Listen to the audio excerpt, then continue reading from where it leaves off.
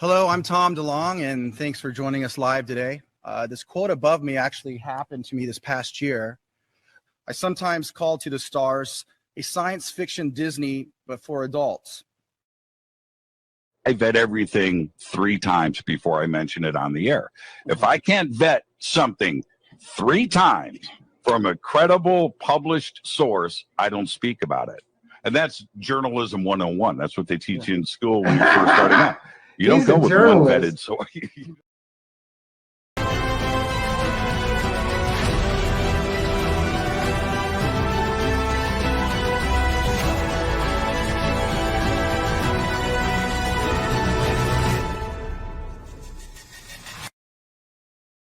There's more going on in UFO land, and we're going to get into all of it. So let's get into all of it. Because recently, recently we have Christopher Mellon coming out with an article, and boy, I was going to jump all over it because it's a crock of shit. Here's what people always forget. Eric Davis and his research was called Crackpot Science by a major newspaper. He got paid a lot of money, and he came up with a lot of bullshit that he fed back to them for that money, talking about how people can teleport, time travel's real, right? With pictures of Einstein talking to Barney the dinosaur. This is through a Stargate.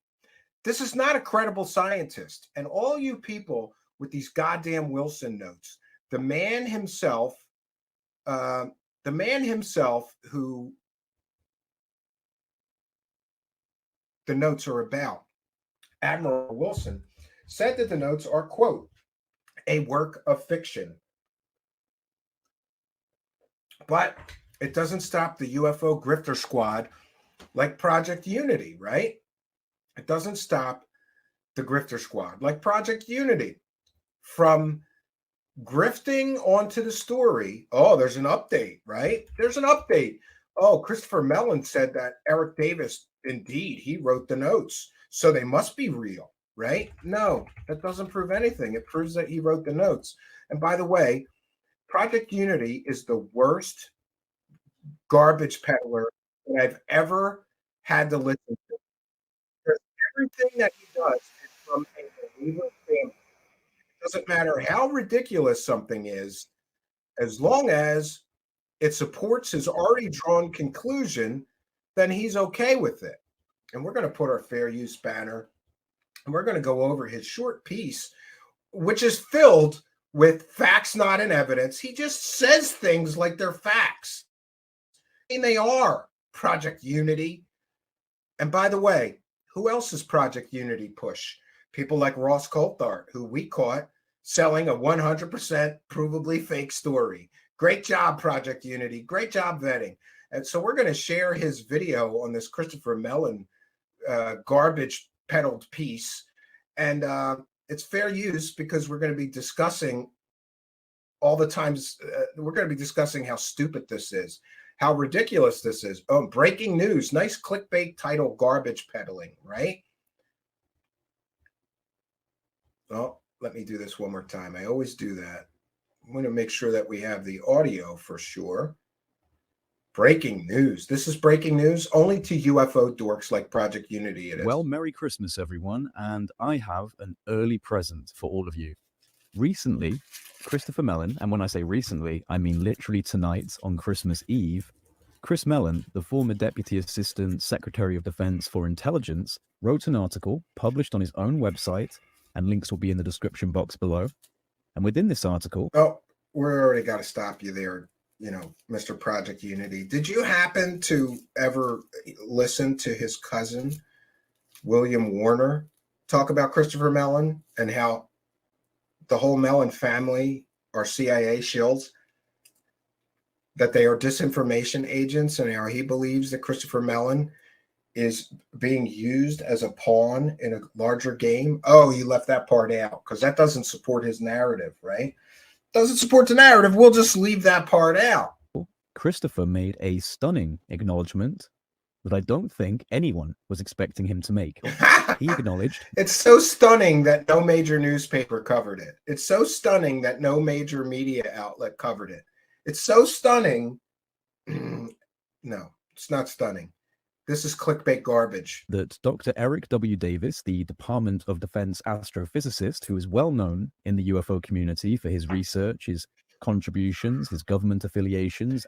He should be well known for lying, Project Unity, but you don't ever point out all the inconsistencies, the lies, the fact that Admiral Tom Wilson says it's a work of fiction, these notes, right? Or the obvious problems with everybody who peddles those notes. By the way, we did a show recently, not too long ago, and we proved that every single person who peddles these notes is a garbage peddler who has been caught selling 100% provably fake stories before. So shouldn't that inform us on the credibility of these notes? The fact that all these UFO grifters who have been caught selling 100% provably fake stories are the people pushing these fake notes for money? Isn't that relevant? Nobody wants to talk about that. And overall interest in the UFO issue, Chris Mellon just acknowledged that Dr. Eric W. Davis is indeed the legitimate author of what is known within the UFO research community as the Wilson Davis Memo or the Eric Davis Notes. Great. So did you reach out to Eric Davis and get confirmation of that? Because previously he said because of his NDA, he couldn't talk about that. And by the way, let's get into this. Eric Davis constantly claims he has an NDA or something and he can't, national security, and I have clearances and I can't talk about this. Then why is he quoted in newspapers saying things that would be breaking these so-called clearances? He can't acknowledge that he wrote these notes, but he can acknowledge that the government has off-world vehicles and be quoted in a newspaper article. Wouldn't that violate his? See how this is a problem? And these UFO believers, God bless you. Look, the world would be such a more amazing place if it could be proven. And I hope it is proven someday that the United States government is in possession of crashed flying saucers or alien spacecraft. But you got to do an awful lot of mental gymnastics to believe this shit because there's problems. So Eric Davis can say and be quoted in newspaper articles that the government, that he's briefing people. By the way, all these people he's briefing, Eric Davis, you are full of shit. You are so full of shit that you waddle when you walk, you dorky science guy. You're not briefing senators, right? Name them and let me call the senators and see if they got a briefing from you. And by the way, there's a lot that Christopher Mellon put in this article that can be fact-checked, and we're going to fact-check it, and we're going to bring you the truth behind these claims. And for those unaware, people like Christopher Mellon, Ross Coulthart, right? These are all people that Project Unity licks the assholes of, right? To help him sell the narrative. He's there to advertise. Project Unity is there to advertise these assholes selling fairy tales. That's what his job is, because all he does is repeat what they say without fact-checking anything. The Admiral. Oh, and by the way, even if he wrote the documents, did you reach out to him for confirmation? Now that the cat's out of the bag, can he say he wrote the notes? Christopher Mellon said he wrote the notes. Why can't Eric Davis confirm that he wrote the notes? And by the way, even if he did write these notes, it doesn't prove that the information in the notes is accurate, because we have Admiral Tom Wilson saying these are a work of fiction. Wilson Leaks, which is a transcript of a conversation in 2001. No, it's not a transcript of a conversation. It's an alleged. You have to use the proper words here, Project Unity. It's never been proven that the conversation or the meeting in those notes actually took place. Well, there was a meeting with Admiral Tom Wilson, and Dr. Stephen Greer apparently gave Admiral Tom Wilson a completely fake, 100% provably fake government document that details crash flying saucers and retrieval programs. And because of that, Admiral Tom Wilson went, I'm going to look into this. And he went on a multi-month, or was it a year, trying to find the truth behind the UFO crash retrieval programs. No. Why doesn't anybody talk about this? An admiral would have staff. If somebody gave him a document purported to be a classified U.S. government document, he would take that document to one of his staff members and say, I need you to authenticate this before I waste any more time on it. And his staff would come back and say, that's a completely fake document. So we're all supposed to believe that a decorated Navy admiral was handed a fake document by a known UFO con artist in the form of Stephen Greer, right? And he went off on this secret mission to find the UFO crash retrievals. And why is Project Unity just going to say this is a conversation between Admiral Wilson and Eric Davis with no proof of it, and not tell you that the man himself in the notes, Admiral Tom Wilson, said this never happened? Between Eric Davis and the former director of the Defense Intelligence Agency, Admiral Thomas R. Wilson, wherein Admiral Wilson tells Eric Davis that he investigated the... Allegedly tells him. You see the problem with this? He just states everything in the notes is a proven, established fact already. You know, this is so sloppy that it's not sloppiness, it's intentional.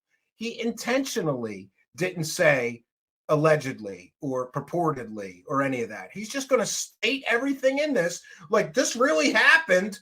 It's all in dispute. He's citing this as all factual. There's facts, not in evidence here. It's all been disputed by the man in the notes himself. The UFO issue internally, investigated the Pentagon program indexes within classified aerospace endeavors, and eventually... He said he never investigated those things. Again, you screwed up here. You're saying that everything in those notes is true, 100% factual, it's accurate, yeah, but it's not. It's all been disputed by the man himself in the notes. So how can you sit there and say all these things like these are established facts? This is how the grift works, right? Discovered a program that was housing a vehicle. And this vehicle, according to the program managers, was not from this earth. It was not man-made. It was not made by human hands.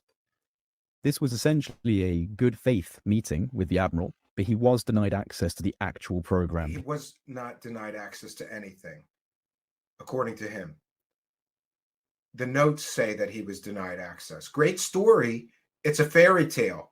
Unless you have facts and evidence that can establish these things as facts, you should say that. But Project Unity doesn't say that. He just says all of these things as if they're all established facts. He was denied the ability to be read into this program, which was, for all intents and purposes, a reverse engineering program that was attempting to exploit a technology that was not made by humans.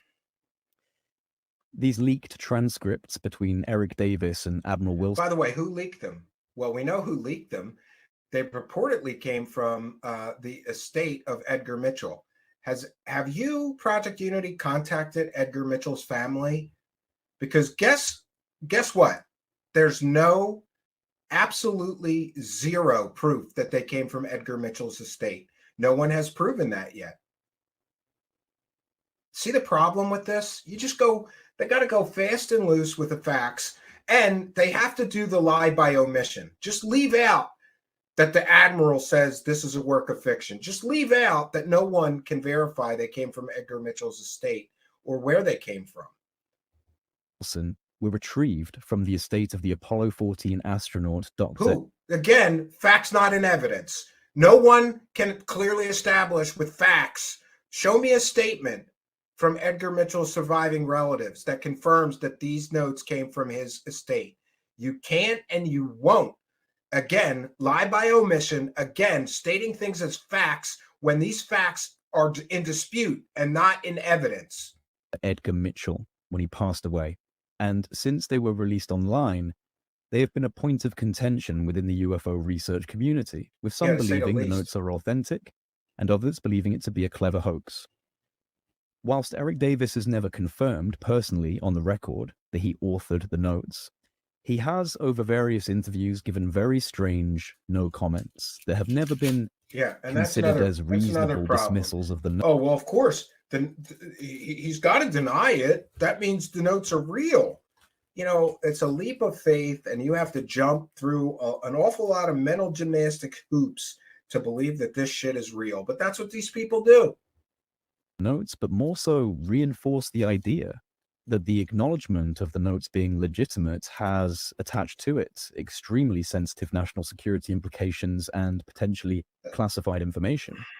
And so, with the legislative changes regarding UFOs recently being signed into law via the presidential signing of the NDAA, it would seem that those within this network of insiders, Chris Mellon, Lou Elizondo, Eric Davis, and others, feel that it is now time to take another step forward in pushing for a conversation on crash retrievals and reverse engineering programs dealing with non-human technology. Yeah, and again, there's all of these people that, including many people who have been proven to be scammers, who have been proven to sell fake stories, 100% provably fake stories, like Ross Coulthart, who are pushing this idea that these whistleblowers are going to come forward. And again, hey, it would be awesome if that happened. Am I holding my breath? No. And by the way, the legislation is passed, right? So these people have whistleblower protection. Where's the whistleblowers? Where's the people who can point us to the alien bodies and the alien flying saucers and the crash retrieval alien technology, right? Wouldn't they come right away once they knew they had whistleblower protection? But they haven't yet, but everybody's saying they're going to. So this is UFO believer idiots making everybody chase that carrot. And by the way, I chased this carrot for far too long, probably decades of my life. And you always, oh, these new revelations are coming soon, and they never come.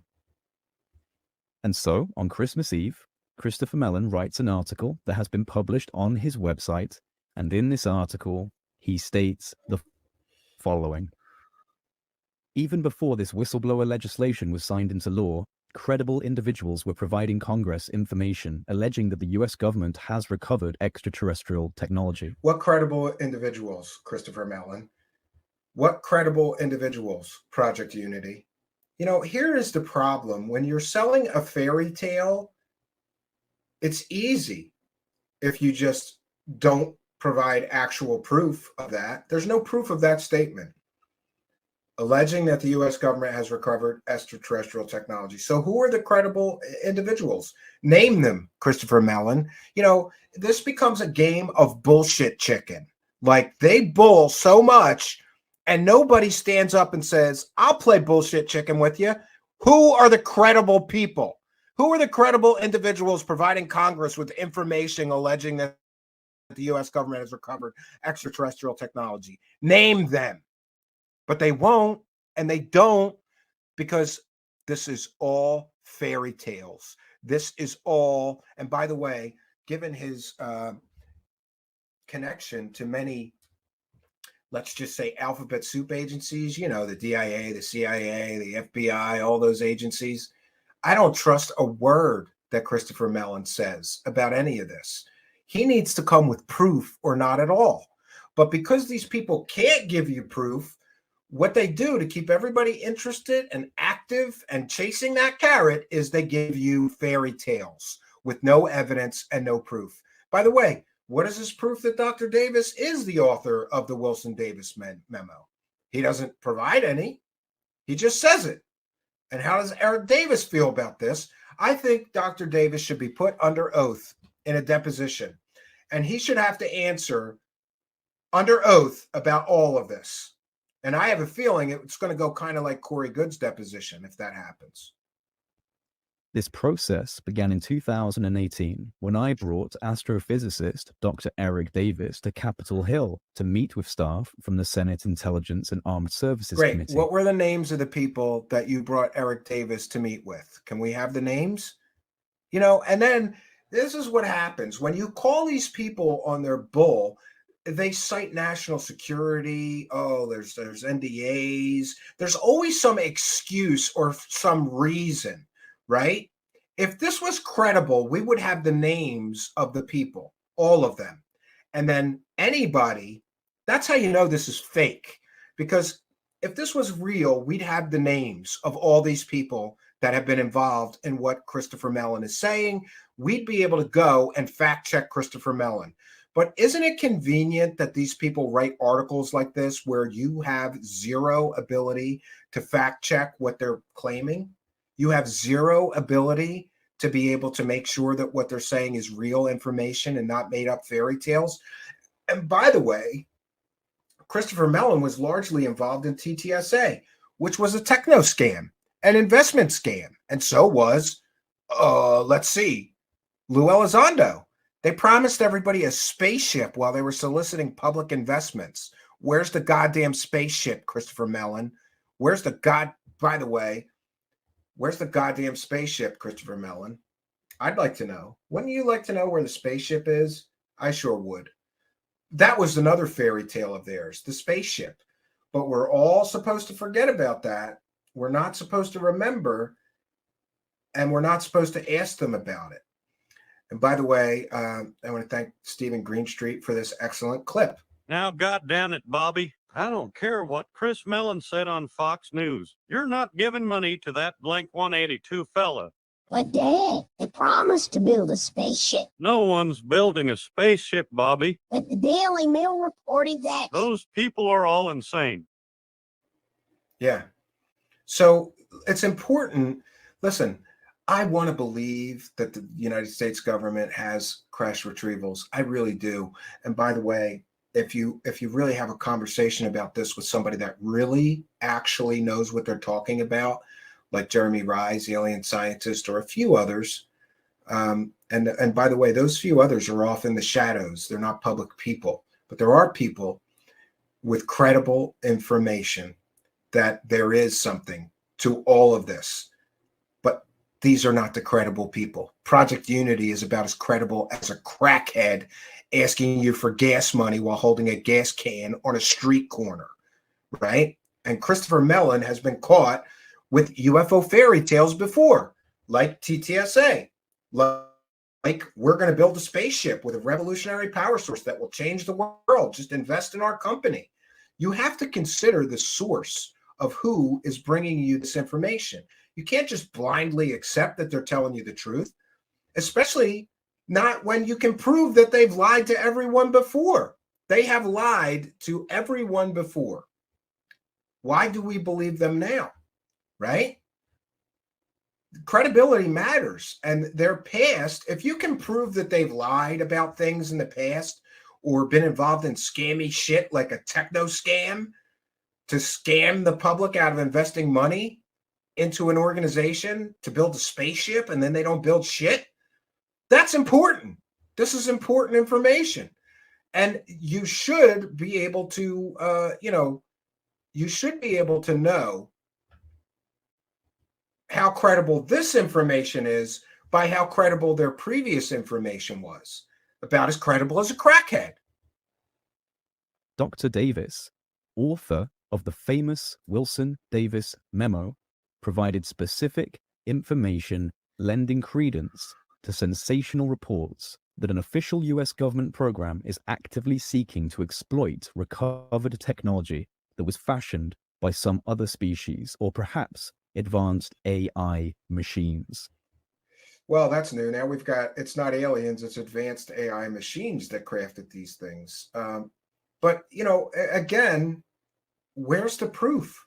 This is just words. This is just more, chase the carrot promises from somebody that's done chase the carrot promises for 5+ years now. So pardon me if I'm not chasing the carrot until I see evidence or proof. Much of the information Dr. Davis provided remains highly classified. Yeah, and there's the excuse. That's why we can't tell you anything. If all this information was highly classified and he's talking about it, isn't that a violation of the classification system of your oath? See, these are the amateur hour mistakes that liars make. If all of this was highly classified, Chris Mellon couldn't be writing about it on a public blog. This is bullshit. But the good news is that these sensational claims, which have the potential to transform our understanding of the universe and man's place within it, are now being taken seriously and properly investigated. I've brought others. By who? Who's investigating it? Can we talk to them? Can we find out that they're investigating things because Eric Davis said so? Because the last time Eric Davis told somebody, have these notes, the person that he claims investigated it all said this is a work of fiction. Now along comes Christopher Mellon saying that because of Dr. Davis talking to these people, now they're investigating it. Well, what happened the last time Dr. Davis said that somebody was investigating these crash retrieval programs? The man he said was investigating it said it's a crock of shit. It's a work of fiction. And by the way, I truly hope he will, but I'm aware that there is proof that Dr. Davis was not at that, or excuse me, proof that Admiral Wilson was not at that meeting with Dr. Davis when Dr. Davis claimed he was. And I hope he's going to release that information someday publicly to put this whole garbage peddled fake story to rest. Besides Dr. Davis and Lou Elizondo to the Hill and the Arrow Yeah. office. Oh, Lou Elizondo, who lied to the New York Times. Christopher Mellon lied to the New York Times, right? So what we've got here is a bunch of liars. Dr. Davis was called a liar, essentially, by Admiral Tom Wilson. We've got three liars telling us all of this information, none of which can be verified, none of which can be confirmed by calling the people that they're claiming are involved here. But we're supposed to believe it, sure. And I'm encouraging anyone else who may be able to help set the record straight to step forward as well. So this is a big deal, folks. It's not a big deal. Not when you consider that these are three people who we can demonstrate have lied in the past to the public.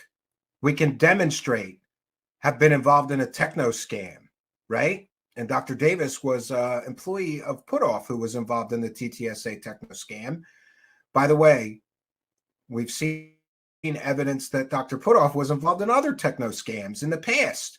So, take the word of three liars. And this is really big news. Great job, Project Unity, with this circle jerk nonsense piece. Great job. And it's certainly not coincidental. Chris obviously feels that the climate is right for this admission to be made public.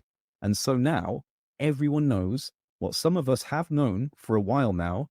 The Admiral Wilson leaks or Eric Davis notes are real and were indeed authored by Dr. Eric Davis himself. They're real. And Chris Mellon just confirmed that publicly. No, nobody confirmed that the notes are real. You see the problem? You see what these people do? Again, you have to do the lie by omission. Don't tell everybody that the admiral involved in those notes said that their work of fiction is fake. Also, don't tell everybody that he was a whole nother part of the country on that day that Eric Davis claimed to have that secret meeting with him, right? Sure. Just leave all that out. And leave out the fact that two of these three people that Project Unity is talking about were involved in the TTSA techno scam where they promised investors they were building a spaceship with, quote, a revolutionary power source that would change the world, unquote. They didn't produce anything, nothing. They made everybody chase that carrot for years before it was revealed what a techno scam that was. But we're supposed to take their word for this, though, right? Just because they've been caught lying to people in the past. And who was it that got those videos out of the Pentagon? Oh, that's right. It was Christopher Mellon. And if you or I did what he did, we would be prosecuted. But because he's a rich guy with probably lots and lots of lawyers and money for lawyers and a lot of intelligence connections, he was able to get away with taking videos out of the Pentagon parking lot, taking them over to TTSA, and then profiting from them for 5 years while running a techno scam, him and Lou Elizondo. And Lou Elizondo is responsible for the release of those videos as well. They were never intended for public release. And one might question the legality of a Pentagon worker releasing videos that were never intended for public release, somehow getting them into the parking lot, into the hands of Christopher Mellon, and then those two clowns go off and start a TTSA, a provable techno scam where they lied to everyone and said, we're building a spaceship, invest in our company, while they were soliciting public money, nobody gets prosecuted. Do you know why? Because that is the mark. That's how you know that all of this is some sort of intelligence operation. And there is ample and supportive evidence to conclude that. Normal people, if they did what these people did, would be prosecuted for it. But these people somehow get a pass. Why? Because the government knows what they're doing. The government probably put them up to doing it. But more on that another time, I guess. The record. And so, Merry Christmas, Yeah, Merry everyone. Christmas. Here's your nothing burger. Here's your nothing burger. Merry Christmas. Great job, Project Unity. You know, I don't even know what to say anymore. Like, what am I supposed to do when these people are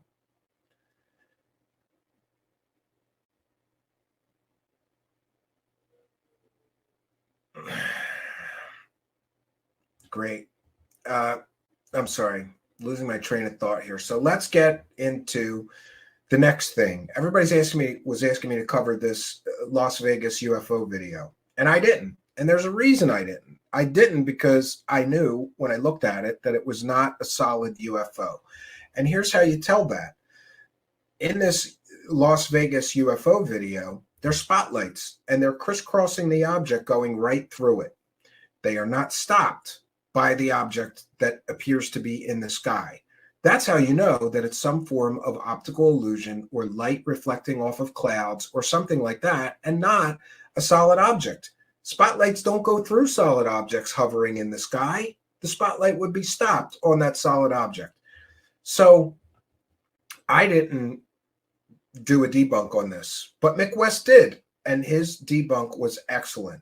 And so we're going to cite fair use once again. We're educating the public.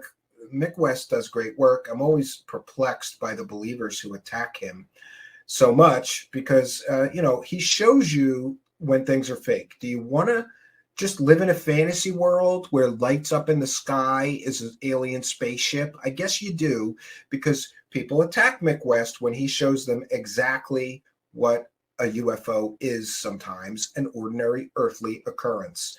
It's not anything mysterious. It's not anything alien or out of this world.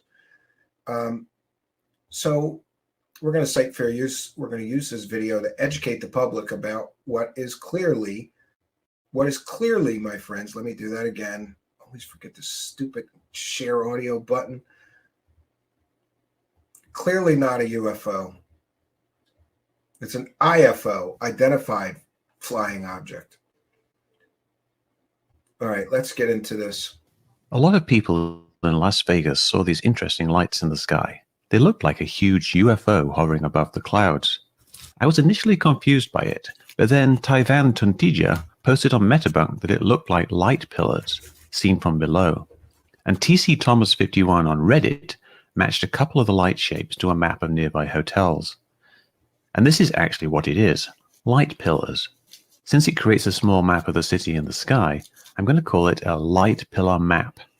A light pillar is a somewhat rare atmospheric phenomena where ice crystals form in the air in hexagonal plates aligned horizontally. Seen from a distance, bright lights behind and below the layer reflect off the tiny horizontal crystals at different altitudes, creating a pillar effect.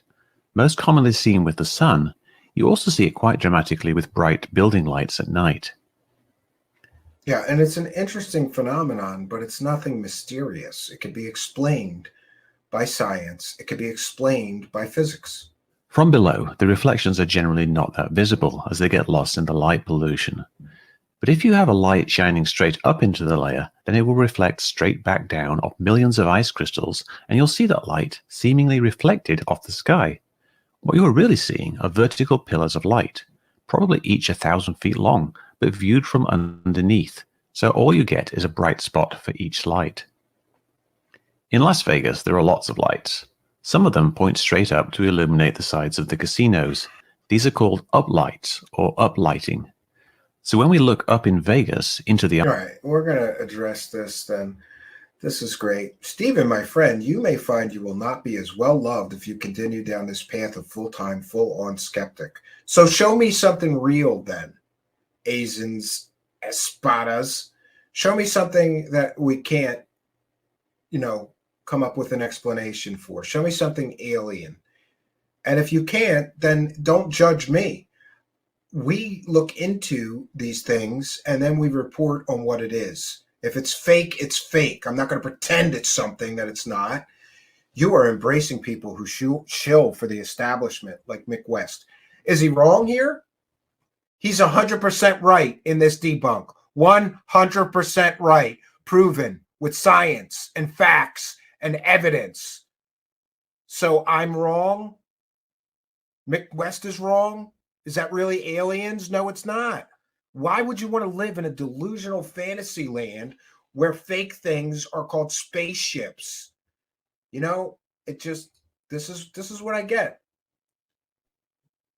This is what I get, right? Because we're bringing people the truth. That's what we do here. And if it's fake, it's fake.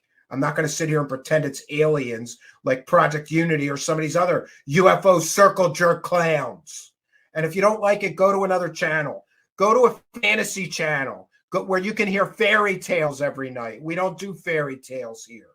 The ice crystal layer is like looking up into a giant mirror that's 15,000 feet above you, but all you can see are the uplights. We flip the mirrored image to overlay it on the map. These two curved shapes are the uplights around the Wynn and the Encore. You can clearly make out the shapes. The red lights are the red uplights at the ends and center of the Hilton at Resort Worlds. We can also see other hotels with powerful uplights, the Stratosphere, Palace Station, and Trump International. It's a map, a light pillar map. The flashing white light. I will say this, that was quite an intriguing video that somebody posted, but when you look into it, it's nothing mysterious. Is from the promotional searchlights at the Sapphire Club. Remember, we only really see uplights here, so we only see the searchlights when they get close to being vertical. The flashing white dot produced appears directly overhead from the Sapphire.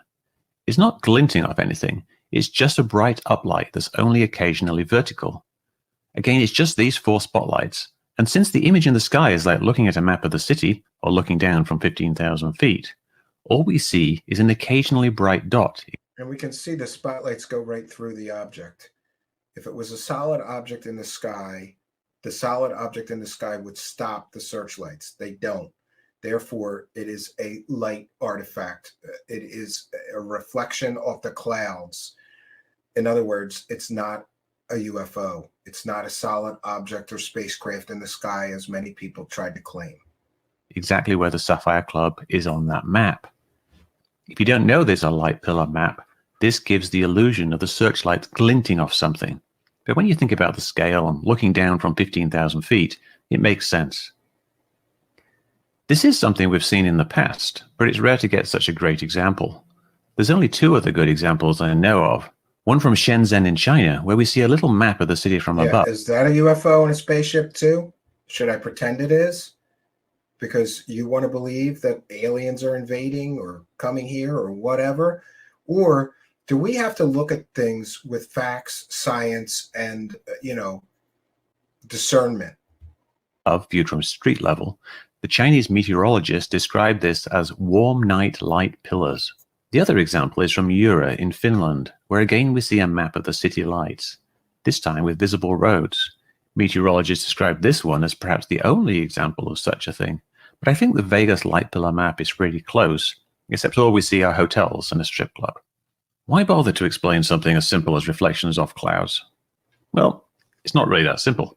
A light pillar map is a very rare event, so rare I had to invent a name for it. So it's understandable that people not recognize it and even then not immediately understand aspects like the glinting light. So let's not give them a hard time. Light pillar maps are pretty amazing and unusual. And next time one crops up, then people will, understandably, think that it's a UFO too. But now you can send them this video. Yeah, good job. Good job, Mick West. Mick West does good work, and I really don't care what anybody says about him. Is he right? Yeah, he's 100% right. So what am I supposed to do? Ignore evidence and pretend it's a spaceship still? This is the problem with this thing, that the believers just want to believe. They don't care if it's fake. Don't, bother them with the facts. Their mind is already made up. And that's a real, real big problem. It's a big problem. You know, don't bother them with facts. Don't bother them with science or physics explaining sightings as nothing extraordinary, because they want so desperately to believe that it's aliens that they don't want to see the science. They don't want to see the facts or the evidence involved, right? And, you know, I'm not going to lie to an audience. I'm not going to ignore facts. I'm not going to do that. You know, we have to deal in reality here. I don't live in a fairy tale fantasy land like Project Unity or Richie Grifton or Third Phase of Fake, right? We have to deal in reality. Congratulations, you dummy. And by the way, Third Phase of Fake, this is what this clown is doing for you. He's pissing me off and making me work harder to make sure that more people see the truth about you. So great job with your attack dog.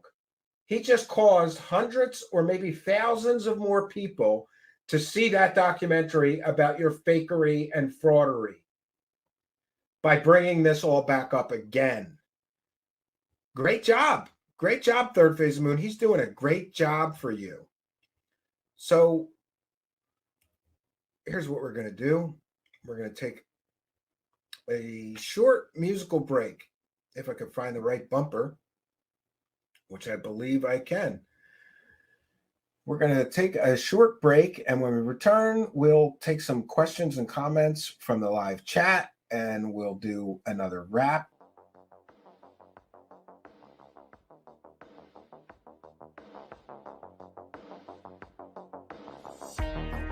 Truth Seekers is a viewer-supported show.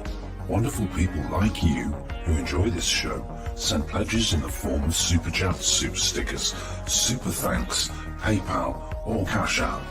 Instructions for how to help are in the description. You can also join our Patreon, and for as little as $1 a month you can get extra content. Patreon supporters get a backstage pass, early access to all our production videos before they are distributed publicly, Stephen Campion's music, private writings, a monthly show journal, and more. You can also become a YouTube channel member for $5 a month. A YouTube membership includes all of the Patreon benefits, plus a special members badge, priority reply to video comments, and the live chat, plus a monthly members-only video. We thank you all, kind and generous benefactors, for supporting Truth Seekers. Thank you for your generosity and support.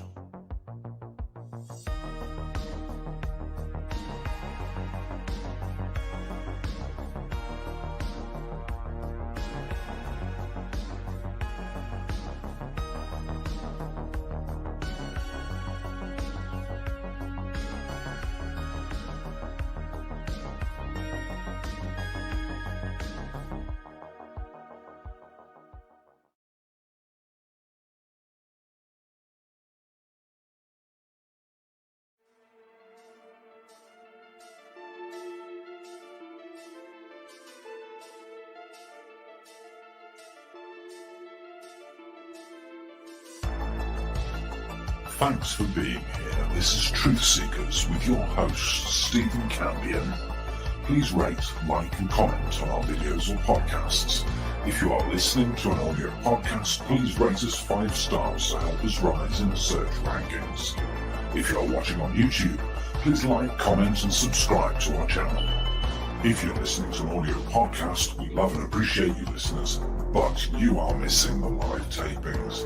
All our shows are recorded live with video feed. We'd love you to come be a part of our live broadcasts and tapings for the podcast.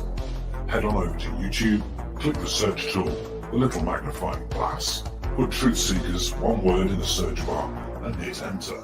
You'll see a strange and mysterious guy with sunglasses. That means you found the channel. Go there, smash the subscribe button, and hit the notification bell to receive up-to-date info on our YouTube channel. We welcome you to be a part of our live taping and our chat room during the live broadcasts. Seek the truth. Speak the truth.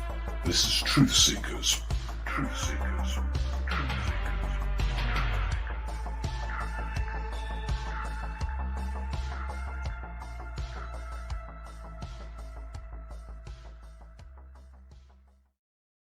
And we are back, and I have something special for all of you.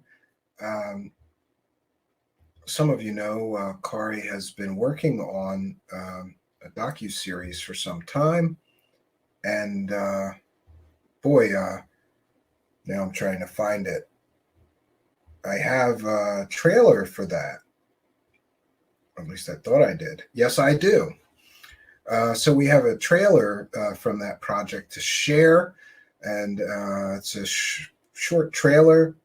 And after that, I will take comments and questions from the live chat. Please put them in all capital letters. It really does help. We'll be right back after this wonderful trailer from Spooky. Did you know? I did not know. I think of myself as someone who keeps reasonably up to date with the news and current events. I did not know that aliens did 9/11. I had no idea. The main message from the ETs are for us to prepare ourselves right now, and I mean this. I want to introduce my good friend to you. Is this a sign? I want to welcome you to an idea. I want you to give this idea a habitat in your mind. Going live. You're live. The Anshar are a creation. That's not my question. How's it going? Good. So you're saying David Wilcock made $4 or $5 million off one course? Courage to actually commit to creating a business seated in higher consciousness of all things. Well, interestingly enough, it wasn't even on my radar a year ago. I want to say thank you, thank you, thank you. Like what are the next conferences that you're going to be going to? ESETI Ranch. And you can go there, and then in August, I will actually be attending and speaking at what's called the Eclipse of Disclosure Summit in Mount Shasta. He's using a cool fake persona. Corey is a spiritual fraud.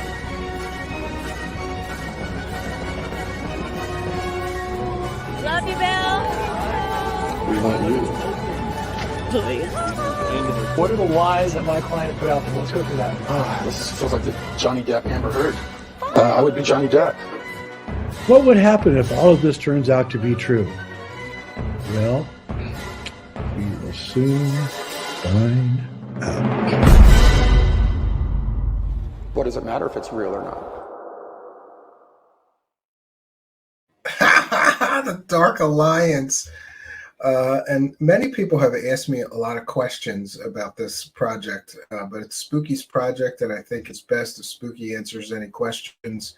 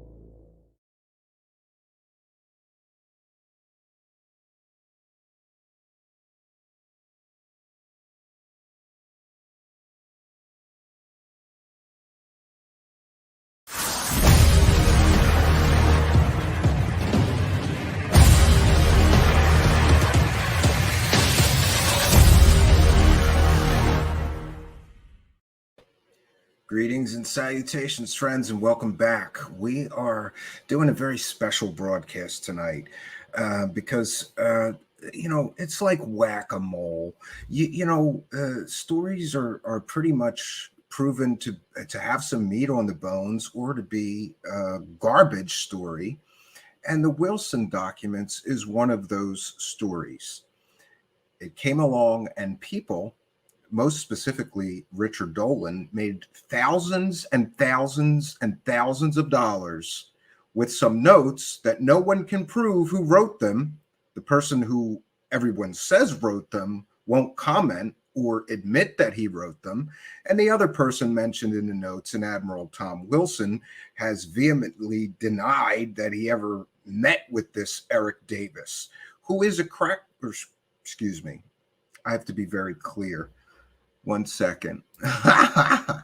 Okay, so Eric Davis is a scientist whose science has been called, quote, crackpot physics. Yeah. So for those, I'm sure most people watching this are aware of these Wilson documents, but let's just recap very quickly. The notes allegedly contain information about a secret meeting that took place between Dr. Eric, I'm not sure that he's a doctor. No, Eric Davis, a man whose science papers have been called, quote, crackpot physics, unquote, and Admiral Tom Wilson, a decorated Navy admiral. And one of the things that I found instantly suspicious about these notes is that these notes, which again, no one can prove who wrote these notes, though they have been attributed to Eric Davis, and people fly fast and loose with facts like Richard Dolan and others saying when Eric Davis wrote these notes in 2002, they haven't established that he's even wrote the notes. He won't admit that he's even written the notes. He won't comment. Isn't that convenient, right? He should grow a set of balls and end this controversy right away. And he could, but he won't, because he's another of these U.S. intelligence grifters, in my opinion, who are sucking from the teat of government money for years and years and years, and like to mess with the UFO community, kind of like Richard Doty likes to mess with the UFO community.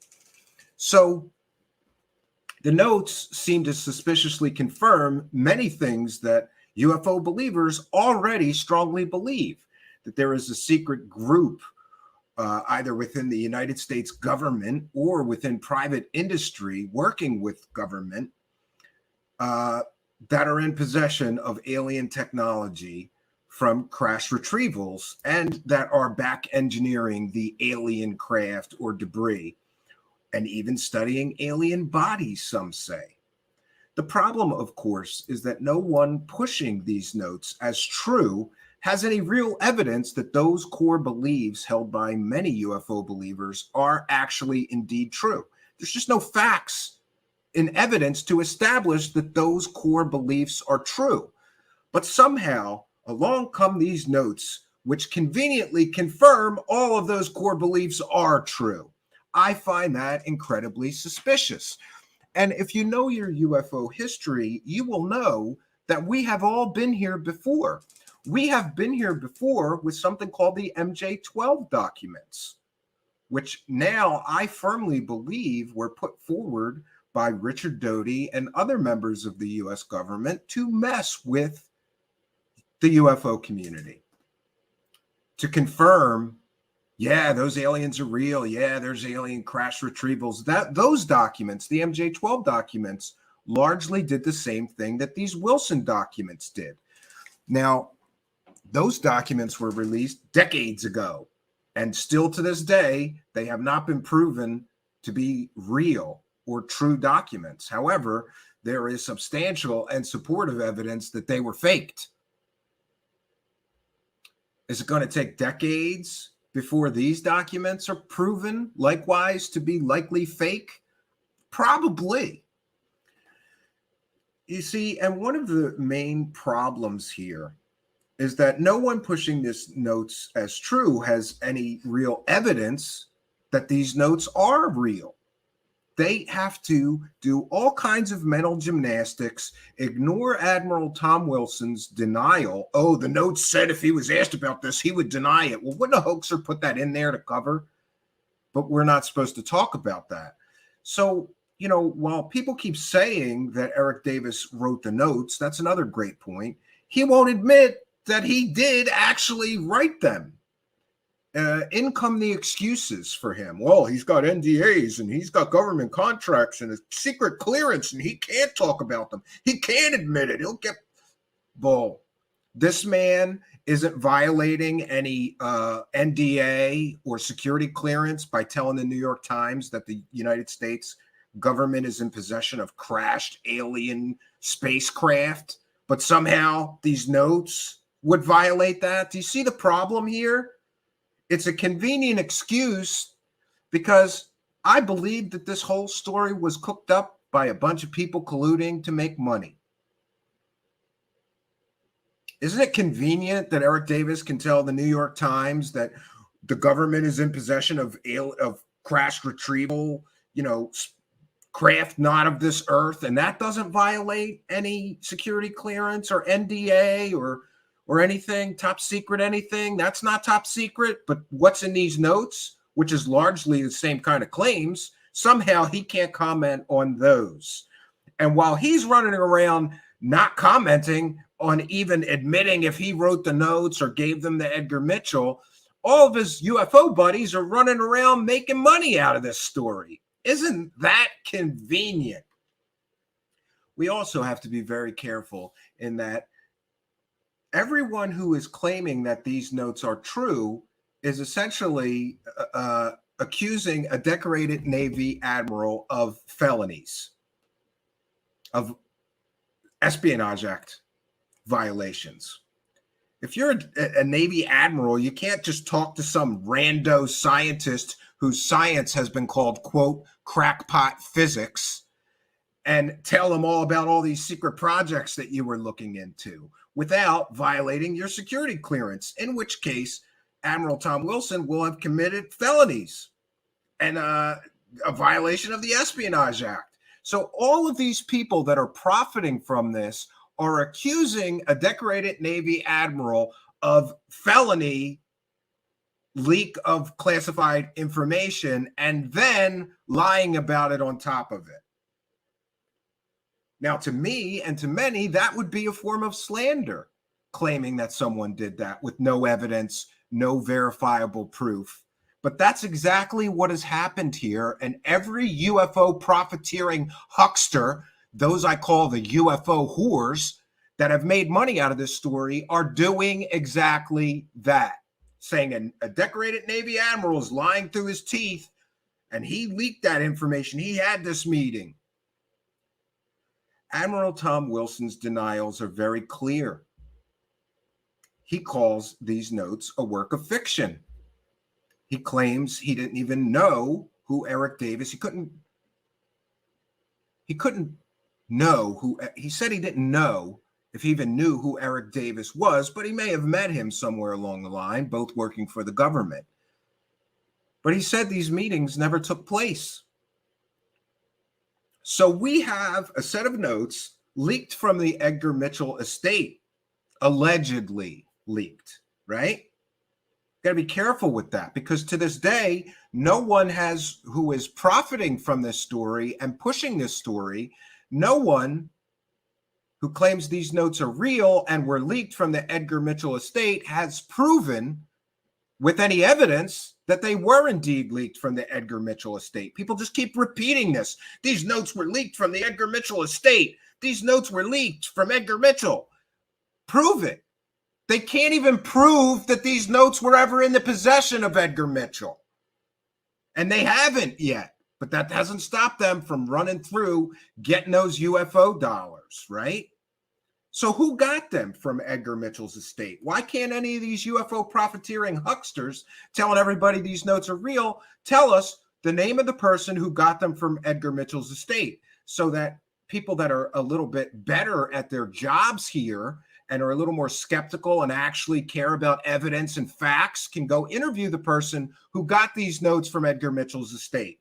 To this day, after years of people profiting from this story, not one of them has told us who got them from Edgar Mitchell's estate or allowed other researchers to interview them.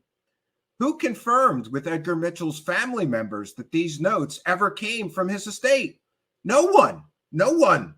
Where's the confirmation from Edgar Mitchell's family members that indeed these notes were in his estate and someone got them somehow from his estate? No one has confirmed that. We haven't seen that. If I'm in error, I apologize, but I haven't seen the proof of who got them from Edgar Mitchell's estate. What we got from Richard Dolan was anonymous source, anonymous source, anonymous source. So you mean all the people profiting from this story for literally years never even bothered to contact Edgar Mitchell's relatives and confirm that these notes really did come from his estate?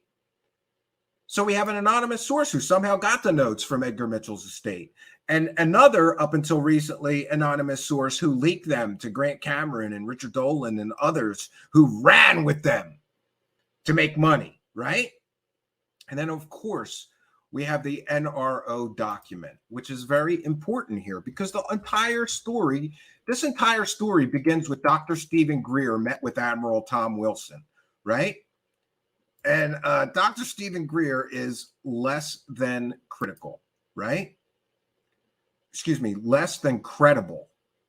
This is the same man who claims he has superpowers and can summon spaceships. And you can buy the app for $9.95, not from me, but from Dr. Stephen Greer, the guy who this entire story starts with. Oh, and Dr. Stephen Greer also, according to Third Phase of Moon's horrifically terrible documentary of recent note, Dr. Stephen Greer also goes on secret missions with Billy Gibbons from ZZ Top to secret underground bases where there's medical technology from aliens that can regrow limbs and heal broken backs and all kinds of things.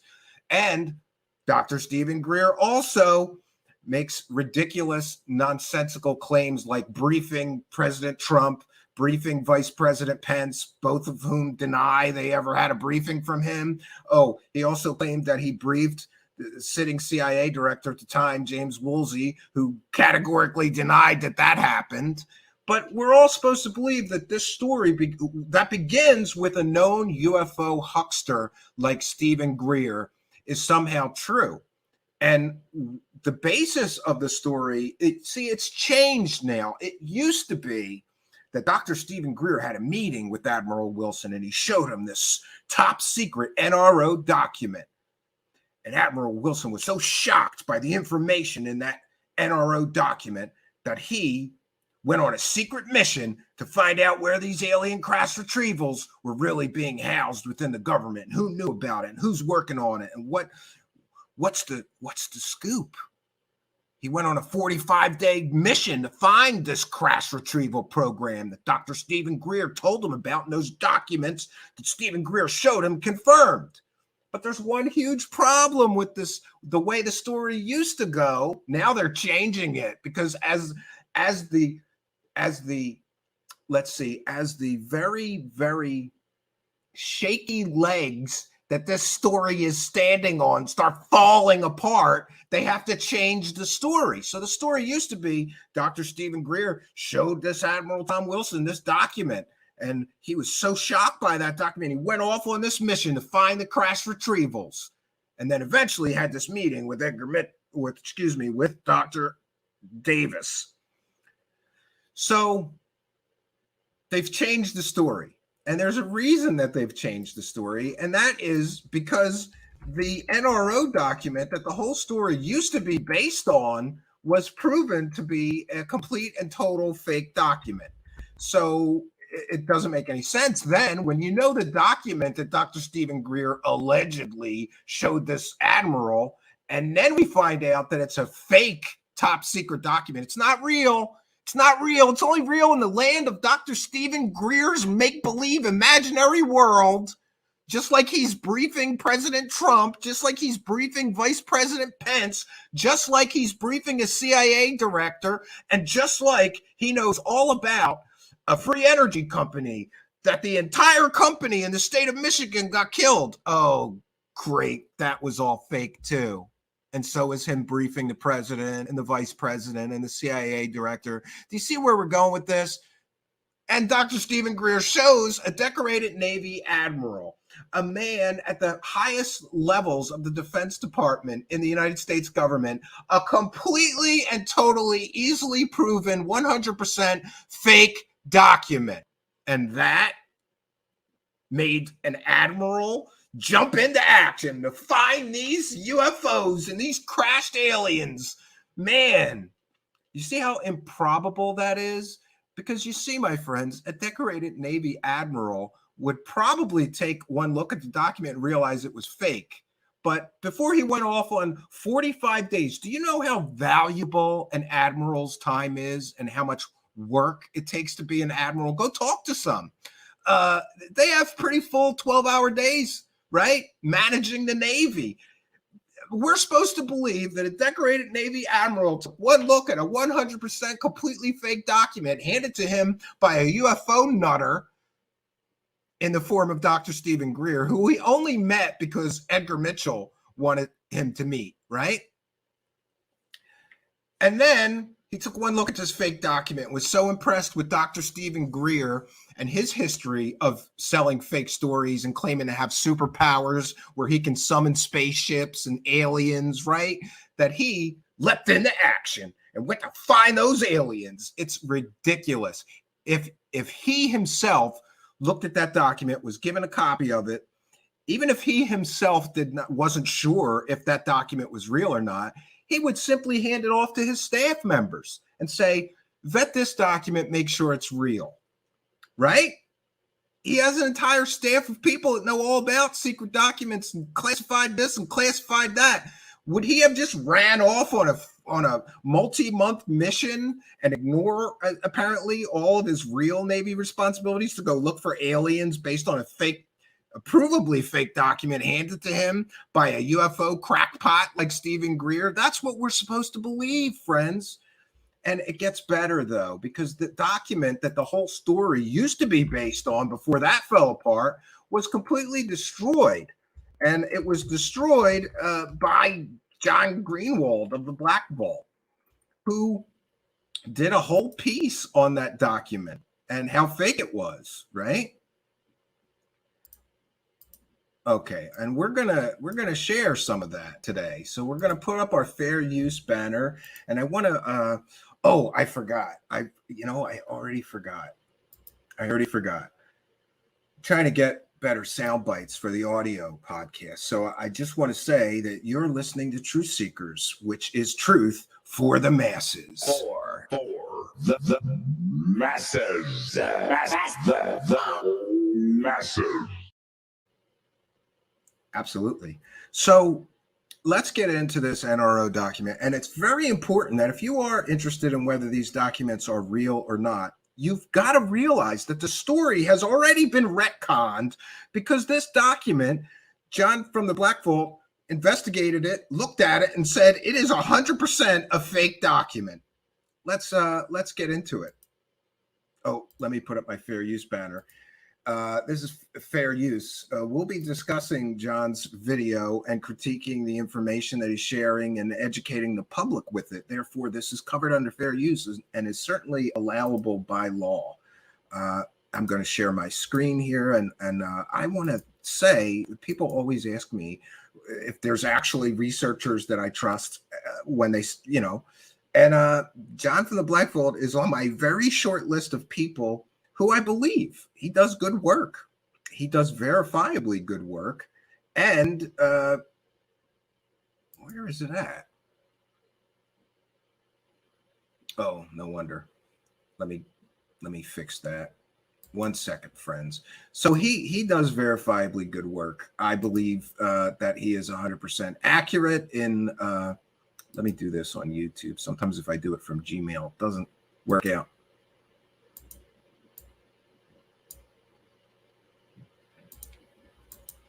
Okay, 1 second, friends. So now we've got it. Let me share it, and we're going to discuss And of course, this is for people who actually need proof that that NRO document is fake. If you ask me, one of the reasons that I'm sure it's fake is that it came from Dr. Stephen Greer. And virtually everything that I have thoroughly investigated that comes from Dr. Stephen Greer can be proven to be fake. Whether he's taking pictures of moths and claiming they're extra dimensional aliens, or using military exercises with flares dropping, telling people they're spaceships. Stephen Greer is fake as shit. I'm sorry, not sorry. So the fact that this document originates from him is enough for me to say it's probably fake, but I defer to the experts. I like to do that. I'm not an expert in government documents, but John from the Black Vault, I believe, could be certainly considered an expert on government documents. So let's see what he has to say about this and the fake NRO document. Greer and Mitchell. So he falls back on what Greer said. So again, the Motorola Edge. Oh, sorry, friends. I really got to get better at just clipping things. I apologize. Hold on. Let me get past the ad and we'll share again. We'll share it again. 1 second, friends. There we go. I apologize. Dolan, UFO leak of the century phrase coiner, is falling back on Greer. So that's the foundation that set Wilson off. I've beat that dead horse and I'll keep beating it, because what you're about to see is a breakdown of the document that, in my opinion, proves that the entire thing is a fabricated hoax. And so how is it that we call this the UFO leak of the century, and so many people who are touting anonymous sources say, hey, this is all real, but no one has ever come to them and say, hey, you guys, look, I don't want to be named in all this, but you're touting a hoaxed document as the root of this story. You need to not do that. Yet no one has challenged what I'm about to show you. Now, those 3 pages that I went over, I'm going to start dissecting from top to bottom. This up here is obviously a note by Stephen Greer, SG. Okay, so we just omit that. It's not part of the original document. He put it in his book or whatever. You can see this top line from the NRO, or National Reconnaissance Office / Central Security Service. What is this? This is a Department of the Air Force seal. Now, government documents, when they are from, in a memo form, when they're from an agency, what do you think is at the top? Another agency's letterhead or their own letterhead? Well, spoiler alert, it would be their own letterhead or their own seal, or both. Yeah, and somebody that actually knew anything about classified documents and government documents would know that.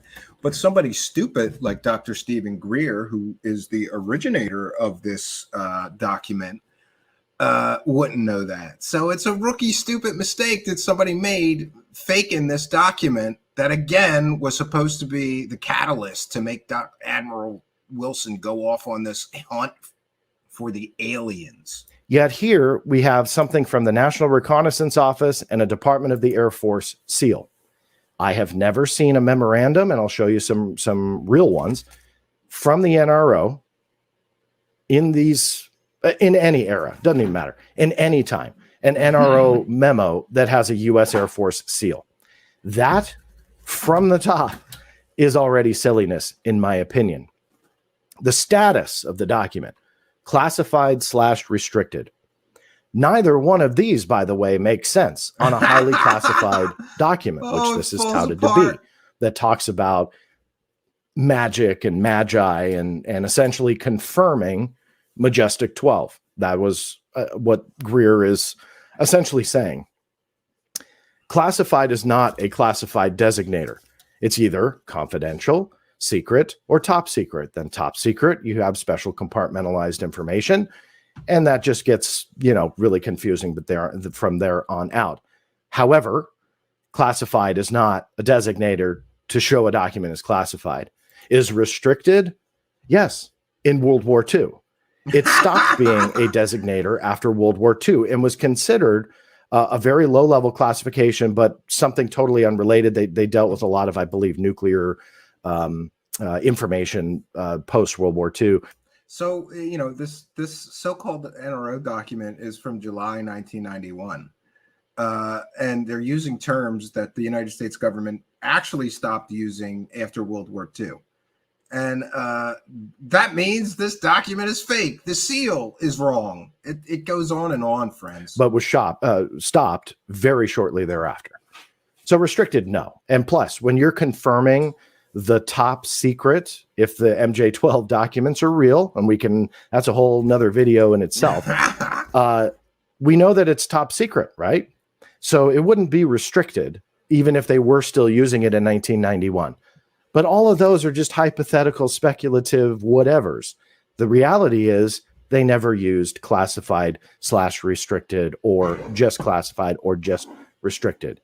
It's all wrong. Remember? And isn't it funny, again, that this was supposed to be the catalyst that went and got a decorated Navy admiral to go off on a mission to find those aliens, and it's completely fake. I said the memo was from the NRO, the National Reconnaissance Office / Central Security Service. The CSS, this kind of designates that it would be a division of the NRO. That's wrong. The CSS is part of the NSA, the National Security Agency. It was started decades prior to this, I believe, but regardless, was never part of the NRO. It was always part of the NSA's mission. So what are we doing here? Some may argue, well, maybe it was a memo from both the NRO and the CSS. I've never seen an example like that. It's incredibly doubtful, but regardless, here's your Air Force seal, which screws everything up. So that doesn't make sense either. Isn't it great? There's just everything is wrong with this fake document that's provably fake. And this, again, was supposed to be the catalyst that got the whole journey down this rabbit hole started. But it's all fake. Here's a fun historical tidbit, which I actually geek out about this stuff, but it's yet another flag that this is all a hoax. This was written in 1991. The National Reconnaissance Office wasn't revealed yet as an agency. It started in the 1960s, was revealed, I believe it was 92, but it wasn't revealed yet. And so every time that it was written in a masthead or a letterhead, I should say, at the top, it would say National Reconnaissance Office, or whenever the NRO was cited in a document, you would have something really interesting, and it would be an S in parentheses. And the S in parentheses denoted that particular name, the National Reconnaissance Office, was designated secret in and of itself. So it could be completely unclassified information.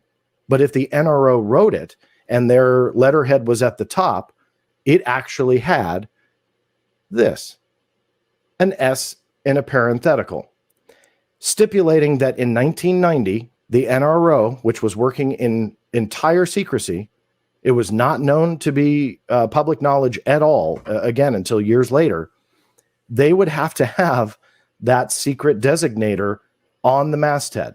I keep saying masthead, letterhead, excuse me. And that meant that anything created by the NRO would have to hold the classified designator of at least secret, because this letterhead alone mandated that. You can see here a secret and a top secret document. And these are real. These were obtained from the Freedom of Information Act. And released in 2019. You could see the top secret and secret designators at the top and bottom. These are essentially the, we'll call it the compartmentalized information. You needed to have Byman or Talent Keyhole clearances to see this, generally about the spy satellites and stuff like that. Anyway, all cool history, but regardless, these are what classified memos, you can see they're both memos. Yeah, so John is excellent here because he's showing examples of what this document would actually look like if it was real, and what designators, what the, the fact that no one would write NRO in a document at that time because it was a completely, totally secret agency completely proves that document that this whole story is based on is completely fake. In the same time frame, that 3-page that we're talking about was 91. This is the end of 1990, beginning of 1990. I couldn't find one from 1991, but regardless, it's the same. And how they look. So those are real. I'm going to punch that classified designator again. The top of the document in question didn't have secret or top secret like real ones did. Rather, they just said classified, which is bunk. It's not to say that maybe somewhere in an archive there's a document with that. I highly doubt it, but regardless, no, it just doesn't happen, especially being written by an agency that didn't even have an existence. It was operating within the black. There was no public knowledge at all. So they're going to put classified at the top. No. So now we see, friends, that the entire story falls apart because it's based on a completely and totally provably fake document. But we can go further because, you know, I can present to you a whole lot more tonight, but I'm trying to keep this as succinct and to the point as possible. So what we've got is this fake NRO document. And remember, everybody who said this story was real used to begin the story with the NRO document. But since that fell apart as a completely and totally 100% provable fake part of the story, they pulled that back and said, now that doesn't matter, that NRO document. And it was just that Dr. Stephen Greer must have been so convincing somehow with a fake, provably fake document. This UFO nutter, Dr. Stephen Greer, walked into an admiral's office and handed him a 100% provably fake document. But still, the admiral, having been given a laughably fake classified document from Stephen Greer, somehow, what did he do? Forgive Stephen Greer for handing him a 100% fake document and say, well, maybe it's true anyway. I'll still go look into it. It makes no sense. None of this makes any sense. And we're all supposed to believe that a decorated Navy admiral left most of his responsibilities and just went after these aliens for months at a time, right? And hit brick walls and was denied access. And the story gets more and more fantastical from there. So, and then, of course, I want to focus tonight on the profiteers, the UFO profiteers that are making money. Arguably more than anyone, Richard Dolan has made more money from this fake story than anyone. And I find that to be both funny and sad. It's sad because we've been here before, and Richard Dolan has made a lot of money with fake, 100% provably fake stories before. And he does the same thing every time. He does the Cosmic Con Shuffle. He got caught participating in and promoting the Roswell slides hoax, and he was paid to be a part of that. And what does he do after that gets proven to be 100% a provably fake story? He takes the money and he shuffles off. It's the Cosmic Con Shuffle. Then he lies low for a while everybody's pissed off that paid for that pay-per-view or lost money to a 100% provable fake hoax that he was involved with, right? Shuffles off, goes and sells some other fake stories for a while. Once people forget that you just got caught selling a 100% provably fake story, you just shuffle off, do the Cosmic Con Shuffle, shuffle off, lie low for a while, and then hope everybody forgets you just got caught selling a 100% provably fake story, and you come out with new fake stories. Rinse and repeat. Because recently, we've caught Richard Dolan completely and totally involved in another fake story and another fake story. And, you know, if you're going to believe these people, then their ethics and their integrity and their track record of being right or wrong should matter. Richard Dolan gets it wrong all the time. And then he says, I'm not going to apologize when I got it wrong. The next fake story that he was involved in, big fake story that he was involved in after the Roswell slides hoax would arguably be this CIA deathbed confession, which I'm not even going to go into detail tonight. I think Richard Dolan's own admission that he didn't even bother to vet the source after he stood in front of a camera and said, this man is who he says he is, speaks volumes. Richard Dolan wants us to believe that he's such a great researcher that he's somehow going to prove these documents are real with his Mr. X. And let me see. He's bringing in Richard Dolan. I'm going to show you a video of what happens when we let him use one anonymous source. He got caught with it red-handed selling a story that he never bothered to vet. He just stood in front of cameras and claimed this man is who he says he is. He later admits he didn't do a background check. He didn't know if he was who he said he was. Oh, he wasn't on top of it. It's somebody else's fault.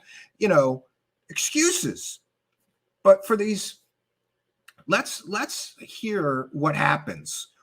Remember that in order to believe Richard Dolan, and we'll get into more of his character, like working for J3 Films, who is right now still actively promoting a film about a kiddie porn collector. He also worked for J3 Films. He's also working for KGRA, who has a program director that is a verifiably proven child rapist.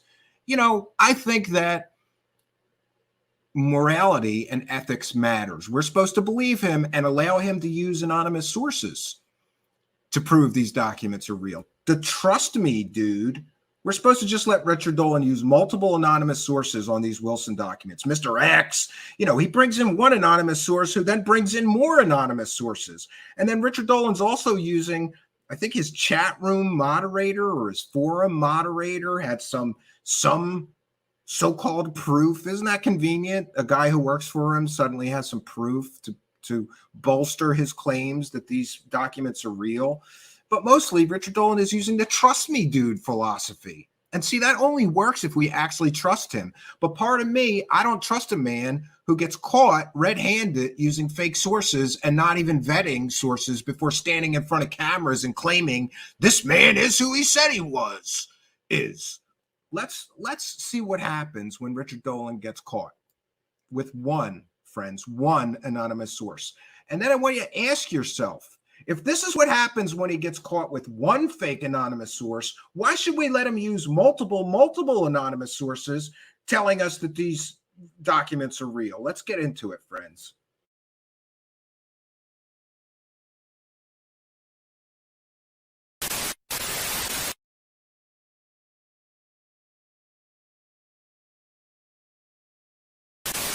This particular interview we're about to do, this is a man who's in the U.S. military, who's had experiences, he says, relating to knowledge of ET, the ET presence here on Earth.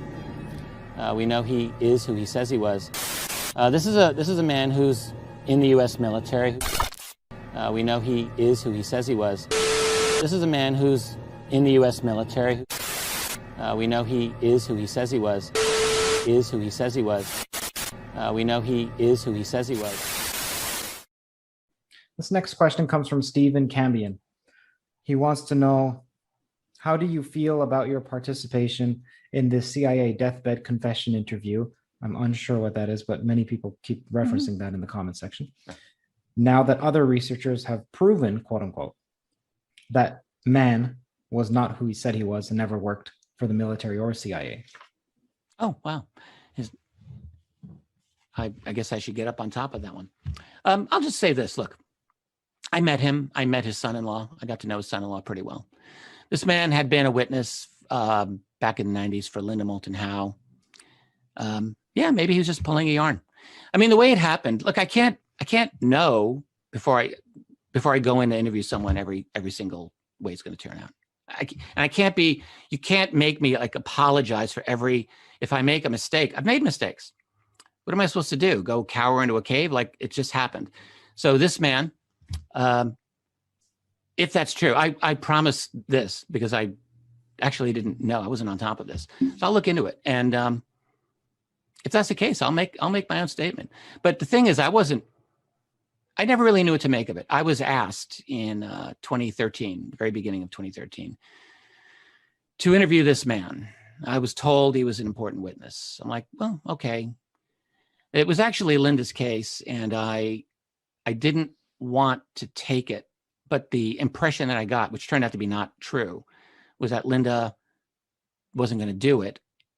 Turns out Linda just didn't know that it was being done. I think she would have easily done it. So I I went up there. He was in northern Minnesota. And I went with a few other people. I'll leave their names off. The late Ron Garner, who he's no longer with us, he was the one who really pushed this case. And I was like, all right, well, I'll interview him. I did my best to get on top of it. I met with him. He was a very sweet man. I thought he was going to die in front of me, like during much of this interview. His health was terrible. But I will tell you this. I spoke to his son-in-law, who was a theology student at the time. These are these are good people. And the son said, yep, I've heard this man's story for years. He's never wavered. So all I did was I interviewed him. And I did my best, you know. Sometimes the best isn't good enough.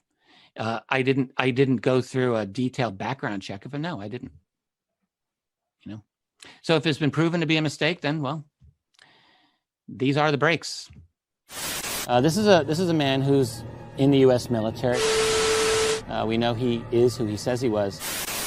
We know he is who he says he was. I didn't go through a detailed background check of him. No, I didn't. We know he is who he says he was. I didn't go through a detailed background check of him. No, I didn't. We know he is who he says he was. And look, I can't know before I go in to interview someone every single way it's going to turn out. You can't make me like apologize for if I make a mistake. I've made mistakes. What am I supposed to do? Go cower into a cave? Like it just happened. I didn't go through a detailed background check of him. No, I didn't. You can't make me like apologize for if I make a mistake. I promise this because I actually didn't know. I wasn't on top of this. So I'll look into it. And if that's the case, I'll make my own statement.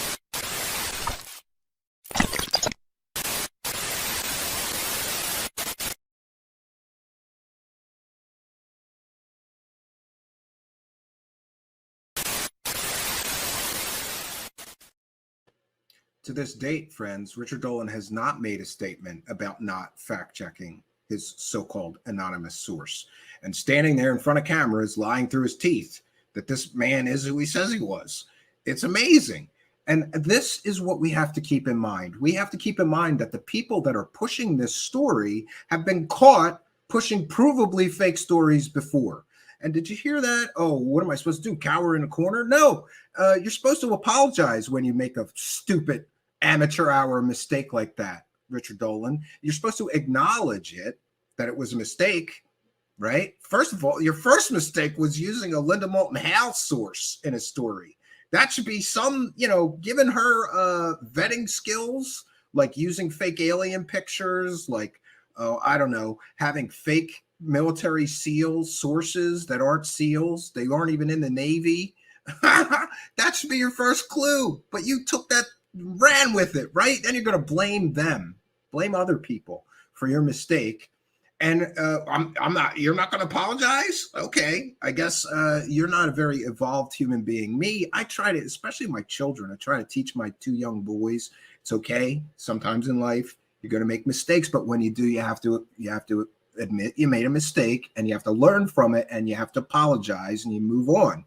Richard Dolan can't apologize, apparently. He has an inability, and that says something about his narcissistic personality, right? And it gets worse, friends. It gets so much worse because the Doe scam continues. And two of the people that are telling people that these documents are real are Richard Dolan and Jimmy Church, both of which lied through their teeth and claimed that they were in possession of classified information after the UAP report came out of Congress. They both claimed that they were in possession of information from the classified version of the UAP report. And history is important and track records matter. So the people that are telling us that this story, the Wilson documents, are real, once told us that they were in possession of classified information. Classified information that would have put them in prison if they were actually in possession of it. And they weren't. They lied. Both Richard Dolan and Jimmy Church, in my opinion, lied. But it's more than my opinion, because later we got a redacted version of the classified report, and nothing that they claimed that they had from the classified report was actually in the classified report. Nothing. So they lied through their teeth. And I called them out on it, both of them, saying that they were lying because there's something called the Espionage Act, and they would both be in prison if they were in possession and leaking information from a classified report. They bluffed so that they would have something to sell, you stupid people. So they get caught and then they walk it back. Richard Dolan walked it back pretty good, complaining about this one guy. I was that guy. I'm here to keep you honest, Richard Dolan. I love and care about you, Richard Dolan. Grew up reading your books. I don't want you to continue down this dark and dangerous path of lying to people to make a living. So I care about you enough to check you when you're wrong. And you were wrong to claim that you had classified information. You were totally wrong in doing that. Running with another fake anonymous source, handing you fake information, and you ran with it. And then you made excuses for it. You see, somebody's track record and their level of ethics and morality in how they make their living matters. So we're supposed to believe Richard Dolan, who's telling us that these documents are true. But that's very problematic because he was involved in the Roswell slides hoax. He was involved in this CIA deathbed fake story with Jeremy Corbell. And he was also lying, saying that he had access to classified information. Then he walks it back. Let's get into that, friend.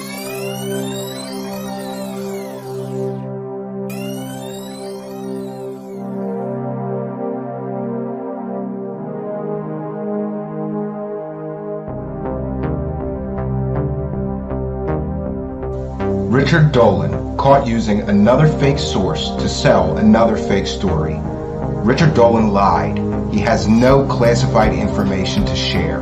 If he did, he and whoever leaked it to him would face jail time. His source and the info he shared was fake. He is not getting leaks of classified information like he claimed. If he was, there would be consequences for him. He ran with a fake source he didn't bother to verify yet again. You cannot take notes from classified documents and leak them, not without risking jail time. Who's risking jail time for Richard Dolan?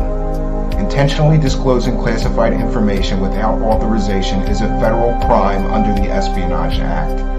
Punishment may be up to 10 years in prison, a long fine, or could even get you charged with treason.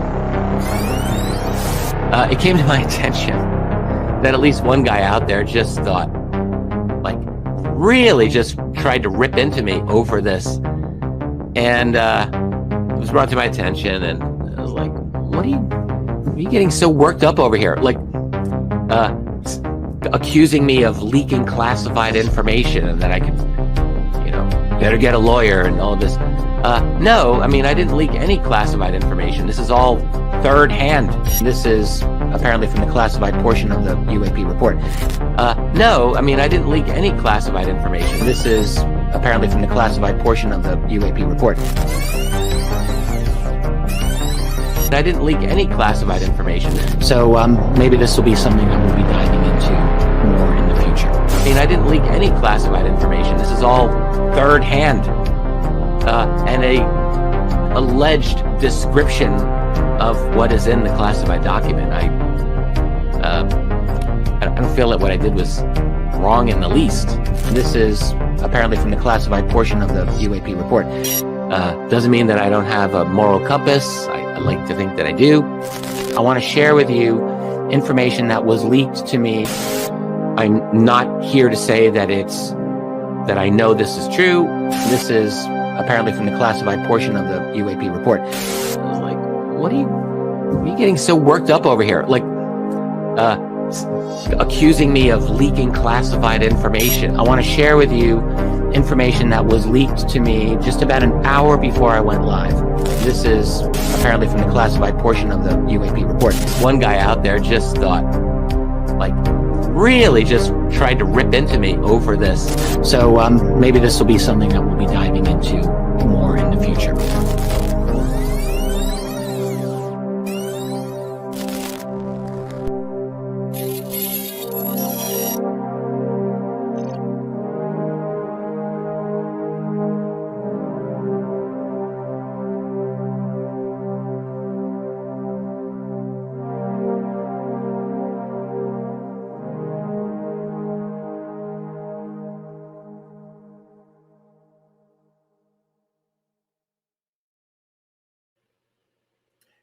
So there we have it. And now it's important that we realize and acknowledge that Richard Dolan has been caught red-handed selling at least 3 provably fake, 100% fake stories. There's more. I've got more, but I think that's sufficient to establish that Richard Dolan's track record is terrible with using fake anonymous sources to sell fake stories. And we also have to remember that Richard Doscam, also known as Richard Dolan, you see, these are all Doe scams. Each of these fake stories that he was involved in, he made perhaps thousands and thousands of dollars off of each one of those fake stories, provably fake stories. And I would like to ask Richard Dolan, did you give the money back, all the money that you made pushing those 3 fake stories? And will you give the Wilson document money back if we get verifiable proof that it's fake? More verifiable proof that it's fake, I guess? No, it's the Cosmic Con shuffle, friends. You put out the fake story, you overpromise, underdeliver, and then the story falls apart, leading to the inevitable big letdown. You do the Cosmic Con shuffle, you shuffle off and lay low for a while, and then you come out with more fake information, more fake anonymous sources, more fake bull stories that you're pushing and making money from. And when that story falls apart, you rinse and repeat, shuffle off, lay low, come out with more. This is what I have observed from many of these, what I call, quote, cosmic con men, unquote. And also, I would like to extend an apology to Richard Dolan, because on last night's broadcast, we do have to, language is very important. And someone pointed out to me that I said or may have said or even implied, which is improper, that Richard Dolan is knowingly working with and for a child rapist at KGRA. And that's an inaccurate statement, so I apologize for that inaccurate statement. And here's the correction. Richard Dolan is working with or for a convicted child rapist, but I am not aware that he is doing so knowingly. So being the good journalist that I am, I notified Richard Dolan that his show on KGRA, the program director is a convicted pedophile. And then I asked him if that was also his show producer, because that child rapist not only is the program director where his show is distributed in audio format, but is also a producer for many of the shows. So I wanted to know if Richard Dolan, number one, knew that he's working with a child rapist at KGRA and getting his show distributed through a company that is employing child rapists. And I wanted to know if it was also his show producer. And for that, we showed the proof of this last night. I asked if the child rapist was Richard Dolan's producer or just his program director at KGRA, where his show is distributed. And for that, I have been blocked on Twitter for asking a question. And I will submit to you, friends, that the only people who fear questions are people with something to hide. Why did he block me for asking a question? It can be factually established that Richard Dolan has worked for J3 Films, who is right now, to this day, actively promoting and profiting from a documentary about Stan Romanek, who, after the documentary, was arrested for child pornography possession and is right now in prison for kiddie porn. He's a kiddie porn collector, and the company that Richard Dolan worked for, J3 Films, is still pushing and profiting from that film. It's still on their website, and he is a known convicted kiddie porn collector, and Richard Dolan also worked for that company. And by the way, Jimmy Church also worked for that company, J3 Films. Why are these people that are pushing these Wilson documents all working with questionable people, either child rapists or people who are promoting people that were arrested for child pornography possession? I find that very problematic. And again, we have to consider the morality and the ethics and the trustworthiness of the people who are telling us that these notes are real. And to be very clear, Richard Dolan, or excuse me, Jimmy Church was also working with the child rapist, I believe, at KGRA, where his show was distributed up until very recently. You see that these are not good connections. These people are willing to work with a company that is actively promoting and profiting from a kiddie porn collector. They're also willing to work with a audio platform that is actively, knowingly employing a child rapist, a convicted pedophile. And we've shown the evidence and proof of that on a previous expose that KGRA knew that man was a child rapist. They hired him anyway. And then they made excuses for it. Well, he had all the equipment, so we hired the child rapist. And Jimmy Church's show was distributed there. And let's see, Richard Dolan's show is still distributed there. And apparently you're not allowed to ask Richard Dolan any questions about why he's working with a company employing child rapists, or he blocks you on Twitter. See how this works? This is the UFO cover-up that is real that I talked about before. It's not often one can argue the merits, and I agree with this, that the government is covering up the truth about UFOs. But there's also a separate cover-up going on where the UFO profiteering whores like Jimmy Church or like Richard Dolan, who are making all of this money from these fake stories, are covering up all the slimy stuff going on, like them working for a company, J3 Films, that profits from and promotes a kiddie porn collector, or working with KGRA. And to be clear, Jimmy Church left KGRA to form his own network called KUNX, but he left KGRA with the man who knowingly hired the child rapist to be a producer and program director for KGRA. I find this to be amusing that we're supposed to trust these people. I'm sorry, I don't trust people who work with those kind of people to make money, to make their living. I believe it's entirely possible to make your living without working with child rapists or companies that promote kiddie porn collectors. So it's important, again, the people that are telling us these notes are true are very problematic. And in my opinion, they are very untrustworthy based on these facts. I did get wrong.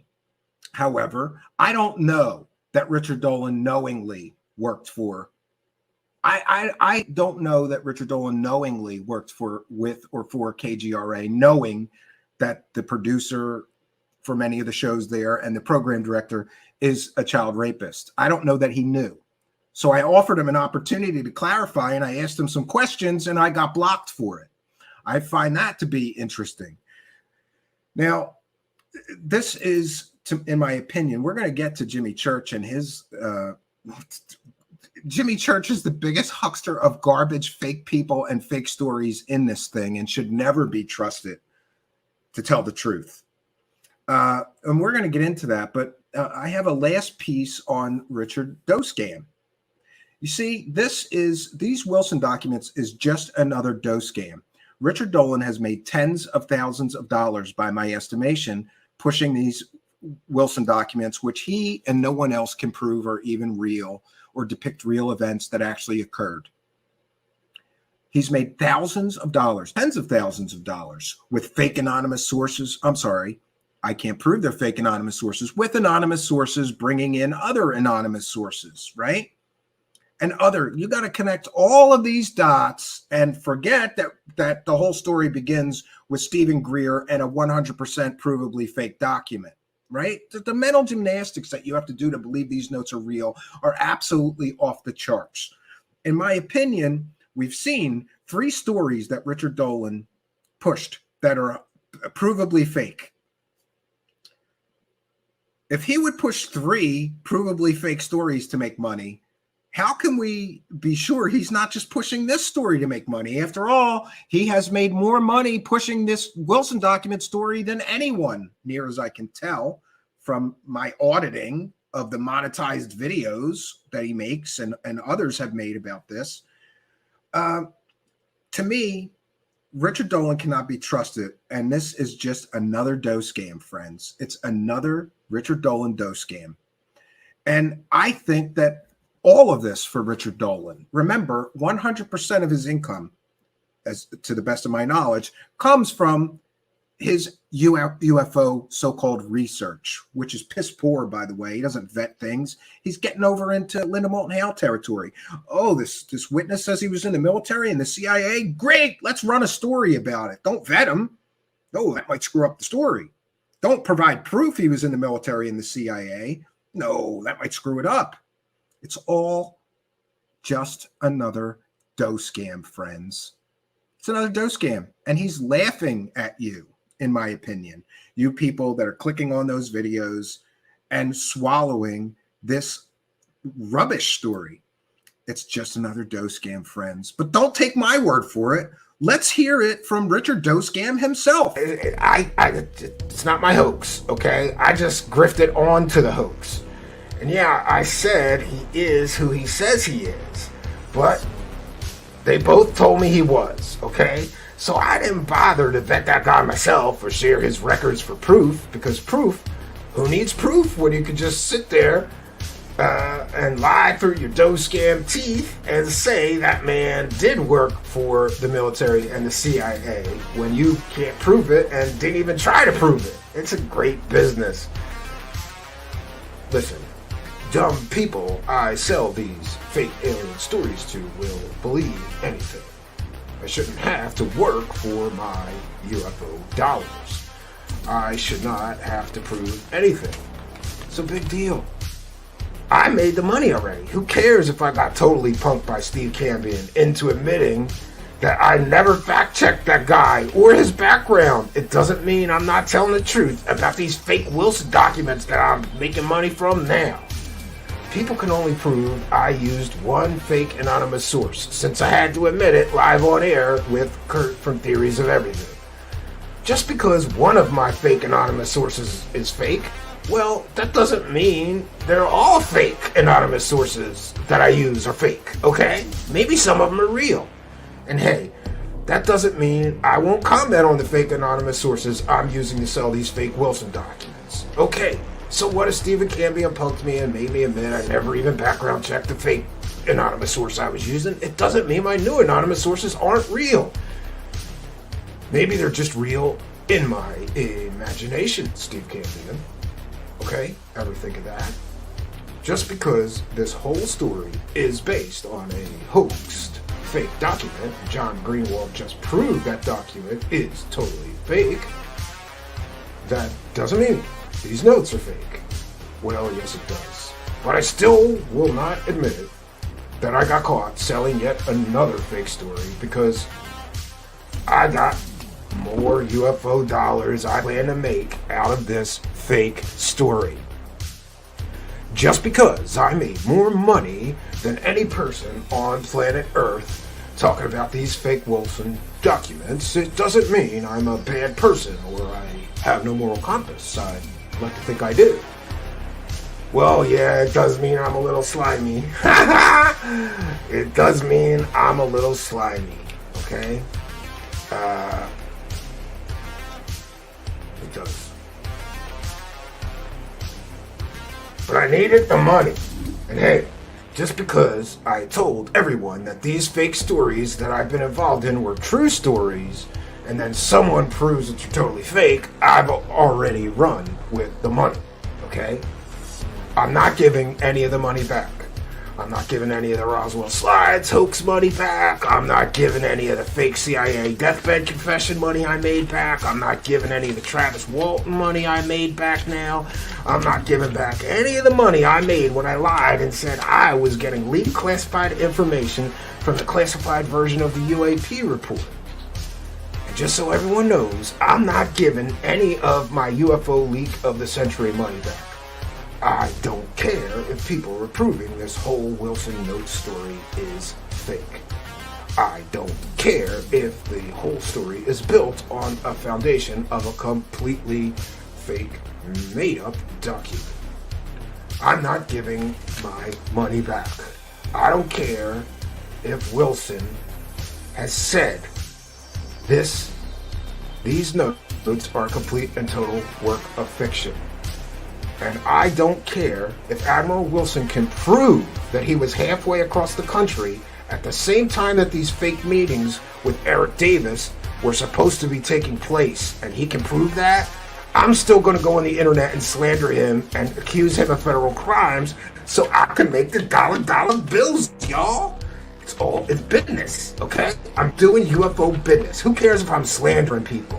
Who cares if I'm accusing decorated admirals of crimes? Who cares if I'm using completely, totally fake, made-up sources I never even check into to sell these stories and get my UFO dollars? Who cares, okay? I am not giving any of this money back. Now, how much money have I made? Look, we're just going to do one quick example.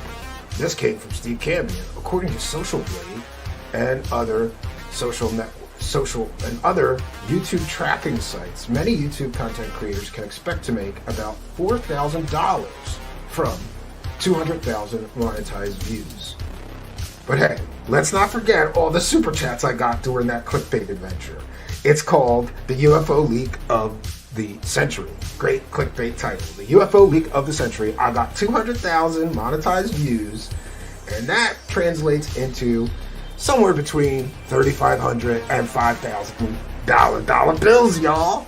And even though now it appears that the Wilson documents are completely and totally proven to be built on a foundation of lies in the form of a fake hoax document and some stuff Stephen Greer said. And oh, let's not forget a dead man. Rest in peace, Edgar Mitchell, American hero. I was willing to just say anything that Edgar Mitchell said this, he said that. He's a dead man. He can't refute me. So I made somewhere between $3,500 and $5,000. Now that's just from one video that I made on the Wilson documents. I've made a whole bunch of videos on the Wilson documents. I've put videos about the Wilson documents behind my paywall. I've taken super chat donations for the Wilson documents, talking about them, speculating endlessly, trying to prove they're real. I did a 6-hour stream once with Mr. X talking about how these documents must be real and trying to connect dots that don't exist, and I made some UFO dollars, okay? I've made money at conferences talking about these fake documents built on a fake hoax document. Oh, it's great. And something Stephen Greer said, the biggest liar in UFOs. Great. I made so much money off these Wilson documents. It would be wrong to speculate. But if I did, I would say that Richard Doscan must have made at least $20,000 to $50,000 in conference speaking fees, monetized YouTube views, Patreon, behind his paywall, Richard Dolan members. He talks about all this fake. I talked about the Wilson documents everywhere. I got new lectures coming on the Wilson documents, but now people like Steve Cambion and John Greenwald are messing up my money. Why are they messing with my money? I'm gonna make it rain up in here. I am not giving back any of my UFO money.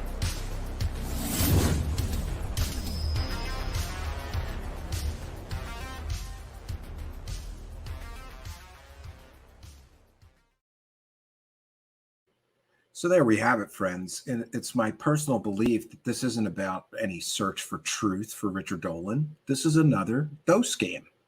He has made, I believe, and I could be wrong, he's free to correct me, he has made tens of thousands of dollars pushing these documents as real. Richard Dolan is problematic at best, and in my opinion, should not be trusted, especially using a bunch of anonymous sources. It's a big problem for me. Now we can move on to the other person who is pushing these documents as true and real, and that would be one Jimmy Church.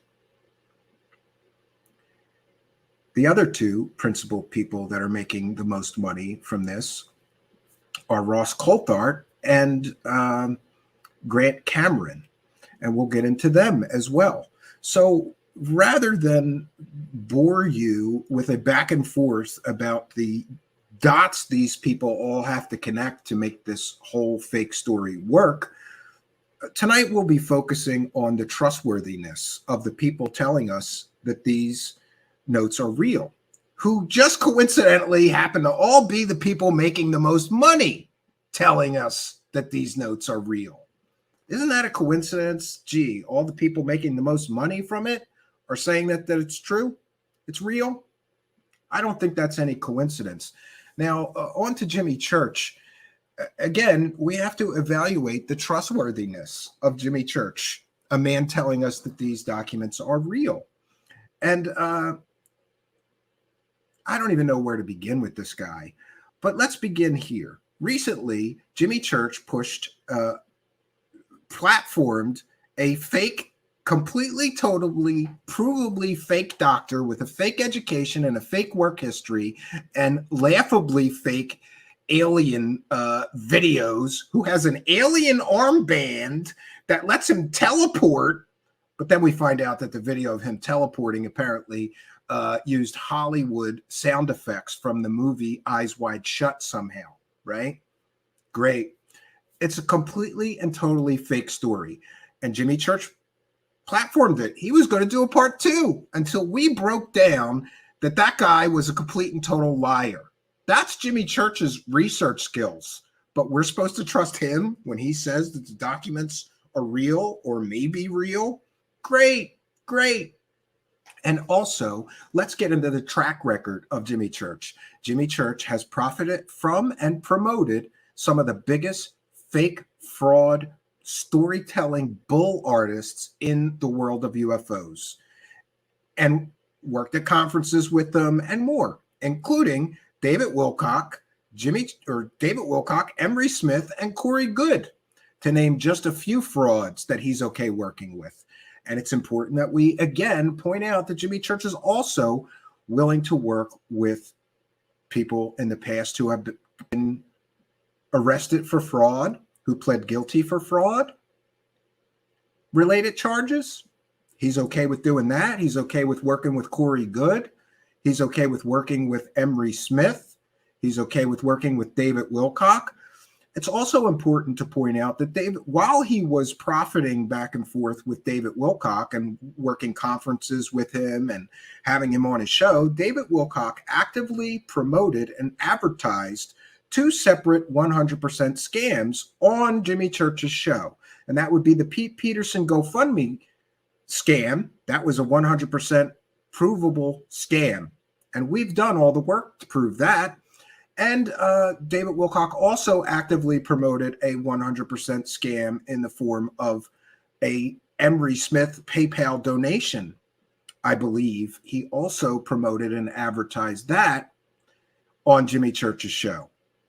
And Jimmy Church has yet to apologize for letting David Wilcock scam the entire UFO community out of, I think the first one was $60,000, and the second one, by the report of Emery Smith's father, who said it was a total scam, $50,000. Both of those were talked about on Jimmy Church's show when David Wilcock appeared there, and Jimmy Church has never apologized for that or even acknowledged that people are actively promoting GoFundMe and PayPal donation scams on his show. Great. Real trustworthy guy. And let's not forget some of his advertisers like Billy Carson. Billy Carson was previously arrested for fraud-related charges, and is selling, let's just say, questionable medical devices and making questionable claims. He's one of Jimmy Church's advertisers. Also, Jimmy Church worked for J3 Films. And whether he knows it or not, J3 Films, before they worked with Jimmy Church, was working with a man that we all now know was a kiddie porn collector. And J3 Films is still actively promoting and profiting from a film, a documentary film about the alien experiences of that man, Stan Romanek, who turns out to be a kiddie porn collector. Great. Jimmy Church worked for J3 Films. We also know that Jimmy Church worked with and for, I suppose, KGRA, who distributed his show for some time and employs convicted child rapists to be program directors. We also know that Jimmy Church, and I have to say this, Jimmy Church actively tries to take away people's rights to free speech. Because when we used clips from his show here, he falsely copyright striked us. And another thing that's important to note is that I was then forced to give him my home address, and shortly thereafter, everyone had it. Now, I'm not accusing Jimmy Church of illegally using that information given to him in a legal document to help the people who would dox me release that information publicly. But it seems to me to be more than a coincidence that I've been doing this for 8 years. No one ever released my private personal information on the internet or otherwise until very shortly after I was forced legally to give that information to him. And I'd like to ask him about that. He has a wife. He has a family. Is it okay? Did you? I'm asking this as a question, Jimmy Church. Did you take that information that you were given when you falsely copyright claimed my channel and give it to anyone? Remember that if this goes to a legal situation, I will subpoena all of your records, everything, your text messages, your phone calls, everything, in an attempt to get to the bottom of just who may be responsible for that information suddenly being all over. And again, I'm not accusing him. I'm questioning the fact that my information was never released publicly until just a few weeks after he got it. And about that false copyright claim, it was for being critical of him. Jimmy Church is apparently an intellectual weakling and a coward who cannot withstand with debate or questions. So what he did to us in an effort to silence our voice is force our videos down here. And we fought that. We fought that and we won. And YouTube determined that he falsely copyright striked our channel here. And by the way, this is a transformative work, and we believe in the right of fair use. So if I use a clip from Jimmy Church, especially in a comedic parody, that's fair use, Jimmy Church. You can't just copyright claim me, right? You can't just force my videos off of YouTube. And but let's get into Jimmy Church's track record. He has profited from and helped promote David Wilcock. That's all I have to say on that one. Emery Smith, Corey Good, and more recently, some other complete and total provable frauds like Jason Shirka. He platformed him and did a show with him. Jason Shirka behind a paywall, apparently him and his guests tell people that you can cure autism with camel milk and essential oils. That's, yeah. He has also platformed and profited from Sarah R. Adams, who ran a medbed scam while she was running the medbed thing where you too could pay hundreds of dollars to go up in a Stargate through a portal into a spaceship and lay in a medbed and cure all that ails you, apparently. You know, snake oil. Oh, but then they admit at the bottom of it that it's just a Skype call. There is no spaceship. There is no Stargate. There is no medbed, right? Jimmy Church platformed her, didn't even ask her about that, her doing that to all those people, right? Because Jimmy Church doesn't care who is harmed by the people that he profits from. He only cares about getting those clicks and views. And that's become increasingly hard for him lately, as evidenced by the fact that all of a sudden now he's not getting guests and he has to do solo shows, something he's never done. And you know what? A lot of people have credited me for that because we're watching who he platforms and talking about the fact that he platforms 100% provably fake people with 100% provably fake evidence, telling 100% provably fake stories. So Jimmy Church is going to tell us that the Wilson documents are real. And it's no coincidence that his buddy, Richard Dolan, is the guy that profits from. And I believe, I'm not sure if it's on Richard Dolan's channel or Jimmy Church's, they're going to talk about the Wilson documents tonight and both make more money together. You know, these cosmic con men who grift together stick together. and they all reinforce each other's BS fake stories. That's how this works, friends. Now let's get to Ross Coulthart. Ross Coulthart is another of the UFO profiteering hucksters telling everybody that these notes are real with no evidence, no proof, right? Can't prove it, right? And by the way, I love the video. Lou Angeles from Unidentified Celebrity Review, apparently people are saying he turned to the dark side now, you know, because suddenly he's critically thinking and catching the inconsistencies in people's stories. And he made an excellent video. And I asked him, by the way, if he wanted to be a guest tonight. I don't know, but it was last minute, so I would have liked that. Anyway, he made a great video. Maybe we'll play it tonight, time permitting. I've got so much more to share with you about it, how ridiculous this whole Wilson note story is, and the people pushing it are literal UFO hucksters, right? That have been caught. Provably, it can be proven and established that every one of these UFO profiteering hucksters that are pushing these Wilson documents as being real has been caught multiple times pushing 100% provably fake stories. Richard Dolan has, Jimmy Church has. Jimmy Church just platformed the fake Dr. Jonathan Reed, right? And profited from that.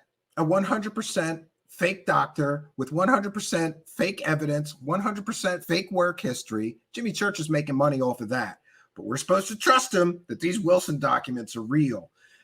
Ross Coulthart was recently caught by us and many others. Many others noticed that Ross Coulthart was actively lying and using deceptive practices in his promotion of an upcoming piece that he was putting on YouTube with News 7. And in that piece, he said something like, "What we have conclusive proof of alien technology," right? And it turned out, no, he didn't have proof of shit. So there's a fake story that Ross Coulthart has pushed. He has used deception to fool people into clicking on that video so that he and News 7 can make gobs of money while they're telling people conclusive proof of alien technology, all confirmed by this man. Cut to a scene of Michio Kaku. But yet, in the actual piece, there was no proof of any alien technology. He lied. He straight lied in his promos, and people will make excuses for him, and he'll make excuses. Oh, they over sensationalized the promos. It was his voice saying these things in the promo.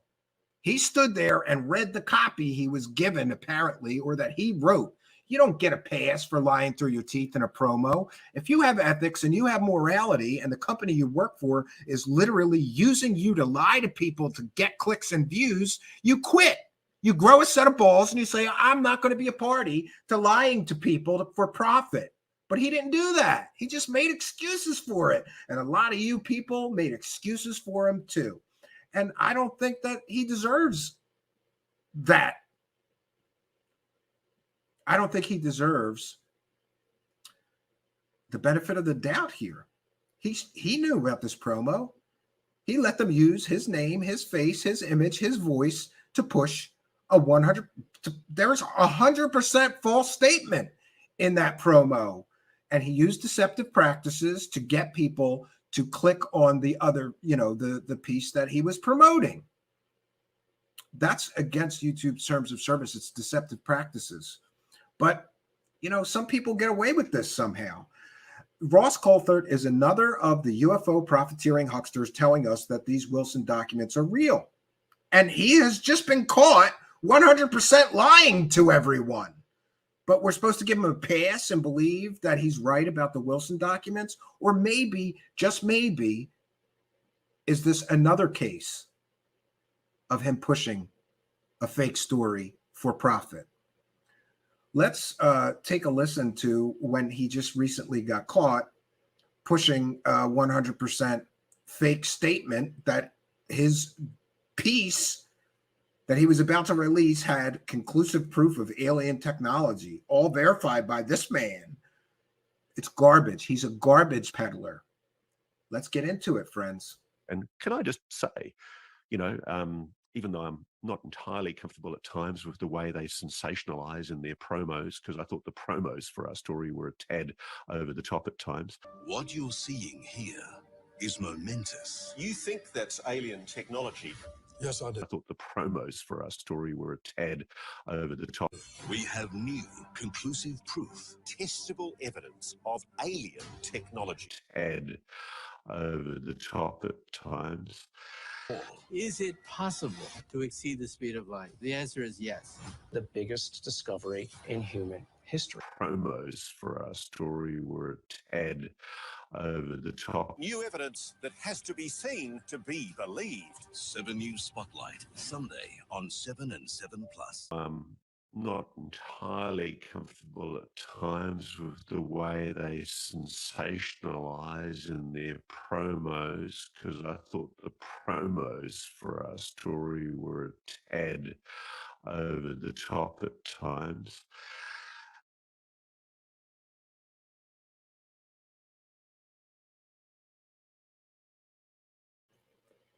So there we have it. Caught red-handed, pushing 100% lying in his promotional material, off saying that they had conclusive proof of alien technology when they didn't have proof of anything. And the analysis of that ball didn't even begin yet. You remember Ross Coulthart scraped the ball, right? Ross Coulthart is ridiculous, in my opinion. He is basically the P.T. Barnum. Come on in, we've got alien stories. You know, he's like the guy who stands out in front of a porno theater. Live nude girls, come on in, right? He is a huckster. He is a huckster, friends. And getting caught 100% lying in your promotional material should be a problem for some people. But it's not for others like Project Unity, who interviewed him shortly after he lied to everyone and didn't even bother to ask him why he lied in his promotion material, promising conclusive proof of alien technology. That was not proof. There was no proof. And, oh, that reminds me, Project Unity is another person profiting from these Wilson documents, right? Another UFO profiteering huckster that we can't trust. Why? Because his discernment is worse than a child's. Somebody sent him pictures taken from inside a plastic model of Bob Lazar's spaceship, and he was going to run with that story, telling everybody that that was really pictures of the interior of a spaceship, and that was really a picture of an alien inside there. We showed it yesterday. I was looking for it on Twitter. It's so ridiculous, and again, the grifters that grift together stick together. So Project Unity is working with Ross Coulthart to amplify his fake information. And he just repeats it. Don't bother to actually, vet anything. Don't bother to fact check anything. Just let the guy sit there and, convince people that the Wilson documents are somehow real. Ross Coulthart is a UFO profiteering huckster that we should never trust.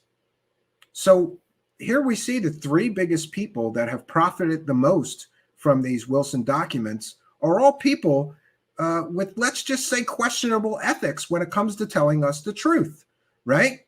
And Ross Coulthart is a laughable clown of a character who thinks he's going to just jump in on American ufology and make tons of money.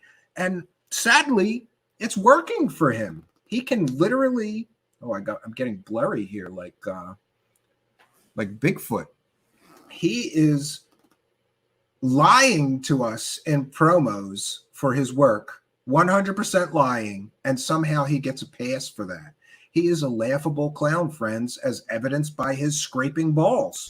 I got scrapings off Jim's balls. I got scrapings off Jim's balls. I got scrapings off Jim's balls. I got scrapings off Jim's balls. I got scrapings off Jim's balls. I got scrapings off Jim's balls. I got scrapings off Jim's balls. Yeah, scrapings off of balls. That's his proof. He scraped some metal balls. Oh, he didn't do the analysis yet.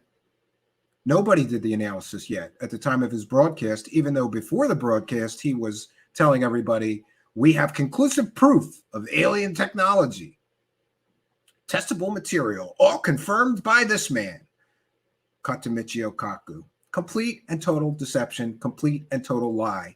If this man, Ross Coulthart, is willing to do that, do you not think he might be willing to lie and push these Wilson documents, even if they're fake, even if there's no proof of who wrote them, even if Admiral Wilson says they're complete and total work of fiction, and the meeting never took place? He's not even sure if he ever met Eric Davis.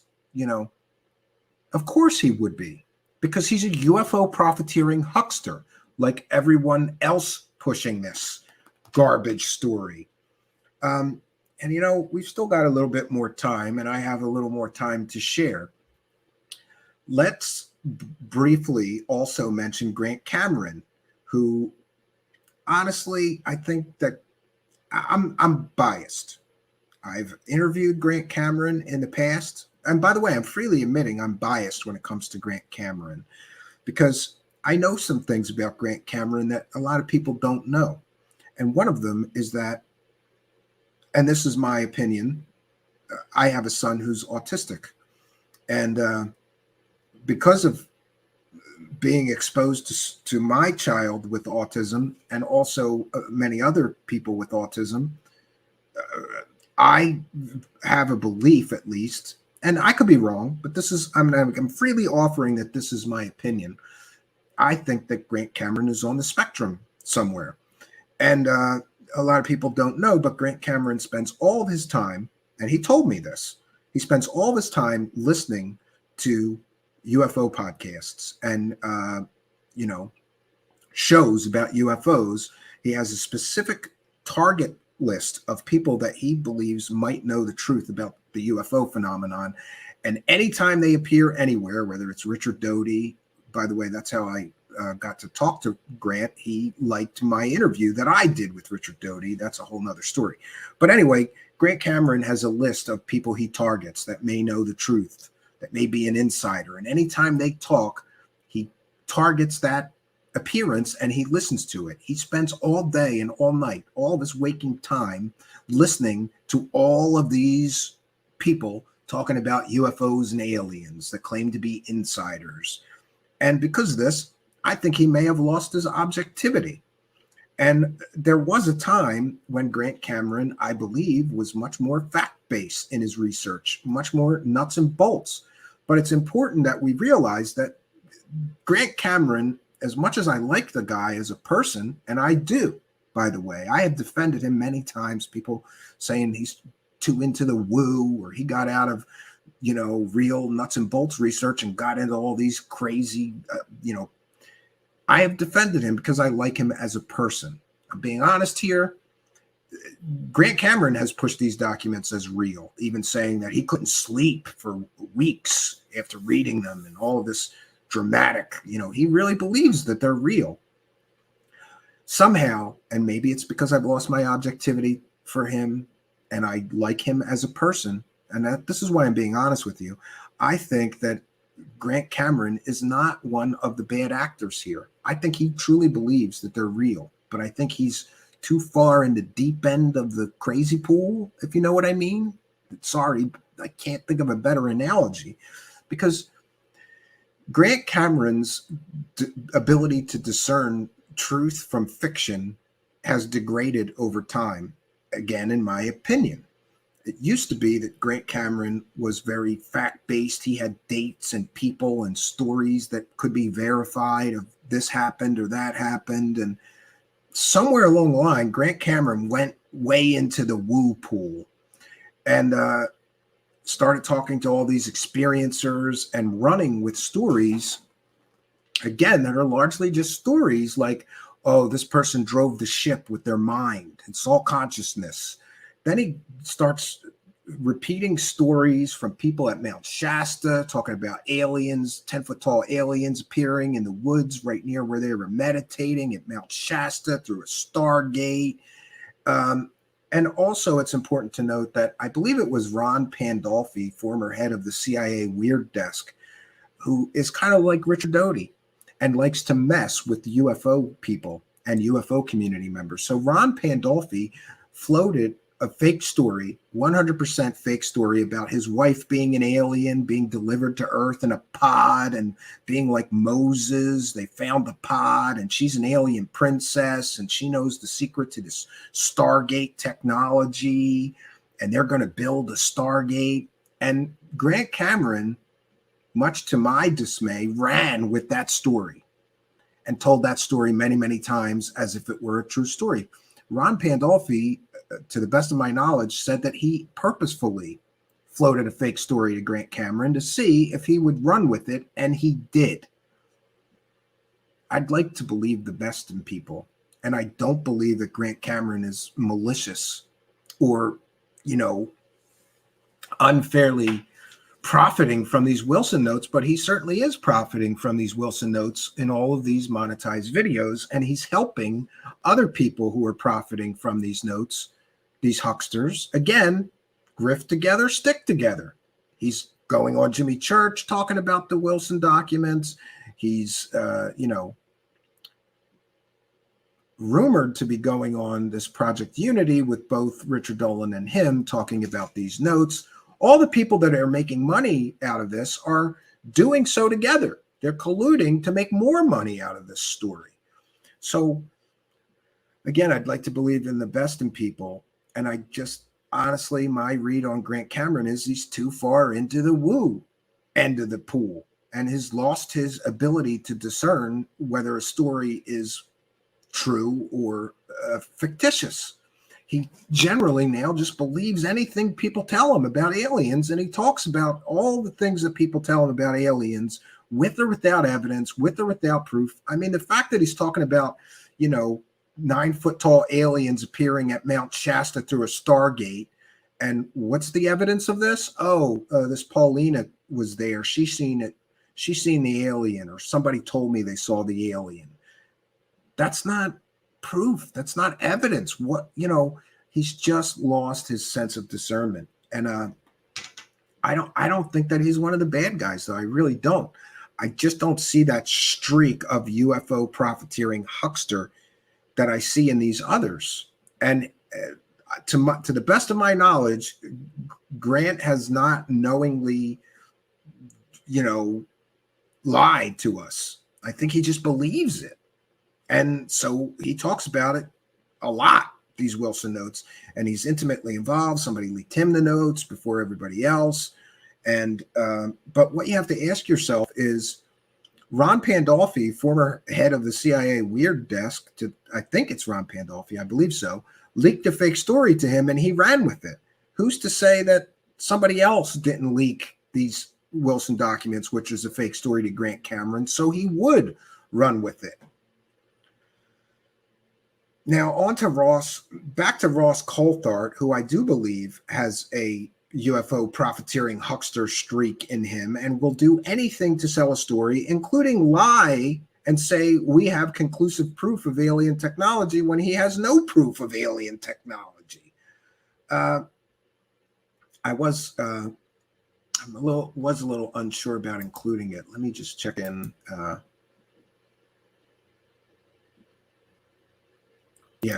Lou Angeles is currently filming a commercial. So I'm going to say, go get him, Rockstar.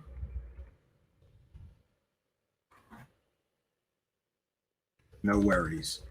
So I did invite Lou Angeles, who made this video here, and I thought he would be helpful in our discussion. And again, tonight I wanted to focus on the morality and the ethics and the trustworthiness of these people who are telling us that these notes are real. But don't worry, I have promised to in the past, and I got most of the way through. Listen, I listened to like 14 hours of Richard Dolan trying to prove these notes are real, so you don't have to. And we are going to do a step-by-step deep dive and analysis of all of Richard Dolan's attempts to connect all these different dots that aren't there, and Ross Coulthart's all these different attempts to connect dots and do mental gymnastics, and maybe they're real because and the latest, of course, is that Oki Shannon said that Admiral Wilson once asked him if Eric Davis is trustworthy. So that somehow proves that everything in the documents are real. That's how flimsy. It's like a house of cards, friends. One ping and this whole story is going to fall apart. I thought the ping was the NRO document that this whole fake story is based on. And the fact that Stephen Greer is at the beginning of this story, that should tip you off that this is a fake story. But it's not enough, and people need more, and we'll attempt to bring it to you. For now, what I can do is go through all of Richard Dolan's ridiculous anonymous source, bringing in more anonymous sources, and I have made notes, and we will be detailing how ridiculous Richard Dolan's attempts to somehow prove these notes are real it actually is. So Lou Angeles busy filming a commercial, and by the way, good for him. I told him go get him Rockstar. And I know that I said some unkind things about Lou Angeles in the past, like, I don't know, failed actor, I might have said. I'm a failed actor, so that's hypocritical of me, and I think I apologized previously. I'm just glad that he is waking up to the deception, and not only waking up to it, but he caught some things in this video about Ross Coulthart. And by the way, it features Ross Coulthart, who lied to us about having conclusive proof of alien technology so that he could make money. It also includes Project Unity, who is an enabler of garbage disinformation, who has profited from these Wilson documents. Again, sorry I didn't include him in the title tonight. A lot of names to include there. But he should be considered another UFO profiteering huckster that sits there, does the UFO circle jerk. Don't ask any hard questions. Don't be critical of the guest, even though the guest lied to everybody and said that he had conclusive proof of alien technology when he didn't have shit. And it's also important to note that this Project Unity, I showed the screenshots. This guy was ready to run with a story about the interior of an alien spaceship when it was clearly pictures from inside a plastic model. That's his level of ability to do research and discern truth from fiction, right? It's ridiculous that these people are able to profit from this and people believe them. Like, doesn't their track record matter to you? Doesn't it matter to you that this Project Unity dummy was ready to run with the story about the true and real pictures of the interior of a spaceship when it was clearly hokey pictures taken from inside a plastic model? Doesn't it matter that that's who's telling you these notes are real or claiming that they're real? Doesn't it matter that Ross Coulthart just got caught lying to everybody, saying he had conclusive proof of alien technology when he had nothing? Doesn't it matter that Richard Dolan has been caught pushing at least 3 verifiably fake stories for those UFO dollars? Doesn't it matter that Jimmy Church has been involved with pushing more fake fraud storytelling bull artists than anyone in the world of UFOs? Doesn't it matter that Jimmy Church just got caught platforming a 100% provably fake doctor with a fake work history with a whole bunch of fake stories about aliens, and he's telling us these notes are real? Doesn't it matter that Grant Cameron's run around telling people about 10-foot-tall aliens and stargates at Mount Shasta with no evidence or proof, or that he runs with a fake story purposefully floated to him to mess with him? Doesn't any of this matter? These are the people that are telling us that these documents are real. 1 second. I want to thank Spooky, who is today was a very difficult day to get all of this together for you, but I'm happy to do it. And Spooky, of course, is always trying to make me work. Somehow I'm supposed to like download and convert a video and include it in tonight's while I'm doing the broadcast. I can't do it. Spooky may be on it. Maybe we'll have something extra to share with you. So the purpose of tonight is to clearly display to you that all of these people who are making money, isn't it? First of all, it's not a big coincidence that all the people who are making the most money claiming these documents are real are problematic ethically and morally, right? We've got a lot of problems. These people all have a lot of problems. And if you want to, if you're okay with the trust me, dude school of whether a story is true, They don't have evidence. They can't even tell you verifiably who wrote the notes. Eric Davis won't admit to writing them. Who wrote them? They can't tell you who got the documents from the Edgar Mitchell estate. To the best of my knowledge, haven't checked in with this story. There may be some updates there. They can't. No, I believe they did say who leaked them to the internet. But they need, like Richard Dolan, he needs all these anonymous sources. He needs Mr. X to try to prove to you why these documents are real.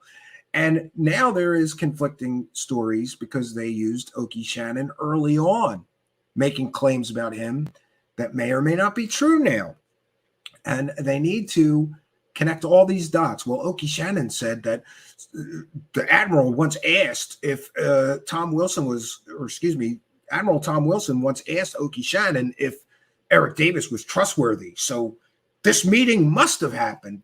This is how they're connecting dots, right? And why do you need so many anonymous sources? Why can't Richard Dolan just give us all the names of the people who are claiming these documents are real, including the name of who got them out of the Edgar Mitchell estate, including a quote from the Edgar Mitchell family saying, yes, these indeed came from the estate of Edgar Mitchell? Why can't he give us factual, real, verifiable evidence to say these notes are real? No, all we get is speculation and connect these dots and a denial by Eric Davis by some. Oh, of course he's going to deny it. He can't tell you the truth about those aliens. And again, Eric Davis told the New York Times that the United States is in possession of craft not of this earth. That didn't violate his oath, right? That won't violate any NDAs he has or any, clearances that he was given. But these notes will. It doesn't make any sense. You have to do all these mental gymnastics to believe these people. Then you have to be willing to believe at least two people who work with people who promote kiddie porn collectors and work with people who are child rapists. Somehow, I'm sorry, I don't find people that would do that or are willing to do that to make a living credible or trustworthy when they tell me something. Now, I may be alone, and some people may think, oh, it's not fair to impugn these people's character, but they don't have evidence. So all that they have is their character and their track record of whether they are accurate in the stories that they tell people are true. That's all we have from these people. And we can see from their track record that you shouldn't trust these people. Now, back to Lou Angeles, he did.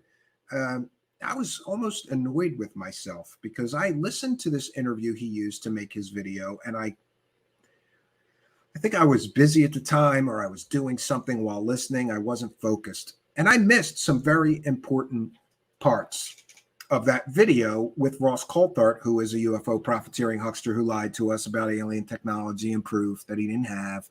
And this Project Unity, who's so willing to believe anything that he was going to run with fake story and is, by the way, a big Stephen Greer believer. That's great. Project Unity guy believes that Stephen Greer has superpowers and can summon spaceships with his mind and can summon aliens and interdimensional beings with his mind when he meditates. Project Unity believes that. Project Unity guy also believes that pictures taken inside a plastic model are pictures taken inside a real alien spaceship. And he was going to run with that story. And he also has built his entire channel on doing the UFO circle jerk. What's the UFO circle jerk?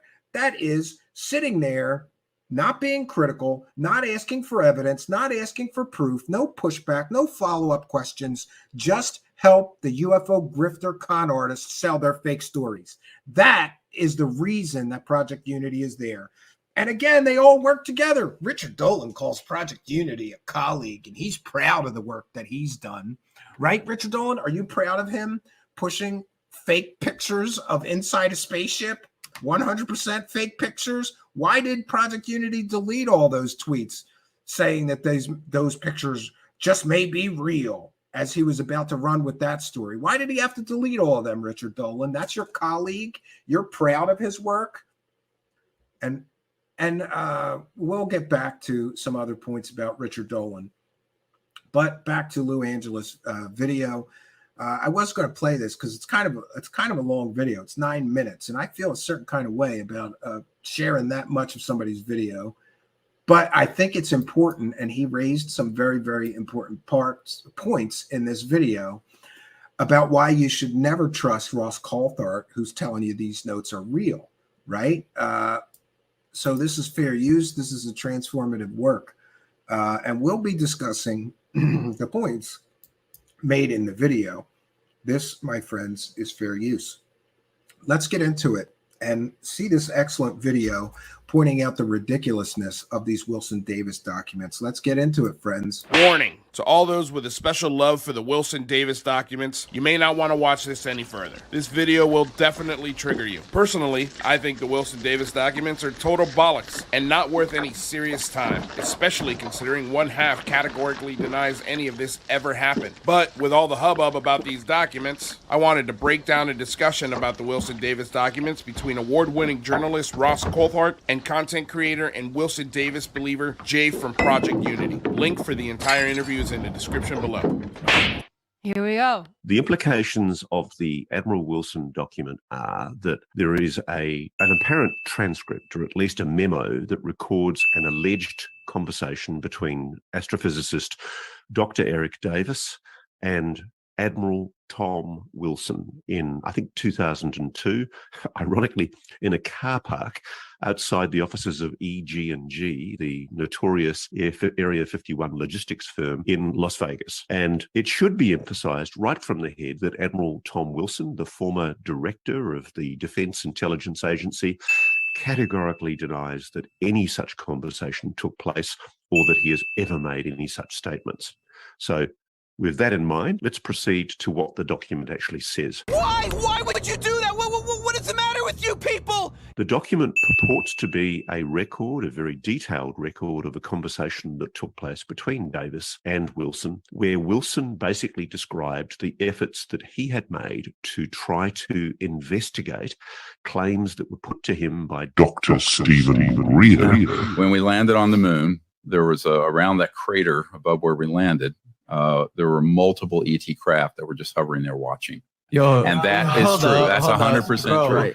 In a meeting in 1997, where Greer basically revealed to him, allegedly, code names that he was not familiar with, that when he investigated those code names inside the Pentagon, Admiral Tom Wilson purportedly discovered a covert, hidden UFO, UAP crash retrieval program that was concealed inside very secure, secret special access programs that were hidden in a specific part of an office inside the Pentagon. And that is true. That's 100% true. And what it described essentially was that the United States had allegedly recovered craft, alien technology, and that moreover, that alien technology had been deliberately withheld from the purview of Congress and various oversight bodies. And that is true. That's 100% true. By concealing it inside private aerospace, inside a private aerospace company. And what the document purported to record was Admiral Wilson's frustrations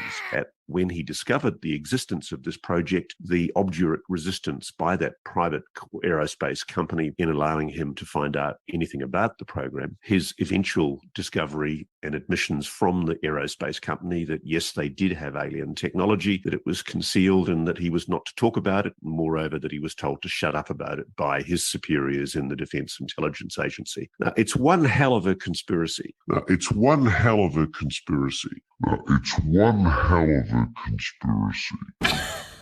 What? I've never known quite what to make of the Admiral Wilson document because, there are some people who say, including Admiral Wilson, that it's a hoax, that it's not true, that it doesn't record accurate events. Categorically denies that any such conversation took place or that he has ever made any such statements. But one thing I'm very, very sure of is that the provenance of the document is very clear in my book. I know for a fact that it came from the estate of Dr. Edgar Mitchell, the Apollo 14 lunar module pilot, and that Edgar Mitchell was probably sent it by either Eric Davis or Dr. Hal Puthoff shortly after the conversation allegedly occurred. And that is true. That's 100% true. And what interested me in the interview that I did with Professor Gary Nolan a few weeks ago is when I asked Gary Nolan about the Admiral Wilson document, it was very much in the context of the general claim, pushed indeed in part by people like Lou Elizondo, the former head of the Pentagon's UFO program. There was retrieved technology of some kind, or as Lou refers to it, exotic material. Other people have been more frank. But basically, in the context of that conversation, I then went for it. I don't know, I just woke up from a little nap. It's a little dark, but you guys silly? I'm still going to send it. And decided to ask Professor Gary Nolan, does he know anything about the Admiral Wilson document? And he said, yes. I asked him, does he think it's genuine? And he said, yes. He said, I know Eric Davis, and Eric is of a kind of character, it's impossible for him to lie. It's impossible for him to lie. It's impossible for him to lie. I mean, I know Eric Davis, and Eric is of a kind of character that it's just impossible for him to lie. Dr. Eric Davis tells you something, then he's not lying to you. In fact, if you ever met Dr. Davis, you'll realize he has an interesting little personality characteristic that prevents him from lying. So I'm not going to elaborate on what Eric Davis thinks or says or knows. He's his own man. I can tell you that when he tells you something, he tells you the truth. He has no motivation other than the truth. ATIP never ended. Nope. It's still going on today. Yep. Who runs But it? not in that name. Oh, they changed the name? Change names, change location, change leadership. 1 minute later. It isn't likely to change locations for any reason. It isn't likely to change locations for any reason. It isn't likely to change locations for any reason. It's impossible for him to lie. It's impossible for him to lie. It's impossible for him to lie. What the hell are you talking about?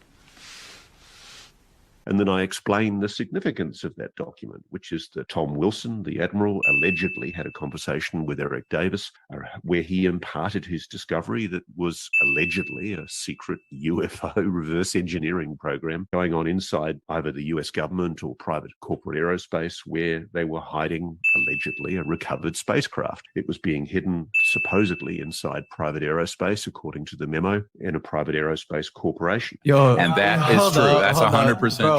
And I put it to Gary. I said, look, Gary, the journo in me, the journalist in me, thinks it's highly implausible for the simple fact that in America, everything leaks. You know, it's impossible to keep a secret like that. And Gary went, well, this is an example of it leaking. Everything leaks in this country. And this is an example of it.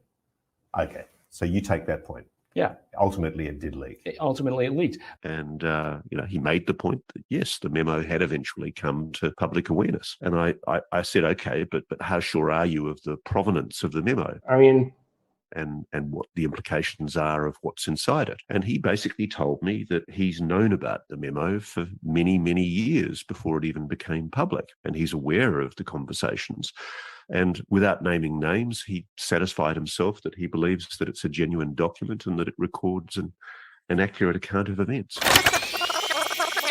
Without naming names, he satisfied himself that he believes that it's a genuine document and that it records an accurate account of events. And he said to me, crucially, I might say to my colleagues out there, I know this all sounds completely crazy, absolutely crazy, but if you've seen the things that I've seen, you would only be able to come to a similar conclusion. Wow. And that is true. That's 100% true. I know, again, my reputation takes a hit. I'm sure there are prizes and other things that I'm never going to get because I'm talking about this. And believe me, I know for a fact, this is independent of any conversation I've had with Gary, I know for a fact that those hearings are going to very soon start on the Hill, and they are going to be momentous. Momentous is a big word. Is there anything you can expand on there, or is that all we get? No. I'm sorry, I can't. Game over. Why would Eric Davis lie about writing something that he never intended to go public in the first place? Who cares? So there we have it. Ross Coulthart is not somebody to be trusted. Do we hear all the times you have to say alleged and apparent and all of these things? If it was a true story, you don't have to say allegedly, 10 times when telling a story. It's absolutely ridiculous. And I do hear that some people are very critical of Lou from UCR and his sudden 180. And I understand that. But I stand by my belief that he was used and woke up.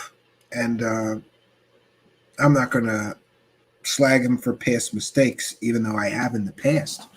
I have been very critical of the way in which he built his whole show. And I understand that sudden 180 is a bit much for some people. But I have seen that sudden 180 before in the form of one, Teresa Llaneros, who was a big-time supporter of the Corey Good thing and built her whole show and her whole channel off of Corey Good, and then one day suddenly woke up and was very critical of Corey Good.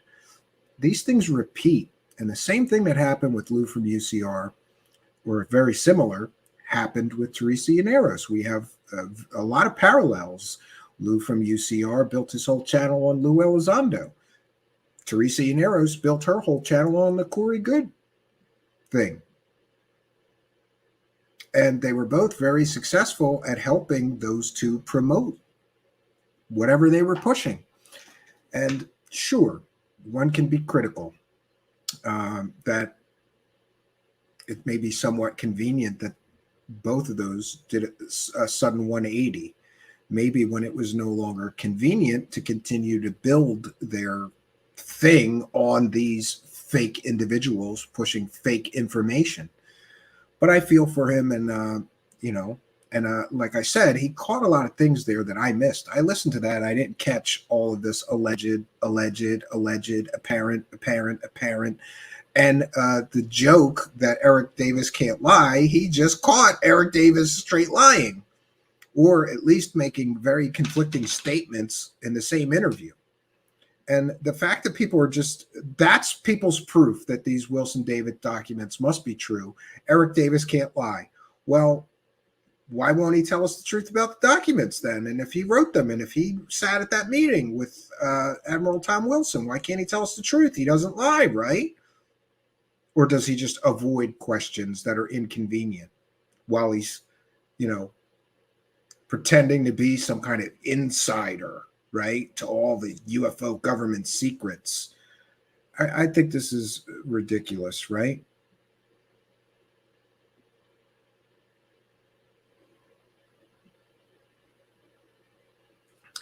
And I don't believe that's true, John Griffin. Somebody said he probably saw Stephen's numbers, knew Lou wasn't coming on the show anymore, so decided to go the truth seeker's way. Well, people can say what they want. I will, it's rare for me to give somebody the benefit of the doubt like him. I was totally opposed to the way that he built his show. And I thought that he did a terrible job for a long time. But in total context, seeing that he was used and manipulated for a purpose, it's easy to see, right? And again, you have to remember that Lou Elizondo was a big hero of his, and suddenly he's interviewing him and talking to him, and he's got his cell phone number and he's messaging him. It's easy to get starstruck as well with a hero of yours, or someone you perceive to be a hero. So I'm doing something very rare for me, which is giving him the benefit of the doubt and just wishing him the best, and letting any animosity that I once had towards him or his show, I'm letting it go. I'm learning that I need to learn to accept the things I can't change. And I certainly can't change my own past, let alone this Lou from UCR's past. Can't change his past any more than I can change my own. We all make decisions in life. And like I was saying earlier in the broadcast, sometimes it's important that we do make mistakes so that we learn from them, acknowledge them as being mistakes, and move on. And that's where I'm at with him. Mike says he allowed the manipulation for a purpose. Yeah, maybe to build a channel that he needed. And, another thing that I've been thinking about lately is there, but for the grace of God go I. And, I have to be very honest with myself. If I had been given an opportunity to have Lou Elizondo on my show, what was it, 7 times?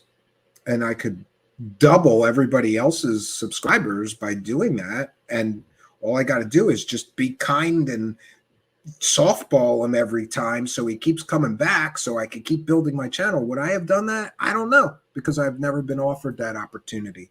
Most of you are aware that look at how Richard Dolan collapsed under the weight of just one of my questions. Look at how Linda Moulton Howe lost her goddamn mind under the weight of just one of my questions. So it's hard for me to put myself in that place because, quite honestly, I would not just softball anybody I would not do the softball circle jerk. And I believe that he did for, a time. But I can't judge him. And I think that he was manipulated in some ways. And I feel sorry for him. I have sympathy. I have empathy because there, but for the grace of God go I. And then, like I said, it's hard for me to imagine being offered that opportunity and would I turn it down? And yes, there have been times where I turned down opportunities because I knew it wasn't the right thing to do or whatever. And if any of these UFO celebrities came here, like I said, look at how they collapse under the weight of one of my questions. And that will give you some indication as to why they won't come here and have a respectful conversation with me or allow me to ask questions. Look at what just happened with Richard Dolan. I asked him one simple question about working with the child rapist at KGRA or working for or whatever. And I got blocked on social media, on Twitter by him because he doesn't want to answer my question. So it's hard for me to put myself in a position. Honestly, do I think I would just softball somebody 7 times? No, I'm not. It's a big club and I ain't in it. I've said it before and I'll say it again. So I don't think I'd be even offered the opportunity like that he was. So it's impossible for me to judge whether I would do what many people would call selling out to build a channel or whatever. I can't put myself in that position. I don't think it'll ever happen for me. The closest thing that I could say is that I once got an opportunity to interview Whitley Strieber, whose book I really loved when I was growing up, when I was a kid, and I was a little starstruck by him. And I didn't push him as much as I should have.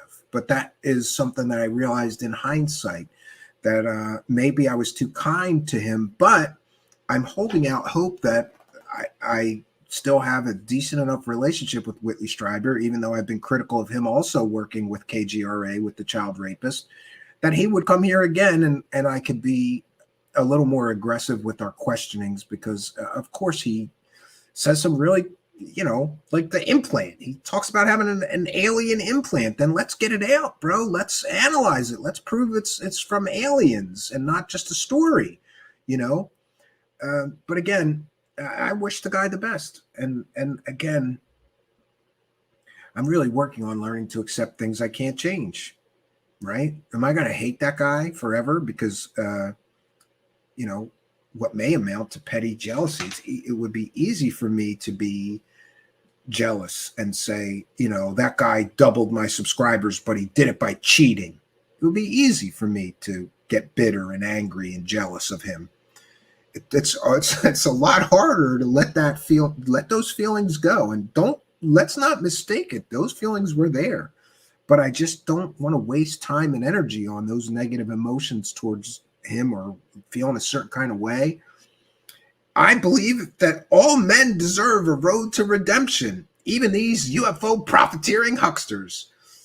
And I see Pixis here to tell me that the Wilson documents are real. Look at these UFO profiteering huckster idiots that are telling you that it's real. And you're going to believe all these people have been caught pushing provably fake people, fake stories, fake evidence all this number of times? Why can't we get real, factual, verifiable evidence that these notes are real, or even who wrote them? We can't even get that much.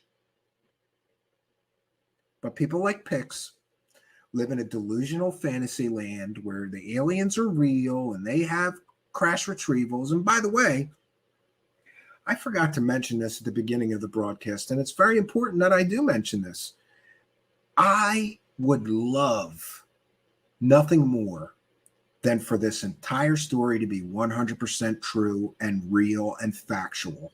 I would love that, because it would confirm, just like it confirms for these true believers that just jump right in and are willing to believe it, it would confirm that the so-called core beliefs or core secrets are true, that the United States is in possession of alien technology. However they got it doesn't matter, but they have it and they're studying it. They're trying to back engineer it, right? But when you search for proof of these so-called core secrets, what do we have? We've got Bob Lazar saying he worked on it, a provably convicted pimp fake scientist who lies and says he has things like particle accelerators in his bedroom, which is absolutely nonsensical garbage. Ask any scientist. You can't have a particle accelerator in your bedroom. And I could go on and on for 10 years about Bob Lazar being a fake, but that's what we have. That's what people cite as proof that the government really does have alien spacecraft and they're back engineering them. Mostly people will cite Bob Lazar, who, again, you know, it's like one lie propping up another lie, stack on another fake story or another fake source, another fake scientist, right? Or let's believe that other fake doctor, Dr. Jonathan Reed, who Jimmy Church just platformed, a completely and totally fake doctor, right? 1 second. I have to get a video here that I was told by Spooky to share at the end of the show.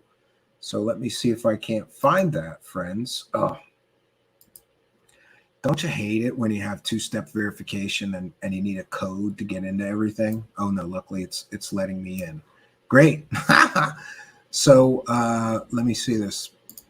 We will get that piece that okay, 1 second here. I'm gonna get this ready for you, friends. A gift from Spooky. And by the way, thanks Spooky for the excellent thumbnail.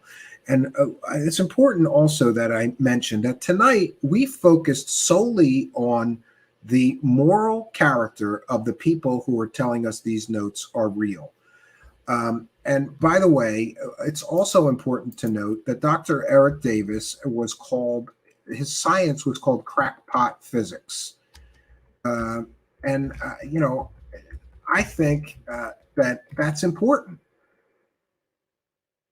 Air Force funded psychic teleportation study, quote, crackpot science, right?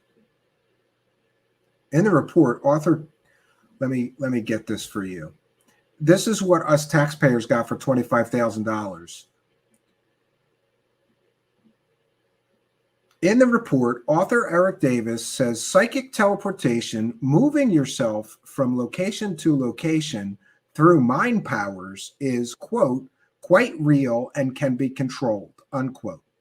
That's the guy who wrote these notes, who believes that psychic teleportation, moving yourself from location to location through mind powers, is, quote, quite real and can be controlled.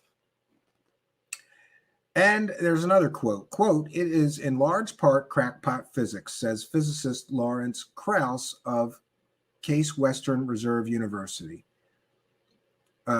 Let's see. He describes the Air Force report Eric Davis wrote as, quote, Some things adapted from reasonable theoretical studies and other things from nonsensical ones. This article goes on to state some experts have long criticized what they see as military sweet tooth for junk science. A remote viewing project, for example, undertaken by Defense Intelligence Services and declassified in 1994, sought to see whether psychic powers could be employed to spy on the Soviet Union. The teleportation report raises questions of scientific quality control of the Air Force. That's about the report that Eric Davis wrote for the Air Force on teleportation. It was called Crackpot Science. And there's other newspaper articles calling Dr. Eric Davis's report Crackpot Science. This is the best that you got. And honestly, I said before about I've been thinking a lot about there, but for the grace of God go I.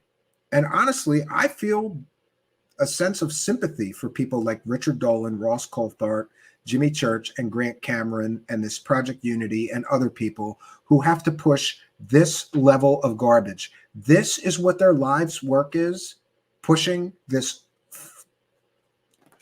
garbage. This is a garbage story that doesn't even, and that's another thing. Richard Dolan was very critical of Corey Goode, and he brought up a concept called falsifiability.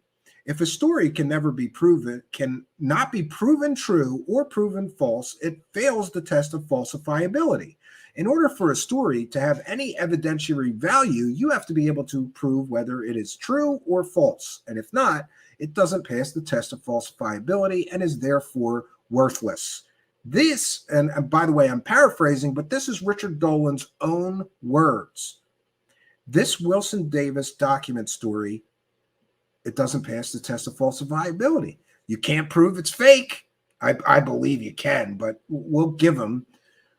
Let's give the believer buddies something and say it can't be proven fake.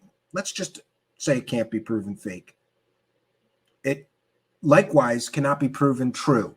Therefore, according to Richard Dolan's own riff on falsifiability, this story has no value because we can't prove it true and we can't prove it false. So therefore, we'll be stuck in limbo arguing about this.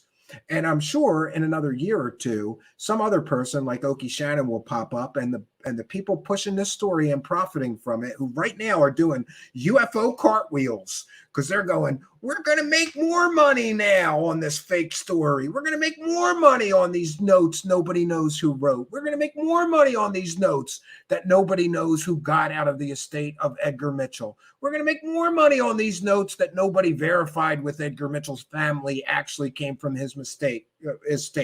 We're going to make more money after that NRO document got busted as completely and totally fake. We're all going to make more money. We all just have to work together and watch this. They are working together to push this disinformation, this unprovable story based on documents by a scientist that people called crackpot science when he writes a report for the Air Force. Where do we go from here? Where we go from here is I will listen to 14 or 18 hours of Richard Dolan trying to prove these notes are fake or are real, with his Mr. X anonymous source that nobody else is allowed to interview or question. Like if this was in a court of law, all of these people that Richard Dolan uses as so-called witnesses or to bolster the story would be thrown out of court, because he will not allow cross-examination of those so-called witnesses or so-called sources. Nobody else is allowed to talk to him, only Richard Dolan. And he brings in Mr. X, and then Mr. X brings in more anonymous sources and more anonymous sources and more anonymous sources.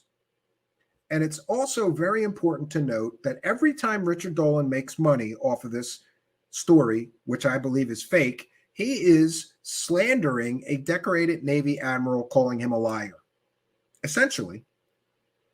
And again, I'm paraphrasing. I don't recall Richard Dolan ever saying he's a liar, but by saying that, the notes are real when the decorated Navy admiral said, no, they're not, it's problematic. And honestly, I think Richard Dolan should consult an attorney before he continues making money off this story and impugning the reputation of a decorated Navy admiral. And so tonight we focused on the character of the people who are profiting from this story and telling you that these notes are real. Do these people seem like people you should trust?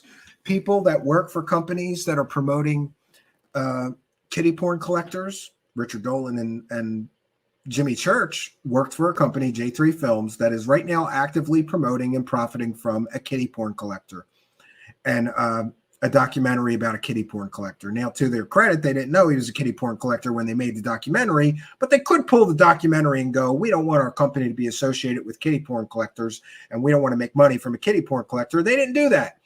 It's still on their website. They still promote it, and they are still making money off of the story of Stan Romanek, a convicted kiddie porn collector. Richard Dolan and Jimmy Church are also, well, Jimmy Church used to work with KGRA, and he now works with the guy who he founded KUNX with, Paranormal Network, which the person who founded KUNX, who Jimmy is now distributing his show on, is the guy who hired the child rapist at KGRA. We detailed all the proof of that. And Jimmy Church's show used to be on KGRA, but he left with the guy who hired the child rapist to start a new network.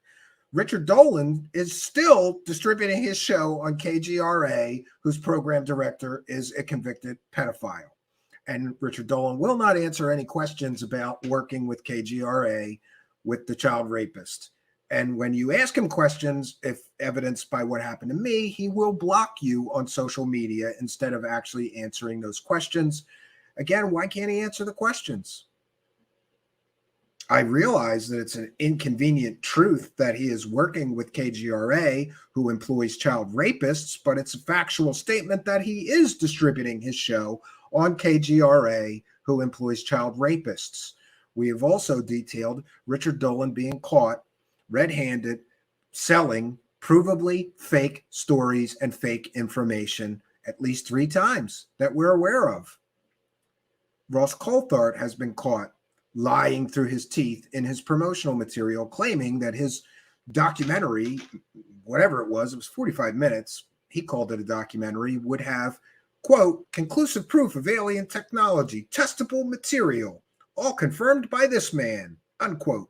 Cut to Michio Kaku. And Grant Cameron, to be honest, I think he just went off the deep end and he will believe anything. And I don't know what else to say about him. But these are the people that are telling you that this is a real story. This is true. Do these seem like trustworthy people? Do these people seem like people that are paragons of virtue, that have good ethics and good morality? Or do these seem like people that will do anything to make those UFO dollars? I know what I believe. What do you think? Let me know in comments in the live chat. We are now going to take questions and comments from the live chat. Please put your questions or comments for me in all capital letters. And damn it, I forgot again. Well, let me see how long this is. 1 second.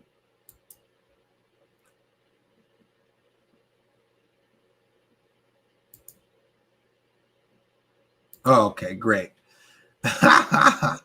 All right, I have to get this video that Spooky sent me up here.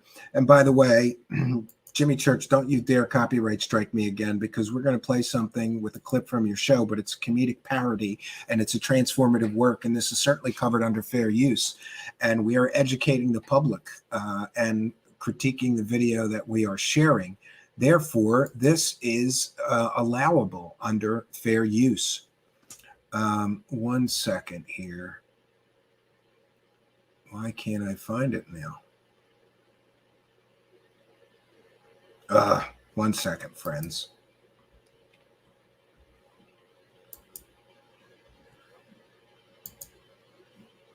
Don't you hate it when you can't find something in your download folder because you got 800 things there? I know I do.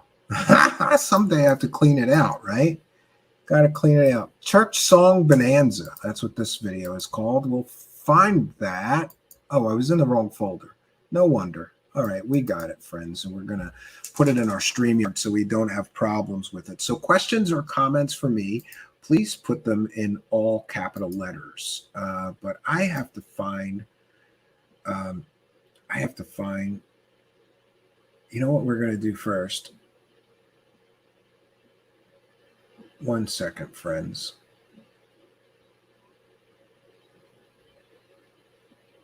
Yeah, actually, I'm going to take a short break because somebody sent me something that I've been meaning to show on the show and share. That would be Tina, and I haven't gotten to share that yet. So we are going to take a short break. But when I return, I'm going to read all the super chats. I'm going to read anybody's pledges that have sent me anything through PayPal or Cash App or whatever. We'll recognize new members, and we will. Oh, wait a minute. That's a problem.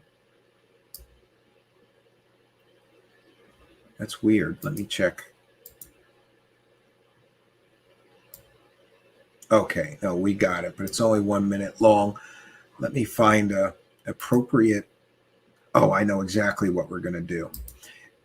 Friends, the Wilson Davis documents are conspiracy wacko shit. That's what they are. It's conspiracy wacko stuff. And I think it's important sometimes that we recognize that it's conspiracy wacko stuff. And sometimes you got to take a break from it. I know I do. So here is David Wilcox, not Wilcock, but Wilcox, with his song, Conspiracy Wacko Stuff. I'm going to be right back. Just got to grab something. Somebody sent me something that's so funny. I got to show it. And I keep forgetting to bring it in here. So I'm going to go grab that. We'll be back in 3 minutes, 16 seconds. We'll be right back, friends. Enjoy the song in the meantime. Sometimes what we need is a soulful song that can bring us all together, heal our hearts. But in times like these, we might need a song like this. I still want to learn to play piano. I could be practicing every day. I keep saying I'd love to start running. I'd be in shape if I had my way. But there were always aliens to think about, Illuminati and the puppet state. Chemtrails poisoning the populace. No use trying, it's much too late. Big crock conspiracy wacko shit. Deadlock, truth I never will admit. It's only an excuse to quit. Conspiracy wacko shit.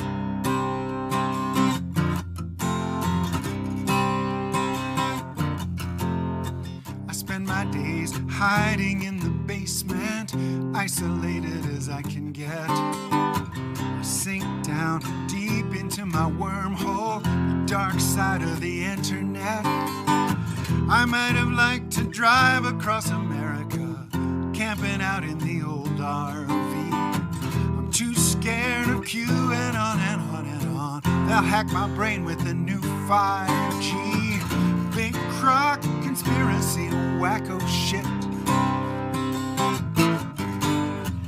Deadlock, the truth I never will admit. Gives me an excuse to quit. Conspiracy wacko shit.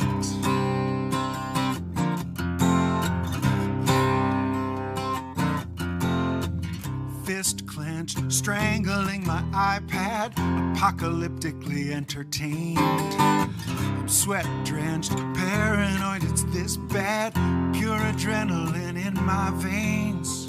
At least I finally see I have no choices. 'Cause everyone's controlled by the deep state. Long as we believe in unseen forces, never even try to change our fate. Big crock conspiracy, wacko shit. Deadlock, the truth I never will admit. It's only an excuse to quit. Conspiracy, wacko shit. It's only an excuse to quit. Conspiracy, wacko shit.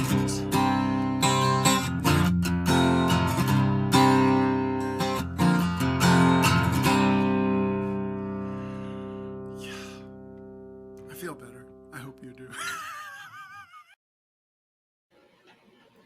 Well, greetings and salutations, and we are back. And by the way, this songwriter, David Wilcox, is one of those amazing songwriters whose songs you've probably heard in a bunch of different places and not even knew who he was. Interesting guy. Just search for David Wilcox Conspiracy Wacko S, and you'll find his channel on YouTube.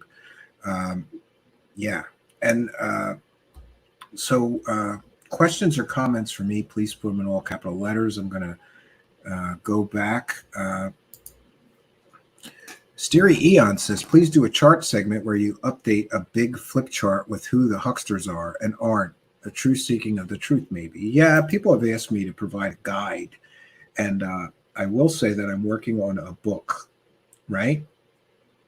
And in the book, it details all of the cons and con artists and fake stories, and will contain all the proof that the stories were provably fake, that a lot of these hucksters are huckstering. And, you know, this is where we're at. We used to, I lamented, that's my word. That's my big word for today. I lamented on yesterday's show about how we used to have people that I, at least at the time, believed were credible researchers. And Richard Dolan was one of those people that I used to think was credible. But the further you go down the UFO career, the worse and worse and worse it gets. We see it with Greg Cameron. We see it with Richard Dolan. But some people right out of the gate are right into the huckstering, like Ross Coulthart, like Jimmy Church. And they don't even try to be credible. From the very start, they're selling garbage, you know? So I have a lot of feelings about that, having grown up reading. You know, I've read Grant Cameron's books and Richard Dolan's books, and I used to think that they were people that were trustworthy and credible and were telling us the truth. And maybe at one point they were, but I no longer think that they are. This is true. Empress Cortana is here. Welcome. Good to see you. Says someone needs to make UFO huckster bingo cards. I agree with you 100%. Mysterious Oklahoma says good guys, bad guys chart. I agree. Absolutely. I should do that. I should really do that. Al Warrior's here and says he should play the banjo. Kasha George says, what do you think of Billy Carson? I think Billy Carson is another UFO huckster. He ran a charity for a while, collected all kinds of money, like Stephen Greer, saying that he was going to, work on spaceships and free energy devices. Where'd all that money go? Nobody knows. His charity got revoked by the IRS, near that I can tell, for not disclosing how much money he collected or what he did with it. He was also previously arrested for fraud, pled guilty. It's a whole story there.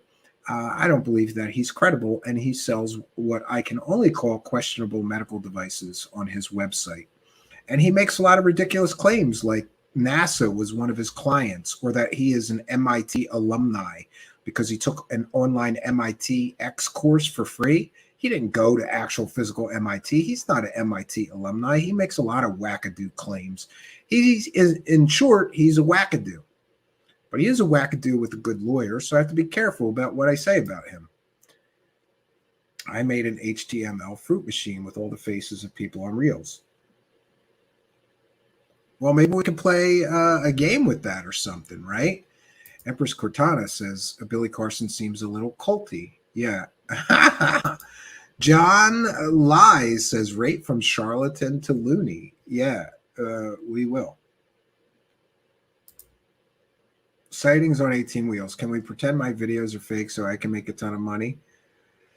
Well, apparently, it really depends. You know, the faker your story is, apparently the more money that you make, according to history here. Why is the power grid above ground? Yeah, that never made any sense to me. Why don't they bury those wires? It would be much better to bury the wires than to have all these poles and wires hanging everywhere.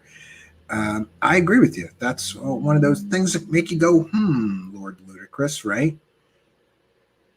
Solar Marshal says, how's Blake? Blake is an idiot. Blake is, oh, you know what? That's unkind. Blake is mentally challenged. That's what I'll say about Blake. And Blake is selling. Blake is now, I wasn't aware of this, but Blake is working with Dr. J, who's pushing the totally fake Dr. Jonathan Reed story, just like Jimmy Church was. And unlike Jimmy Church, he actually did a part 2, right? With the fake doctor. And apparently Blake Cousins is signing off that the fake doctor's story is true. So now Rich from Goofon has to defend Third Phase of Moon, saying that the fake Dr. Reed, Jonathan Reed story is true, right? Oh, it's great. It's great. And I hear that Rich from Goofon blamed me for having a couple of bad months and having to short his mom money for rent or something. That's great. Now I'm getting blamed because poor Rich from Goofon can't scrape up enough UFO dollars to pay his mommy the rent. He had to short her, and it's my fault. But I'm going to share this for the benefit of Solar Marshall and the benefit of Rich from Goofon, who apparently is now going to have to defend this story, right? He's going to have to defend this. Here's Third Phase of Moon, while Dr. J is pushing this fake Dr. Jonathan Reed story. By the way, I tried to look into Dr. J a little bit, and I don't think he's a real doctor either. I think he just calls himself Dr. J. I don't know. Claims to have a background in law, but can he become a doctor of law? I guess you can. I don't know. Here's Third Phase of Moon saying, we spoke with Jaime Maussan about Dr. Reed's case. Jaime Maussan has confirmed that his story is real. Jaime told us that they tested the area around the obelisk and it was radioactive. So here we have Third Phase of Fake, the biggest UFO fake video distributors on YouTube, who have pushed every fake story that they've come across, to have manufactured fake stories, faked videos early in their career, admittedly by them, and more. So we have one fake. Remember how I said this works. Those who grift together stick together. And Third Phase of Moon is grifting with Jaime Maussan and with Dr. J. So here comes Third Phase of Moon in the live chat to tell everybody, we spoke with Jaime Maussan about Dr. Reed's case. That Jaime Maussan has confirmed that his story is real. Jaime Maussan is the same guy who created the Roswell slides hoax. And the fake, pushed the fake Nazca alien mummy story, you know, where some slime ball glued together a bunch of dead bodies and pretended that they were alien bodies, alien mummies. Yeah, that Jaime Maussan. So we've got Third Phase of Moon, who gets caught constantly faking videos, who make garbage documentaries with Dr. Stephen Greer claiming that he went on a secret mission with Billy Gibbons of ZZ Top fame to an underground base where they have alien technology that can regrow limbs. Yeah, that Third Phase of Moon, who also, in the same documentary, they let Dr. Stephen Greer lie through his teeth and claim that an entire engineering firm were murdered in the state of Michigan, according to Dr. Stephen Greer, because they were developing free energy technology. But wouldn't you know, there's no records that an entire company in Michigan ever got murdered. Third Phase of Moon are profiteering, huckstering, hoaxer, garbage peddlers. And so is Jaime Maussan. And apparently, so is Dr. J, who is sitting there like a dummy calling this guy a doctor when his education is provably 100% fake. He's not a doctor. His work history is 100% provably fake. He never worked anywhere he claimed to have worked. His evidence is a laughable laugh riot, friends. Just look at our channel here. We showed his so-called evidence. And Dr. Jonathan Reed does stupid things like Photoshop images of him with the Pope, claiming that he had an audience with the Pope to tell him about his alien encounter. And somebody found the original image that he stole of the Pope and glued his own mug into so that he could pretend that he's meeting with the Pope about aliens. And Dr. J is pushing this 100% provably fake story. And here's Third Phase of Moon telling everybody that the story is real, according to Jaime Maussan, another grifter, hoaxer, garbage peddler. And now, I suppose, Third Phase of Moon is going to have to let Rich from Goofon know that we're coming after Third Phase of Moon for saying that this fake doctor story is real. And Rich from Goofon is going to have to defend that the Dr. Jonathan Reed story is real because his employers, Third Phase of Fake, are saying that it is. And now is Rich going to call them out for being hoaxers? Is Rich going to call out Jaime Maussan? I think he did before. Now he's going to have to shut up about Jaime Maussan being a hoaxer and a fraud peddling garbage peddler. He's going to have to shut up about all that because he gets paid by Third Phase of Moon, and they're saying Jaime Maussan's okay. They asked him about Dr. Richard's case, and Jaime Maussan has confirmed that his story is real. And wouldn't you know, Dr. J is on Third Phase of Moon. Third Phase of Moon are helping Dr. J push this 100% provably fake story and hoax of a fake Dr. Jonathan Reed. This is the cesspool. This is the cesspool that we find ourselves in. And Solar Marshall is right for going after them for Third Phase of Fake for being frauds and profiteering hucksters. And, you know, that's really all we got for you. I forgot here. I have to do something, which is, and you'll have to forgive me, I'm not a UFO whore. So I'm terrible at the whole begging for money and pitch thing, you know. So there's a few ways that you can support our show. And one of the ways is to throw money at us. There's a super chat button down there. And you can hit that and send us any amount you wish. We read every single super chat and thank every person that supports the show through a super chat. You can also send a PayPal pledge or Cash App, and instructions on how to do that are in the description of this video right below me. And we appreciate all your kindness, your generosity, and your support of the show, all you kind and generous people.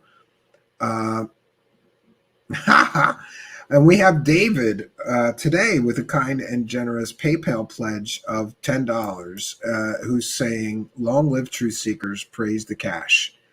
Well, thank you for your kindness, generosity, and support. And before that, we had Carolyn, Sweet Caroline, with a kind and generous $9 PayPal, saying, "I'd rather send you the money via PayPal than give you to 30%. Sweet Caroline. Thank you, Sweet Caroline, for your kindness, your generosity, and your support of the show.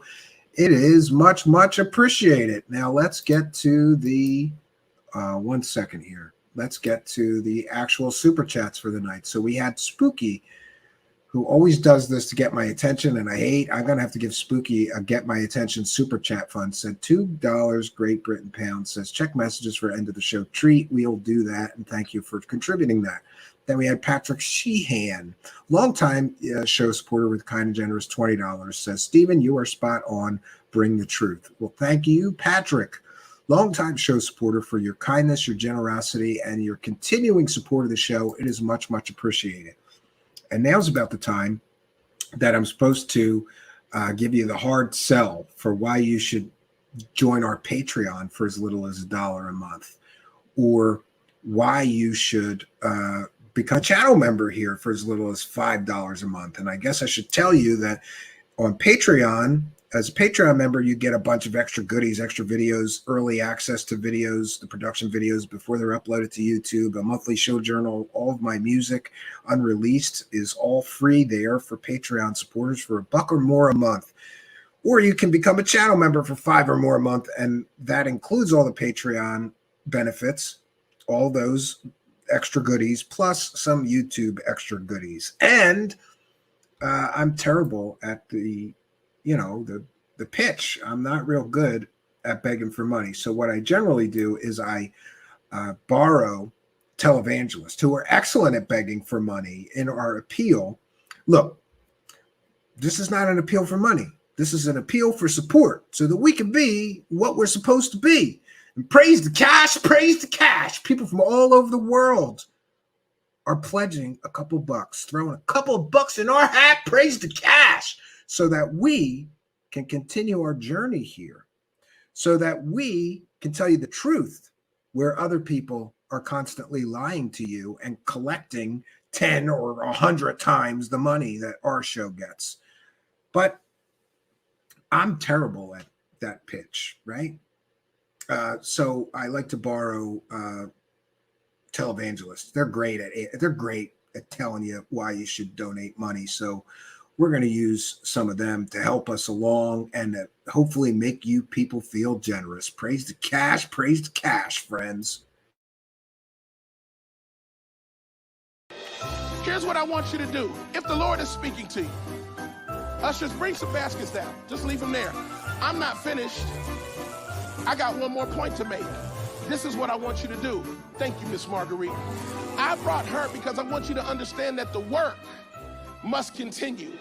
This is not a plea for money. It's a plea for partnership so that we can be what we're supposed to be. I just need 497 people to say, I'll do 300.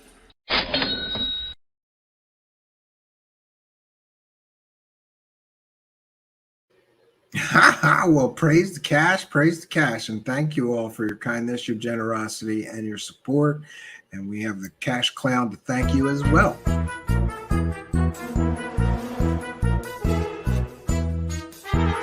You're watching Truth Seekers. Praise the cash, praise the cash.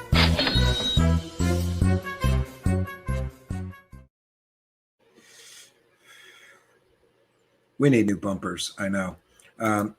So there we have Al Warrior with a kind and generous $2 super chat as well. And I apologize for not sharing the previous ones. They're way, way far back. I'm going to try to get better at doing this.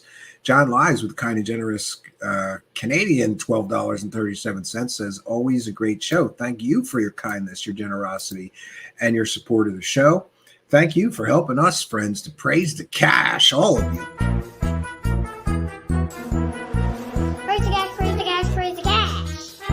Thank you for your kindness. Thank you for your generosity. Praise the cash, praise the cash, praise the cash.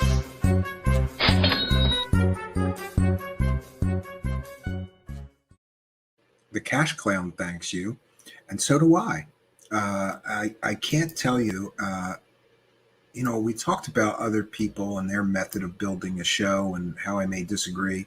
I'm very proud of the fact that we have never pushed a fake story, at least not knowingly. We do our best to investigate things, to vet people, to fact check people.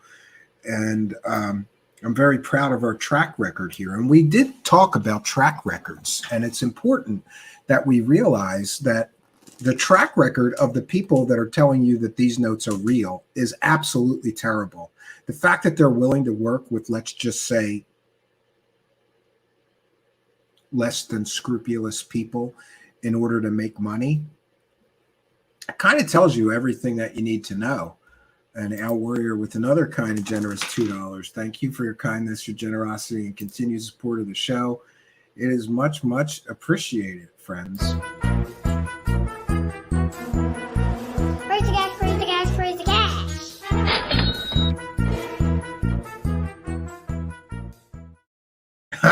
Thank you, Al Warrior, who says, praise the cash.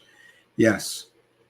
Yeah, Mike says that clown must be a foot taller by now. Not really. He's still a little guy. He doesn't eat good. He's got two stomachs, Mike. He's got a snack stomach, which is infinite, and a dinner stomach, which is this big. Guy eats 2 bites. I get pissed off sometimes because I really try to make good meals for them. I mean, like anybody, sometimes they're lazy. Tonight they had chicken nuggets and French fries, like the frozen ones you put in the air fryer. But some nights I cook a real meal and nobody eats it, and I get pissed, right? Connor Reed says, "Hi, Stephen. I was wondering if you've ever done a show on the truth about the Phoenix Lights." No. And that's one of the cases still in my gray basket, but I have a lot of material. I have a folder full of stuff about the Phoenix Lights, and someday I'll put that together. If you want to see that, I want to see it too. I want to get to the truth behind what really happened there, though. And that requires a lot of work, time, energy, and dedication. And I have to be very honest with everyone, including you, Connor Reed. This is my heart on my sleeve, telling you the honest to God truth. I'm really good at starting a project, and I'm terrible at finishing them. I have something like 100 folders on all different UFO stories and cases, all 70, well, varying degrees of finished and ready for broadcast. Some of them are 20%. Most of them are 70 or 80%, but I have a hard time getting that last percentage done and come to some kind of a conclusion. Part of me thinks I leave some of them unfinished so that I don't have to say, here's another fake case with fake evidence or what, but I will, we finally got to the Virginia thing. We finally got to, the Ariel school case. Hopefully we're going to get to the Phoenix Lights as well. Patty M. Wilhelm is here and says, any lie will do with the grifter. Yeah, I absolutely believe that. And Empress Cortano says, there's also an odd similarity to televangelists and all too many ufologists. That's why I borrow from the televangelists, Empress Cortana, because I don't know how to beg for money. Right? Maybe that's why we don't do better here, because I'm not constantly begging for money. And by the way, when I first got monetized, people came after me. People viciously attacked me, saying that I'm going to be like everybody else now. And I try my very best. We're not hawking coffee or crystal skulls or other garbage every 5 minutes here. One time out of a 2 or 3 hour show, I let people know how they can support the show, and that's it. That's the extent of my begging abilities or whatever. I don't feel comfortable, honestly, begging for money because I have other sources of income. This isn't my full-time job. If it was, I'd want to blow my brains out. I think it's important to have multiple streams of income. And then, if this becomes something I don't want to do anymore, I could just turn it off and it wouldn't really affect my income that much. I'm not paying my bills out of this. I'm using it to cover the show expenses and maybe buy a few things that we need, like these backdrops, these lights, these webcams, these headphones, this microphone as well was purchased. This is a nice microphone. Was purchased out of those funds. I can show a spreadsheet. These other guys are making tens of thousands of dollars selling 100% provably fake stories. Not that I'm bitter. I'm happy for any support that we have. Thank you, John Griffin, for your kindness, your generosity, and your support, and for helping us to praise the cash. Praise the cash.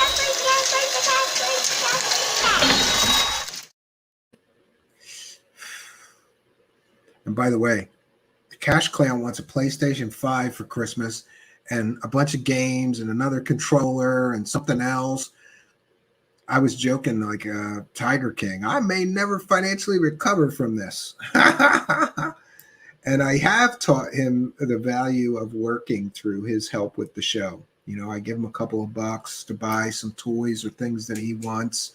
And it's nice to see him learning that you have to earn things. And I'm trying my best. We try our best not to just buy him things.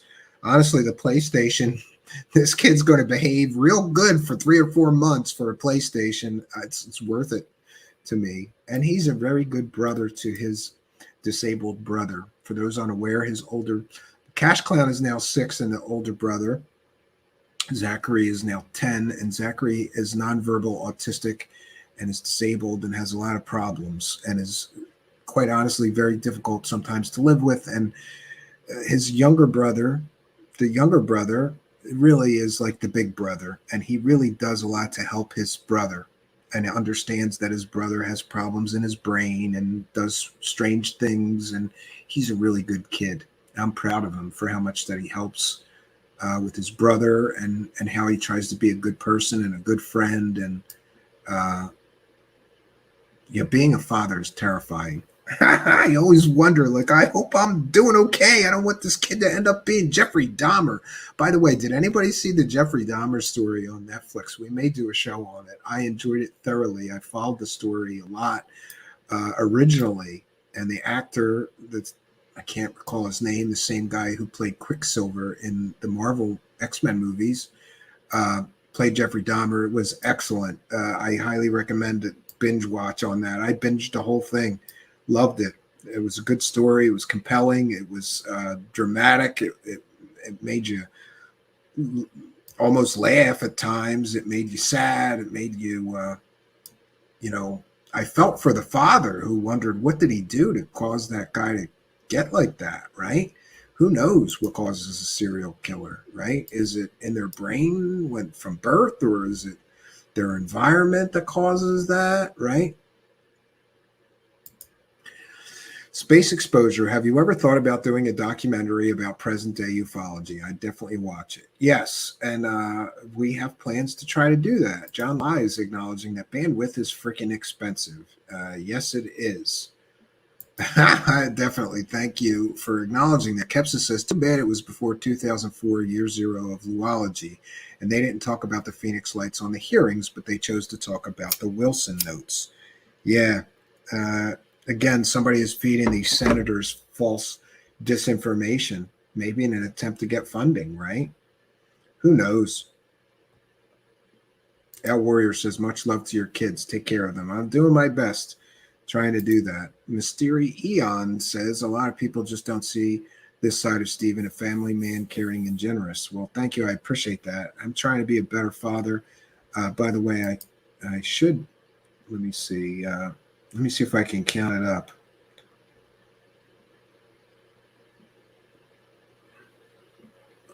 I'm counting up.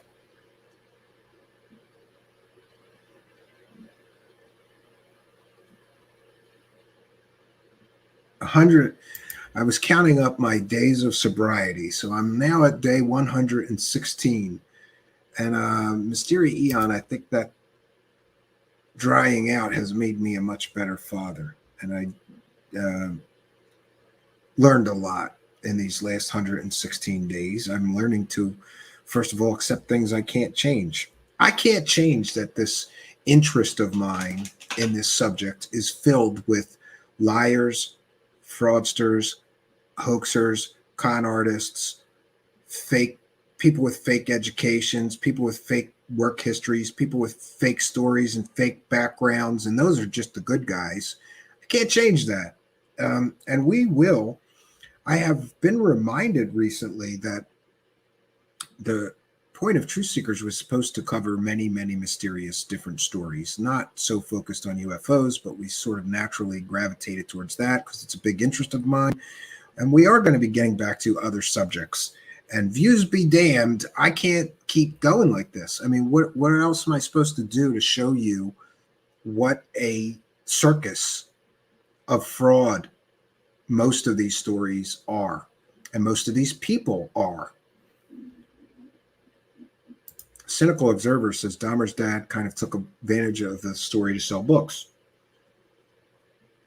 at least in real life. Yeah, a lot of people did say he was profiting from the victims, right, and being an opportunist. But I do believe that he was sued, and whatever money he made had to go to the victims and not to him or his family. Mike says, sound better. Yeah, I agree. Amy Collins says, no matter which side of the issues, it would make someone a bit loopy after a few months. Yeah. I hear you, SpaceX. The clown's great and everything, but yes, and B. Baker reminding everyone that our Discord is awesome. Amy Collins, was that real money in the Praise the Cash bumper? I think that was prop money. And he's got a gun that he can shoot the money. He was so excited about the money gun. Yeah, we'll have to get that back out. We're going to make new bumpers, right? Bob Marley says, minding kids is the hardest job in the world. You don't have to remind me. I felt like I was going to die this past Monday because they had off. It was a Jewish holiday, so they had off from school, and I had them and they got up at like 8 o'clock in the morning, and they were both raring to go. And oh man.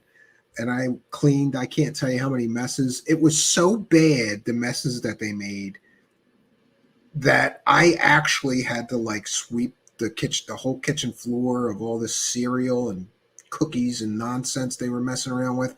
And then they somehow tracked it all through the living room. So I had to vacuum the living room. I was running around like a maniac before my wife got home trying to clean up the damage. But part of that's my problem. I would leave him alone. I left him alone once to make a phone call for 20 minutes. That was a bad idea. Al Warrior says we need to make a band. I don't know about that, right? I'm not sure about that. I think my days in the music business are largely over, but I do have a new album coming out that I hope will be available everywhere for purchase. Empress Cortana says, I've literally been in a UFO mafia. That sounds like a good title for a book, Empress Cortana, and you should write that. My Time in the UFO Mafia, and tell the whole story of it all, because it's interesting and intriguing, and people should know that the UFO Mafia, yeah, they're all working together, right? They all won't rat each other out, right? Did you know that's a rule? You can't rat out your fellow UFO con artist, right? Or they'll rat out you can't tell everybody that guy's a UFO con artist and he's selling fake stories, because then the UFO con artist you ratted out will rat you out for your fake stories. They all work together. They don't rat on each other when they're all, I don't want to say all, most of them are pushing provably fake information, provably fake stories with provably fake or questionable sources. It's absolutely ridiculous. And, part of me wonders, there was a crossroads at one point in my life, right? Like that I became public with my interest in these esoteric topics. And I could have just avoided a lot of trouble and heartache, honestly, in my life if I had just said, okay, it's fake. I'll stop buying books. I'll stop buying documentaries. Too much of these people are fake. And just rolled on with my life and did something else with all of this time. Instead of investing all this time, energy, research to, I guess I had to prove it to myself, not you. I wanted to prove to myself whether this was all bunk and bullocks or not. And I've long past the point where I believe 99% of this is bullocks and garbage and fake information. And it's all related, of course, to the money. Follow the money, and all the people that are making in some cases, millions of dollars are telling wild, fantastical fairy tales and getting away with it. It's a great business, right? Beth Double Kick Chick says, my boyfriend's 3-year-old is so bad that way too, feeling you struggle, mate. Yeah, you got to stay right on top of him, Beth, right? You can't leave him alone for a minute, right? And the thing that really, I try not to yell at my kids, but I do get triggered and I will pop off, is when, Beth, I'm cleaning one mess that they made. Like they dumped cereal all over the floor somehow in the kitchen. So I'm sweeping that up. And while I'm sweeping that up, they're making a mess in the bathroom, dumping shampoo all over the floor. And then I got to go in there and clean that, mop that. But they're making that mess while I'm cleaning the other mess. I lose my mind when they do that, right? UFO John Doe is here with kind generous $4.99 super chat and says, missed the show. I'll catch it later. Also, rest in peace, Coolio. Oh, I did not hear that. That's the first time hearing of that. Is that verified? And do you know what he died of? Sorry to hear that. Coolio is one of those interesting characters. He really is an interesting, I'm not a fan of his music, but I think he's an interesting character. Same as, I wouldn't listen to Snoop Dogg's music, but I like him as a person. I think he's an interesting guy. Never been too big of a fan of rap, but I certainly like some of the rappers. I like them as people. I think they're interesting, artistic, creative, powerful individuals, many of them. And yeah. Well, thank you very much for helping us, UFO. Praise the cash, praise the cash. Aha, praising the cash. UFO John Doe, big time show supporter and longtime show supporter. Good to see you back. So I don't know how, but somehow my 2-hour show is turning into a 3-hour show. But I have been trying to cover these subjects that takes a few hours to get through them, and I'm sorry. And I'm going to try to do some shorter ones coming up. And it's just too much to cover sometimes to get through it. What have you, Stephen, that makes you follow this? I saw something when I was 10 years old I can't explain. For a long time, I thought it was an alien spacecraft. In my later years, after I can't tell you how many thousands of hours of research and reading books and listening to everyone. And I am more leaning towards what I saw was some sort of secret aircraft project, and let's leave it at that. But that's what started me down the rabbit hole, and I cursed that day, because if I hadn't seen that thing, I mean, sure, maybe I'd have some passing interest in UFOs or aliens, but not this total obsession that I have had for decades, for some time, right? Yeah. That's funny. Beth double kick chick. I love that. User ID, by the way, says too many grifters to call out in an hour. Yeah, I agree with that. And Connor Reed says, I appreciate the long shows, multi-part and shorter shows. It's all good, thorough work. Well, thank you for your kind words, Oh, and now I forgot. I wanted to thank Tina, who sent me something funny and amazing, and reminded me of the kindness and generosity and support of my viewers, because this was crocheted by a viewer, Tina, and I can't tell you. Look, that's awesome. It's a gray alien. Not sure what that symbol is. Maybe a leaf? I'll have to ask her. It's green, though, so you can imagine what it probably is. And so there is our alien Bob. And look at the detail on that. And do you know how long it takes to crochet things? I told her, I remember my grandmother. I have such fond memories. My grandmother used to make me like mittens and hats and shit. And I remember it would take her forever to make a hat. So I have no idea. She probably spent hours and hours and hours on this. I want to thank her for her kindness and generosity and support of the show. Thank you very much. And not just this, because there's more. I was commenting that I need some we need some dino beavers on this show. We definitely need some dino beavers. But where the hell am I going to get a dino beaver? I don't know where you buy a dino beaver, or if that's even possible. But our kind and generous listener made us a dino beaver. That's right. We have an official Truth Seekers dino beaver now. So Stephen Greenstreet may have animations, but he doesn't have real world crocheted Dino Beaver character. We're going to call him Dino Beaver Bob. Oh no, the alien's Bob. We'll come up with something else for the Dino Beaver. Dino Beaver Scam? That sounds good to me. So I just want to thank them. This is awesome. And I had to explain to my son, my 6-year-old wanted to know what a Dino Beaver was, and I had to show him. So I showed him Stephen Greenstreet's animation, and he said, wow, Dad, that's cool. And then I got angry because I don't have the budget for a Dino Beaver animation like Stephen Greenstreet, and that's not fair.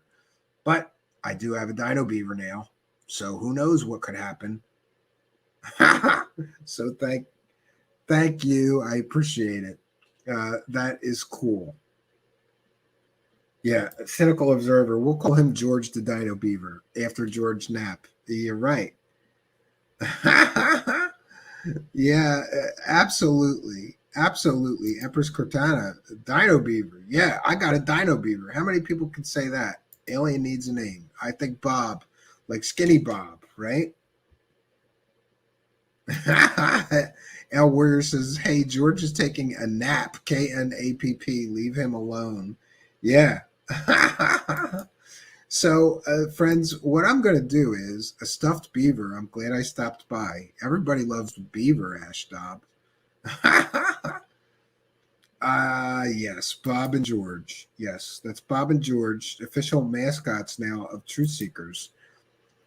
Because shortening is cheaper and has a better shelf life. I don't know what that's about. You have to forgive me. Oh, wait, Mark D. Truth Seeker. Can somebody tell me why shortening is in all stores, bought frosting, but all recipes call for butter? So people are having, see, you can come to Truth Seekers and learn how to cook and make certain things, right?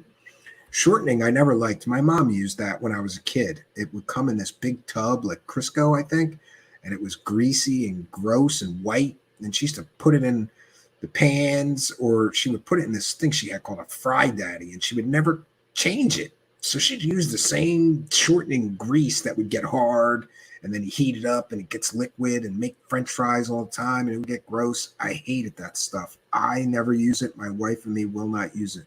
We use mostly olive oil, and we don't really fry anything. We use the air fryer, which I highly recommend, especially if you have kids. Get yourself an air fryer.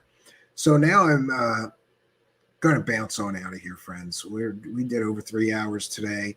I'm one show short for the week, so I will try to be making that up. We will continue our commitment to try to do 4 live shows per week. The week's still early. We're 2 in. I've got 2 to go. And we do have a couple of production pieces to show you, which I'm very excited about. And it's almost the end of the month, so you Patreon folks and channel members can look forward to a monthly show journal, which I'll be releasing in the next couple of days. I'm going to try to get it done a day early for once. Imagine that, right? Mark D. Truth Seekers, I only use beef kidney fat, tallow that I render myself to make fries. Oh, that's probably good with beef fat. Yeah. Amy Collins, don't eat Crisco from the can. I never liked shortening Crisco. Ew, gross. Never liked it. My mom used to make it. It was always seemed to be gross to me, you know. And the fact that you would just leave it there and it would be all hard and shit, and then the next time she used that thing to make something and fry something, and she'd heat it up and it would liquefy again from a solid, and it was white and gross and pasty, and there was all the particles in it from the last time she used it. I hate that. We don't do that. I don't really fry anything, deep fry anything. Oh, no. I deep fry chicken parm, but I just use corn oil to do it, or vegetable oil to make chicken parm. That's the only thing that and I don't even really deep fry it. I put about this much in the pan, you know, like a half an inch in the pan, and then flip it. But then I throw out the oil when I'm done. Try OMAD. I'm not sure what that is, right? Crisco is horrible, so unnatural. Yeah. And now is also a good time. I'm supposed to do this every show. I keep reminding myself. If you're listening in audio podcast land, you're missing half the fun. So go on over to YouTube and click that magnifying glass, the search icon, and then put in there Truth Seekers, one word. You'll see me, the strange guy with sunglasses, pop up. That would be the Truth Seekers YouTube channel, our home base. Go to that channel, smash the subscribe button, hit that notification bell, and you too can come here when we're doing a live taping for the podcast. You can ask questions, participate in our live chat, throw a couple of bucks our way. That would be great, right? But we love all you people in audio podcast land, but you're missing half the fun. So please do go to YouTube, Truth Seekers in the search bar, subscribe to our channel, hit the notification bell, and come here when we're doing the live shows. You'll know when they happen, and you can come and be a part of it. We have been broadcasting mostly 9 o'clock Monday through Thursday. That will be the schedule for the foreseeable future, but I may change that. I'm thinking about going earlier so that I can do some other things later in the night. I do like the schedule now, though, because I have time. You know, I have my kids from 3 to 6:30 or something, and then my wife comes home, and that gives me time to prepare the show so that we can offer you a quality show with actually something prepared to do the show with. We're not just rambling like some people. Although I guess I do my fair share of that, in fairness. Yeah. And I may do a show from the cabin as well this weekend. I'll be working on that cabin porch. I finished the floor of it, which is a natural stone floor. I gathered all that stuff myself. All those stones, I mean, a couple 1,000 pounds of stones I hand gathered. And then I mixed 1,480, I think, pounds of cement to make that patio by hand, because I love to torture myself at this cabin. It's what I do. So, yeah, and we got a special surprise for you at the end of tonight's show, so don't run off as soon as the credits start playing, because we have a special surprise from Spooky as well from tonight, and from Twitter user. 1 second. Let me make sure that I know who. I think it was Simon Fly, right? That we took the clip. Yes, Simon Fly at Jones Smythe. Thank you for your contribution to tonight's show. Yeah. So there's a special surprise waiting for you from Simon and Spooky. And I see that Grant Cameron is now on Spaced Out Radio. And I guess Spaced Out Radio is helping push this garbage. Haven't seen it yet, but people are sending it to me.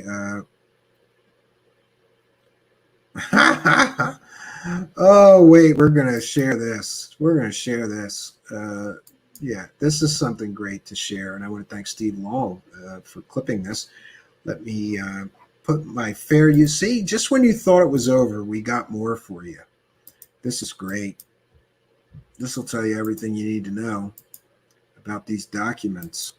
Grant Cameron, who's been intimately involved. And she said, that's in the intimately involved in these notes since the beginning of them, has something to say about the notes. Steve Long caught this. Thank you, Steve Long. I've asked him to come back and be a guest. I just have to schedule him. I know many of you enjoyed his appearance here. He and I think a lot alike. He's very critical of this whole, all this stuff, right? And did I put my fair use banner up? Yes, I did. And we are citing fair use. We're going to discuss, and we're using this to educate people about these Wilson Davis notes. -10. And she said, that's in the Wilson leak notes. That's in the Wilson leak notes. And I'm thinking, it is? It's like, I don't know. Because I'd never read the Wilson document. I never read it. I read the first page, and I read the one that talking about having the craft at the end. That piece I read. But I've never read the Wilson leak document. I saw the first page. That's all I need to see. But she said it's in there, -10. And she said, one of the people who has been heavily promoting this has never even read all the notes. He's never even read all the notes. This is from today, from 9/28. And by the way, we're citing fair use. This is a transformative work. And we're using this video to educate the public about just how ridiculous these notes are. One of the principal people that were sent the notes never even read them, who's been propping up these notes. And Jesus Christ, this is ridiculous. This whole thing is ridiculous. What am I doing here? I got to get into other subjects. We have to start covering other things, or I'm going to literally go crazy. I'm going to go UFO bonkers, right? Because so much of this is garbage. I'm going to go UFO bonkers if I don't cover other stories that I have interest in. So that's what we're going to do. The same background.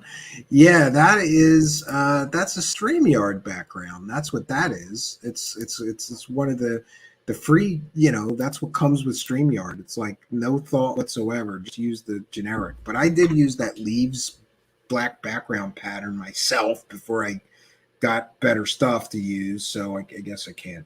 Yeah.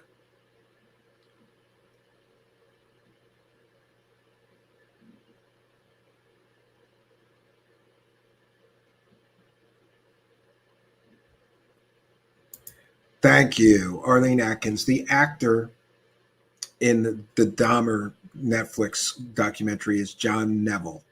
Excellent, excellent actor. I loved him as Quicksilver because, honestly, Quicksilver was kind of in the comic books, he was sort of a minor character. And by the way, he was a bad guy, but Marvel mixed that up. So was Scarlet Witch. They were brother and sister, and they were bad guys, and they were the son and daughter of Magneto. But John Neville, that scene in that one Marvel movie where he goes into the mansion and saves everybody and everything's slow motion was brilliant. And he did a great job. I think he's a brilliant actor, and he's undervalued and underappreciated. He's, you know, sort of an underdog actor. He doesn't get the huge movie roles. Maybe he should, or he probably will coming up, I predict. Thank you for letting me know. I had a brain fart there. I just couldn't remember his name, right? He was the one in Fifth Element as well. And B. Baker, I have no comment. I have no comment. Everyone is living in a StreamYard house these days. I know I am. You know, I spend an awful lot of my time in a StreamYard here, but no complaints. No place else I'd rather be most of the time, except for the cabin, quite honestly. And that's another thing I have to try to remind people. I, like many people, I have notifications on my phone. So please, please, please, people, especially you letter of the alphabet conspiracy people, please don't send me 17 videos at 3 o'clock in the morning on Facebook anymore, because my phone goes ping, ping, ping every time you do that. And I try to remember to turn Do Not Disturb on before I go to bed, but I forget. And then, I don't know why people would send me 17 videos at 3 o'clock in the morning, but here we are. And that's another thing. The Truth Seekers email is getting overrun with people. Apparently, somebody thinks it's funny to sign me up for different mailing lists on that email list. And so I get all this stuff, and I keep having to unsubscribe from all these mailing lists. And it's all different stupid mailing lists. So that's almost becoming unusable because it's getting overrun with spam, much as I try to prevent that. Yeah, and that one I agree with you on, space exposure, especially if you're on Twitter, right? Yeah.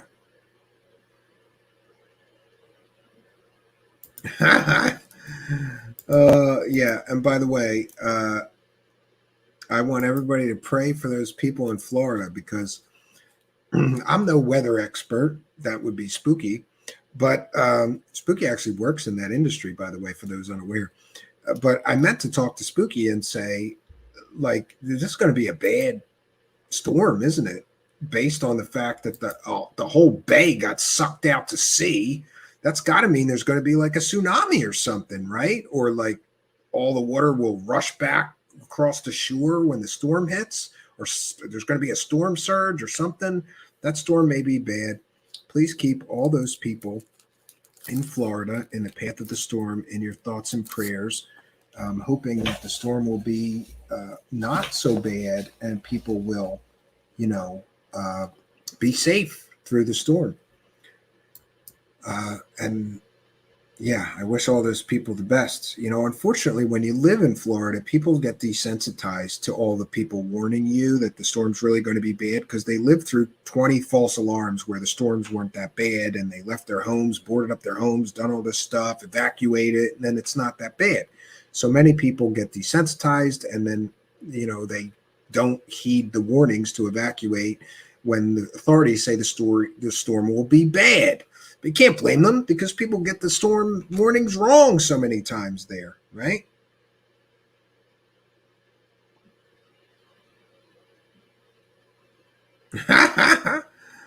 Oh, that's pretty bad if somebody wants their house taken out. That's kind of crazy, right? Yeah. So, what can I say, friends? We're going to bounce on out of here, but I'll be back tomorrow night at 9 p.m. with another exciting edition of Truth Seekers. Remember, we've got a special surprise for you. You know what? We'll roll that first. We'll end the show with this special surprise here. And by the way, we're still citing fair use.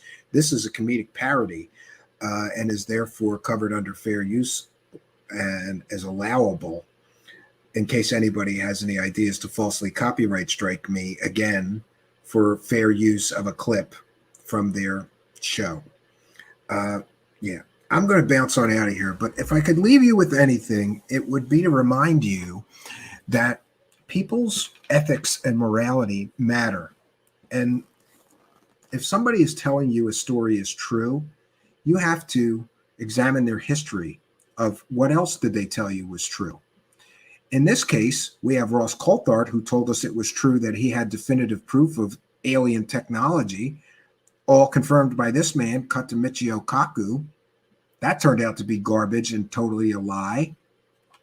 We have Jimmy Church, who worked with and profited from some of the biggest fraudster, huckster, garbage peddler, disinformation agents in this field, including David Wilcock, Emery Smith,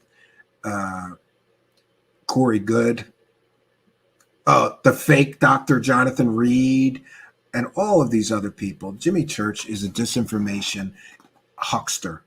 He lives off of fake information. He profits from it. He pays his bills out of it. Jimmy Church has to keep pushing fake stories in order to survive and pay his bills, and apparently pay for what may be a very expensive divorce.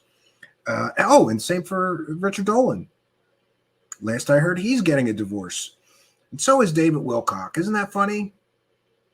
That's the path of the UFO grifter. That's where it leads. You can't make enough money. These guys, even with all their willingness to throw their ethics and morality in the trash and have no scruples about pushing provably fake information as true stories, even willing to do that, apparently some of these guys can't make enough money to keep a woman happy. And the women leave. It's unfortunate, but this is the life of a UFO researcher. They're researchers. Yeah. Great. So I'm going to bounce on out of here, but I do want to remind you that you have to consider the source. You always have to consider the source. When somebody has no evidence, no proof, and they have to connect together all these disconnected things to try to convince you that the story is real, and nobody's allowed to interview their so-called sources, and Richard Dolan's bringing in one anonymous source who is also bringing in additional anonymous sources, you have to stop for a moment and realize that this is ridiculous. And but again, I will say this: I wish that this story was true, because it would confirm a lot of things and it would make the world amazing, much more interesting place. God, I wish it's true. God, I wish it could be proven to be true. But what we get is a bunch of UFO profiteering hucksters with no evidence, largely no proof. They can't even prove to you who wrote the documents or when. They can't prove to you who got them out of Edgar Mitchell's estate. They can't prove to you that this Admiral Tom Wilson is lying when he says this never happened. None of them can prove anything about these notes, but that won't stop them from running and grabbing all the UFO dollars they can. And I guarantee you, friends, that if conclusive proof that these notes are all fake and a farce comes out, they will all shuffle off and keep the money. After all, did Richard Dolan give the money back after it was proven that the Roswell slides was a hoax? Did he give that money back? Did he give the money back when he, from the monetized videos where he lied and said that he was in possession of classified information from the classified version of the UFO report? Did he give that money back? Did he give the money back from the fake UFO CIA deathbed confession guy? No, he did the shuffle. He shuffled off, hoped that people forget that he got caught red-handed, lying to people, not vetting sources, not fact-checking, running with the story before he did any research on it, or just running with another fake anonymous source claiming to have or be in possession of classified information. He didn't give any of that money back, and he's not going to give any of this Wilson Davis money back. We saw with just one video, he made $3,000 to $5,000. That's just one video. He's made many, many videos about this, and he's going to keep making videos about this. And in closing, my thoughts for Richard Dolan. First of all, why did you block me, Richard Dolan, for simply asking about the pedo producer program director at KGRA who distributes your show? Is that what you're going to do? You think you're just going to, delete me off of Twitter and people aren't going to want to know about that? Do you think that's a good way to go? Right? Why would you block somebody that's simply asking a question about the people you're working with to sell your show? And Jimmy Church, of course, blocked me ages ago. I believe he blocked me for asking about the proven scams that David Wilcock was promoting on his show. That's why I got blocked by Jimmy Church, right? But I would ask that everyone pray for these UFO profiteering hucksters, because what a hellish existence it must be to wake up every day and know that you have to be willing to lie to everyone so that you can make some money and cover your nut, pay your bills, and eat. What a hellish existence. If Dante's Inferno, this has got to be like the 10th circle of hell. It's got to be such a hellish existence. Jimmy Church woke up one day and he said, you know what? I bet you everybody forgot that Dr. Reed story was completely and totally provably fake. I'll have him on a guest. I'll do 2 parts with that guy and I'll make some money off of that fake story, right? And then after I remind everybody how fake that story is, Jimmy Church has to look himself in the mirror and say, God damn it, Steve Cambion, I was going to do a part 2. And you ruined it with your facts and your evidence and your proof that that guy isn't even a real doctor, even though I called him a doctor like a dummy for a 2-hour through a whole 2-hour interview. What a hellish existence. I'm sure that the human side of me is sure that these people could apply their God-given talents and abilities to something worthwhile to make a living, other than pushing fake stories about aliens to people to make money, right? Like who thinks, you know what, this is a good career path. I'll just push provably fake stories about aliens. I'll lie to people. Like Ross Coulthart, I'll just lie and say we have proof of alien technology so I can make money here. Or Richard Dolan, I'll just lie and say this man is who he says he is. I'll stand in front of cameras and lie when I don't even know who the guy is. I don't even know if he is who he said he is. I didn't do any background checking. I did not do a detailed background check. I just stood there and lied. What a absolutely hellish existence. And then the problem comes that these guys get too far in. Maybe, just maybe, they started off with good intentions. Maybe they really did care about these topics and getting to the truth about them at some point. But at some point, they just start pushing lies because they got a mortgage to pay. They just start pushing lies because they got to make some money, and they're stuck here in this grift, in this cesspool where they have to be willing to, number one, work with people promoting kiddie porn collectors in the case of Jimmy Church and Richard Dolan. Number two, also in the case of Jimmy Church and Richard Dolan, they have to be willing to work with child rapists to distribute their show. In full disclosure, of course, Jimmy Church left KGRA, but I believe that it's accurate that the child rapist was working there, and his buddy, who he started his new network, was the guy who hired the child rapist. You have to be willing to work with child rapists to make money. You have to be willing to work with companies that are actively promoting and profiting from kiddie porn collectors. You have to be willing to lie to people and not vet sources. You have to be willing to lie to people and claim you're in possession of classified information, even though that would land you in federal prison and it's totally against the law. You have to be willing to lie to people and claim you have conclusive proof of alien technology like Ross Coulthart. And you have to be willing to push these fake documents to make money. All the people that are telling us all that these documents are real are the people making all the money pushing this story. And I would say, why don't they wait to make the money until they have proof that the story is true? Will they do that? Of course not. Why do we need evidence that it's true? Why do we need proof that it's true before we make the money? This is the problem. They rush to get the UFO dollars before they have any evidence or proof that the story they're pushing is true. They don't care if it's true.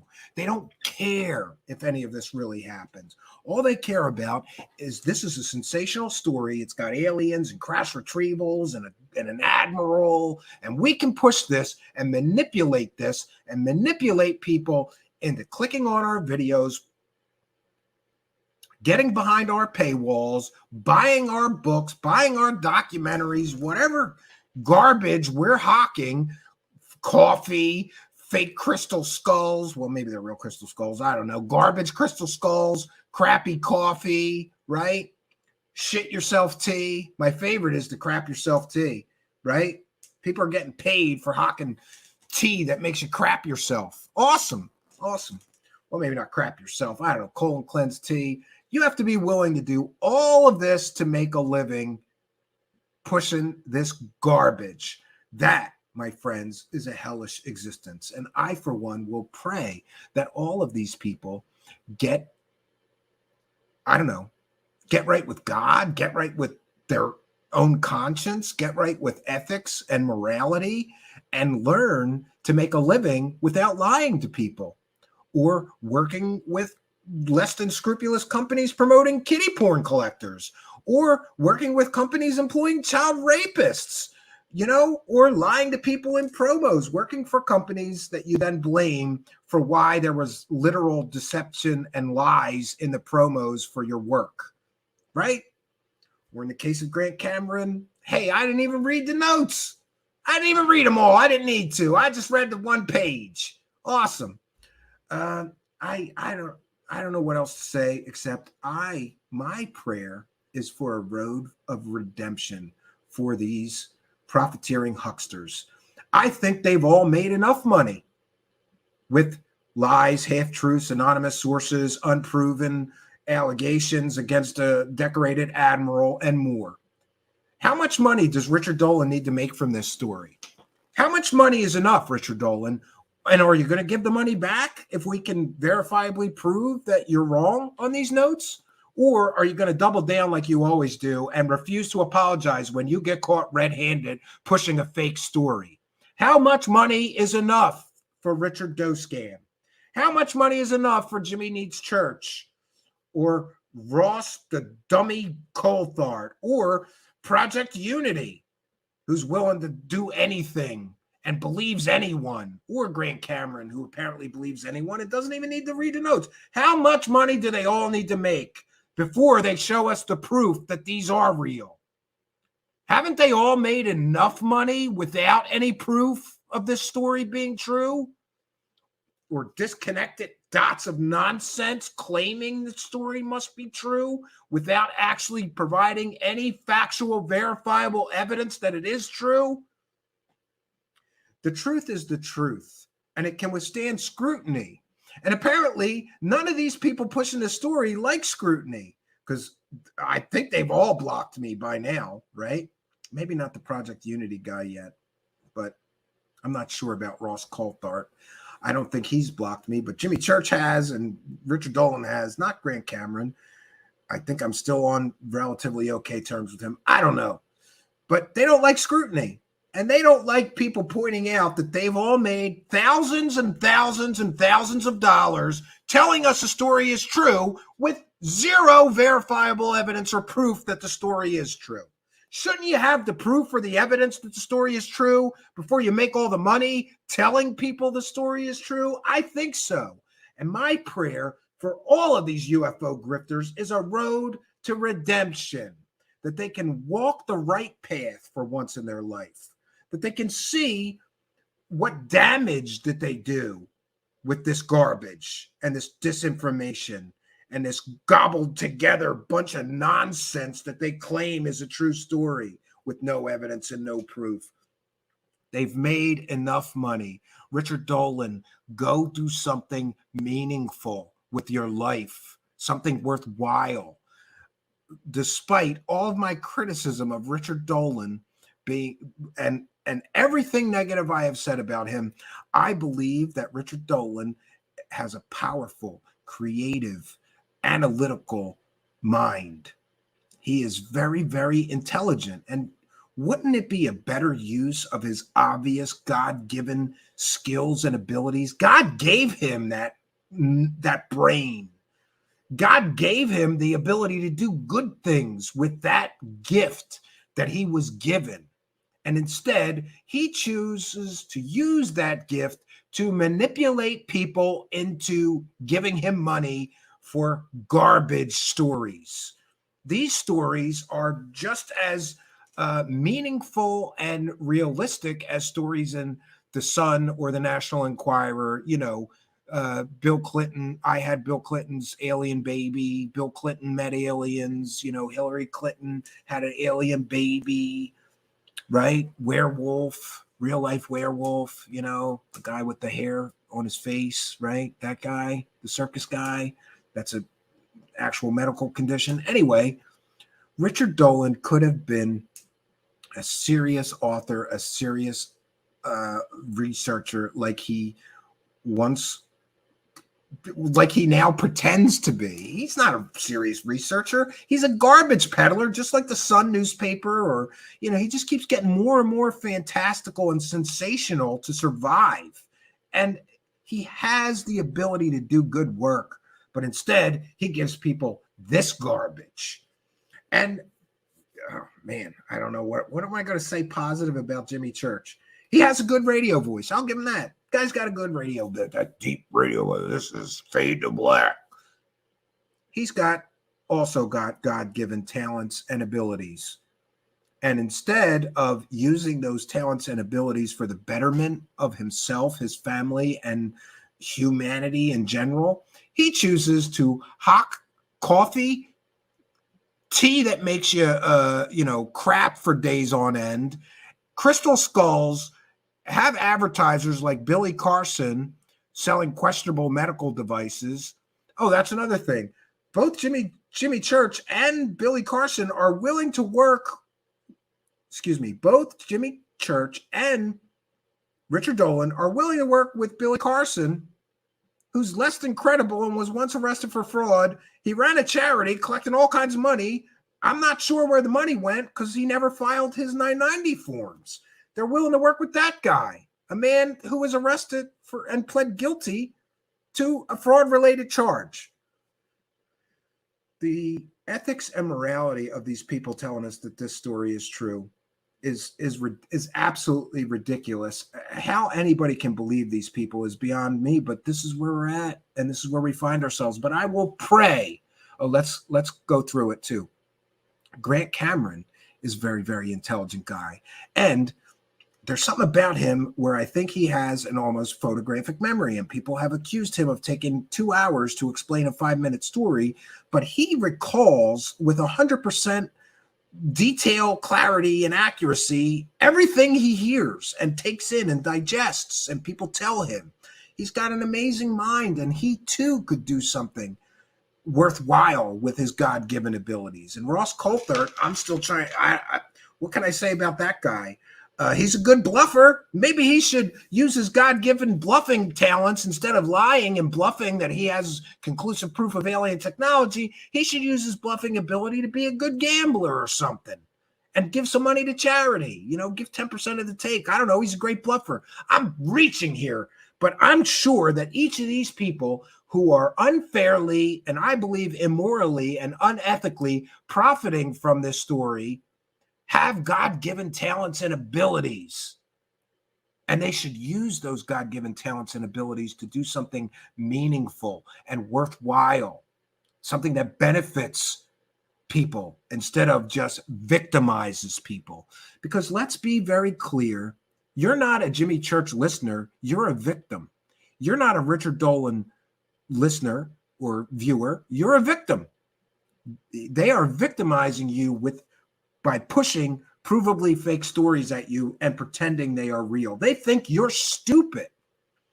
But I will pray for a road to redemption for all of these people. And I hope that they learn to do something worthwhile, right? With their talents. And God gives all of us talents and abilities. One of mine is seeing through deception. And I've decided to use it for the good. right? I'm not going to the dark side. I could. And when I get, people critical of me saying, well, you take super chats and you're in this for money. No. And, I really, really have done my best to use my abilities for the betterment of people. How many emails I can't tell you how many I've gotten from people that thanked me because they were giving money to somebody that was lying to them or pushing fake stories at them. And watching me woke them up to the fact that they were being deceived. That is a good use of your talent. That is a good use of your time. And I think we need more people doing good with their God-given abilities instead of just deceiving people or being willing to deceive people to get to those UFO dollars.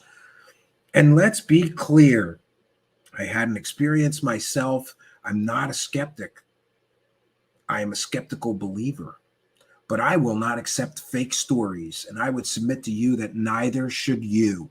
You should not accept these people with garbage level ethics, right? There's no ethics here. There's no morality. These people are willing to do anything to get to the UFO dollars. That's very clear. And as evidenced by what we've shown you tonight, they're willing to do anything to get to those UFO dollars. There's no bridge too far, right? We've seen it. This is where we're at, and this is where we find ourselves. And so I'm going to end things here. I'm going to bounce on out of here. But I will tell you that we'll be doing an entire deep dive into Richard Dolan's so-called proof that these documents are real. That's right, Richard Dolan. I'm going to listen to all your garbage, right? That's another thing. They try to overwhelm you with gobs and gobs and gobs of stuff. Let's just stream for 18 hours and keep repeating that these notes have to be real. And here's why, and here's why, and here's why. That's what he did. And we're going to prove it here. And I would invite Richard Dolan. You could come here and have a debate. I can ask you if it's ethically or morally okay to work with child rapists, to distribute your show. We can talk about the fake stories that you've pushed in the past, but respectfully so. Jimmy Church is welcome to come here. Ross Coulthart and the Project Unity guy, all welcome. Let's have a debate. They don't want that. They can't with their so-called proof that this story is true is so razor thin and weak that they can't withstand even a question, let alone an entire debate with me. And they know it. They know it. That's why they won't come here. But what can I say, friends? So that's all I got for you. Until next time, friends, my name is Stephen Cambion. Good night, and God bless all of you. For the masses. Yeah. For the masses. For the masses. The masses. For the masses.